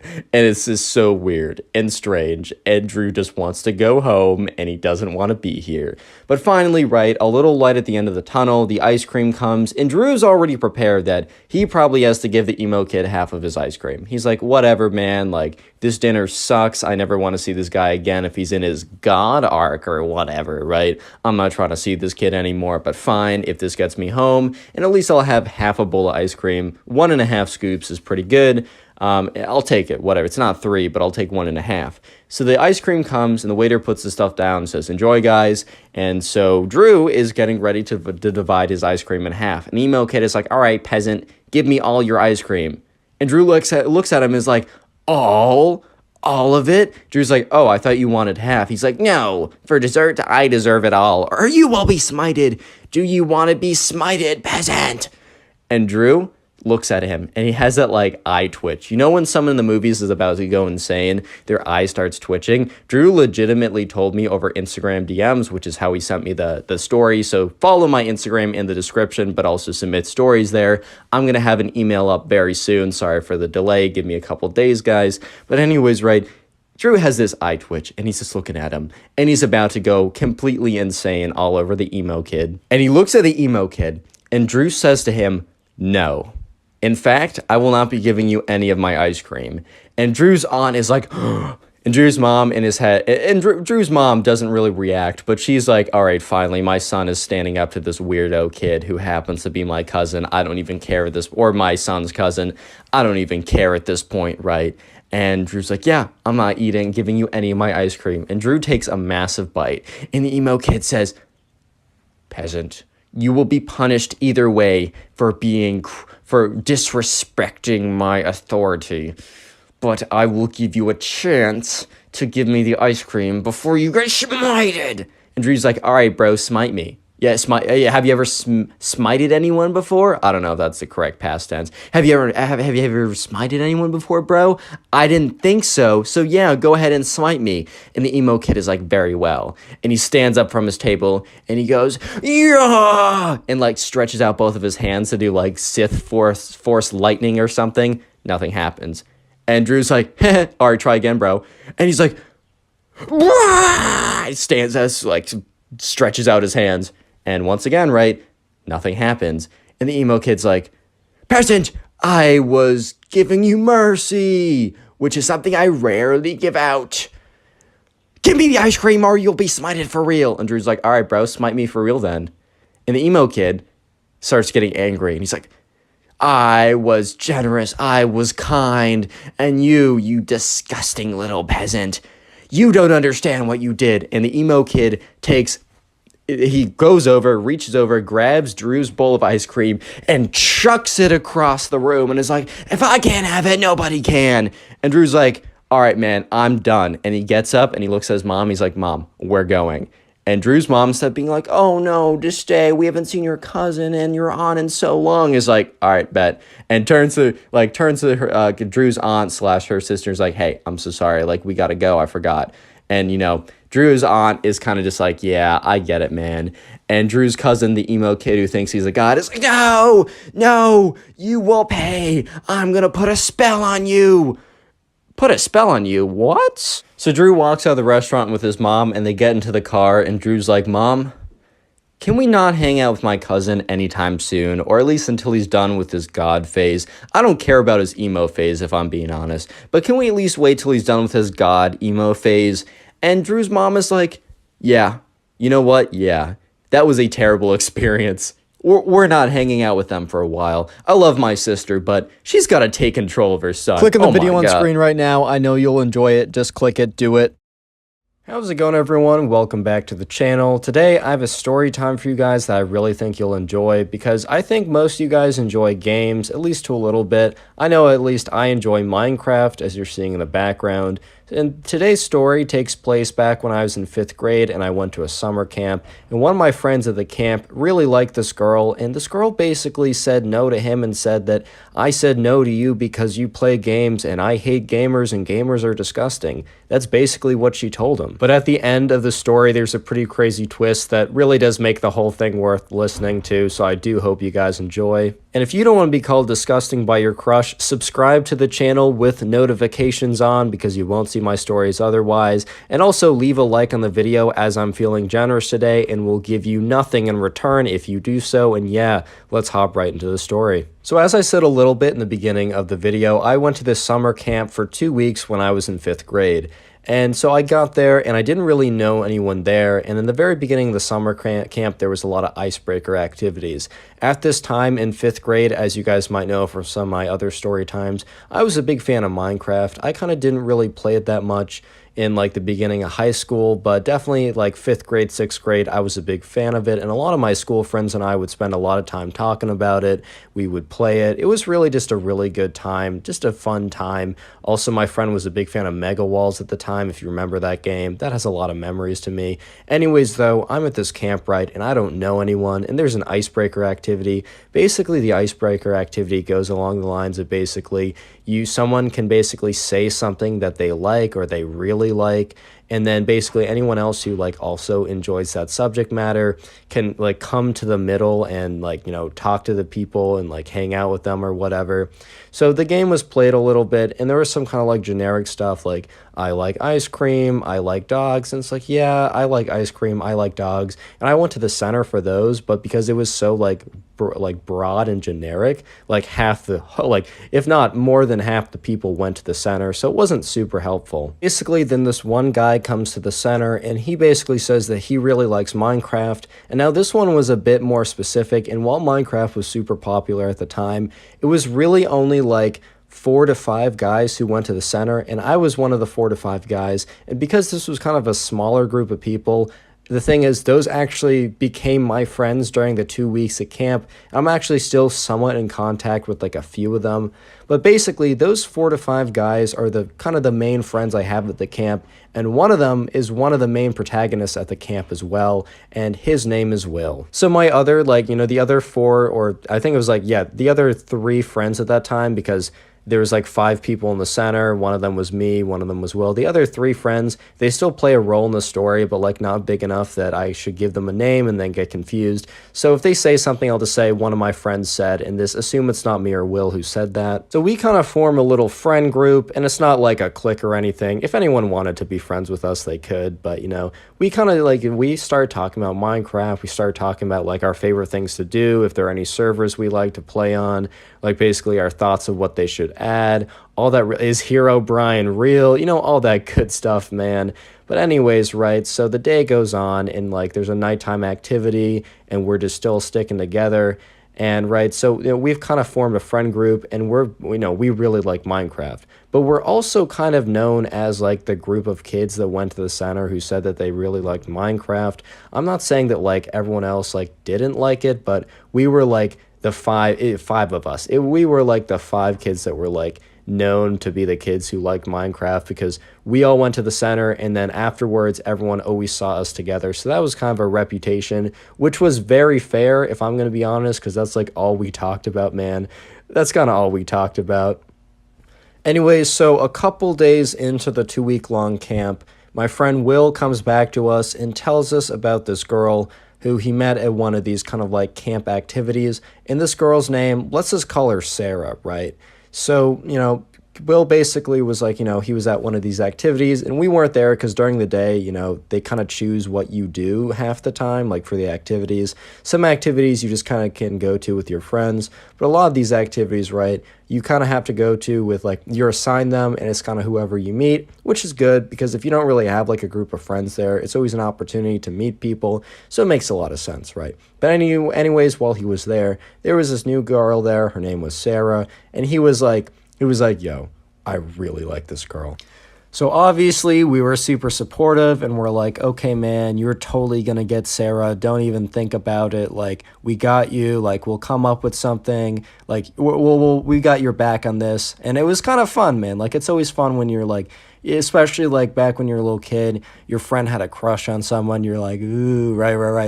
And then you're like, okay, let's come up with a plan, guys. And then you make it all serious for no reason. We're like, okay, time for a top secret meeting, right? So we all got into like, we had to like check the room. We had to go in there. We got like a whiteboard. We're like, all right, what's the plan?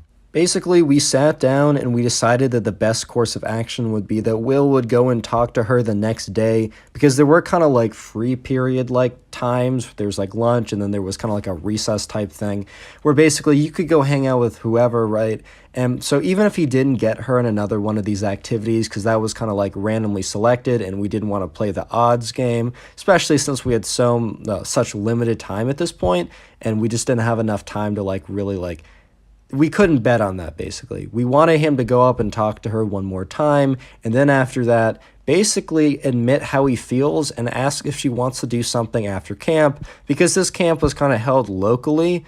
It wasn't an overnight camp, it wasn't a sleepaway camp, and basically at the end of the day, like, you went home, so maybe they could go see a movie or something. But basically, we wanted him to talk to her one more time, and then kind of, pull the trigger and see what we can do, right? So the next day, Will eventually gets the courage to talk to her, and it's recess period, so we don't all go up to talk to her with him, but we're like far enough away that we're obviously like, well, we didn't think was obvious. In retrospect, we were kind of looking, laughing, and maybe we were pointing, so maybe it was a little obvious, right? But but at the time, we thought we were far enough away that like she wouldn't notice that we were watching, and we were basically looking at what was happening, and from our perspective, it looked like it was going really well because Will was talking to her and she didn't like, I don't know, run away. I guess the fact that she responded was like a win enough for us, which I don't know what that says, but that definitely hey, she responded to him. That was good enough for us. We were like, okay, he's got this in the bag. So the next day rolls around and we're like, okay, bro, okay, Will, it's finally the day. All you got to do is ask her out on a date to the movies. Like, how could it go wrong? You guys spoke once. That has to be good enough. Of course, 5th grade logic, but whatever, man. It was what it was. So anyways, right, so we're outside at recess, and we don't want to, like, crowd him. So we do the same thing. We stand away far enough that, like, we can kind of see what's going on, but we can't actually hear what's going on. And we see Will go up to her. We see him get her attention. We see him say something. And then we see Sarah's face, and it looks kind of amused. And I was like, okay, amused is better than angry or crying, but amused isn't exactly what we're looking for here. You know what I mean? So Will looks a little defeated, and we're like, okay, this can't be good. So he comes back, and basically we're like, okay, dude, what happened? And he just looks at us all defeated like, I don't really want to talk about it. So you already knew, like, right away that it wasn't going to be good. So basically, we didn't ask Will about it for a second. But by the end of the day, before we left, he was like, guys, okay, let's talk about what happened. I think you guys at least deserve to know. Just TLDR didn't go well, so just be heads up for that. So we're like, oh man, we're sorry about that. But then he told us the details, bro. Goes on to explain that Sarah said, no, I will not go on a date with you. I don't want to go on a date with someone who's a gamer like you. You're known as one of the Minecraft kids, and I would never be caught going out with someone who is one of the Minecraft kids, so no. Basically being extra rude about it, basically saying that, like, because he played Minecraft, because he played games, she would never go out with him, basically. This sounds a little cruel and petty, but remember, this was 5th grade. Even for 5th grade, to be fair, this was cruel and petty, but remember, it kind of not expected, but like this isn't like high school or college, this is still middle school. But at the same time, man, even we thought this was a little mean back in the day. You might be thinking, wow, this is kind of a sad story. Let me just say that, it gets a lot better. There's a pretty big twist. But before I get into the twist, if you made it this far into the video, comment door down below, like the thing that you enter a building with, like a door. I just want to see how many people made it this far into the video, as I really do appreciate people watching my videos all the way. So basically, the next day rolls around, and somehow we figure out that Sarah has a thing for this other guy at this camp named PJ.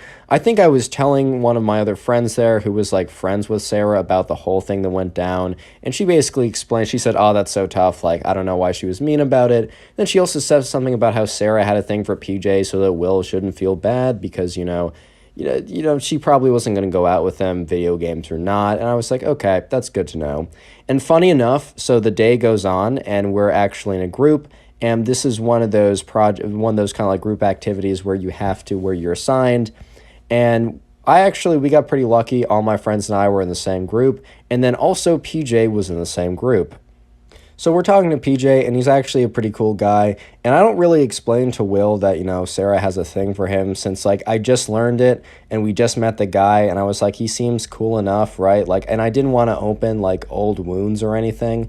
So I was just like, okay, like, whatever. I told him eventually, but in the beginning, it was just like we were just chilling with them. It was a good time. And eventually, the topic of, like, Minecraft comes up, and PJ admits that he actually is also a pretty big fan. I don't want to say admits, man. He was proud about it. He enjoyed it, right? The only person who really seemed it to be, like, something you'd want to admit would be Sarah, bro. She's the only person who really thought it as something as, like, shameful or something. I don't even know. But anyways, PJ admits that, he also plays Minecraft. So, we talk about that. And we actually kind of bond over that, man. I'm going to be honest. Like, the thing is, like, he actually kind of joined our group afterwards. This was about a week in, so we didn't have a ton of time with him, but it was still kind of nice, right? So the next couple of days, so we had a weekend break, and we talked to him a little bit over that. And then when we came back the next week, we hung out the first couple days together. And the next week, he was kind of like now part of our group or whatever, because we all kind of enjoyed Minecraft, right? And just so you know, over the weekend, I did tell Will, I'm like, hey, by the way, I found out that Sarah, also likes this PJ guy, so just be aware. I hope it doesn't matter. And he said, yeah, no, it really doesn't matter at all. He was kind of over the whole Sarah thing anyways. I mean, we were just at camp. We were in 5th grade. Minecraft was obviously much more important to us at the time. So we're all sitting at lunch one day, and I see Sarah walking up to the table that we're sitting with, and it's me, my friends, Will is there, and PJ, who is now one of our buddies too. He's also sitting at the lunch table, and he was kind of facing behind her, so he didn't really see her coming, and I was just thinking to myself, okay, man, this is going to be interesting. What's about to go down? So Sarah came up to PJ, and, apparently they've been talking a little bit throughout the last week or so. PJ wasn't aware of the whole Will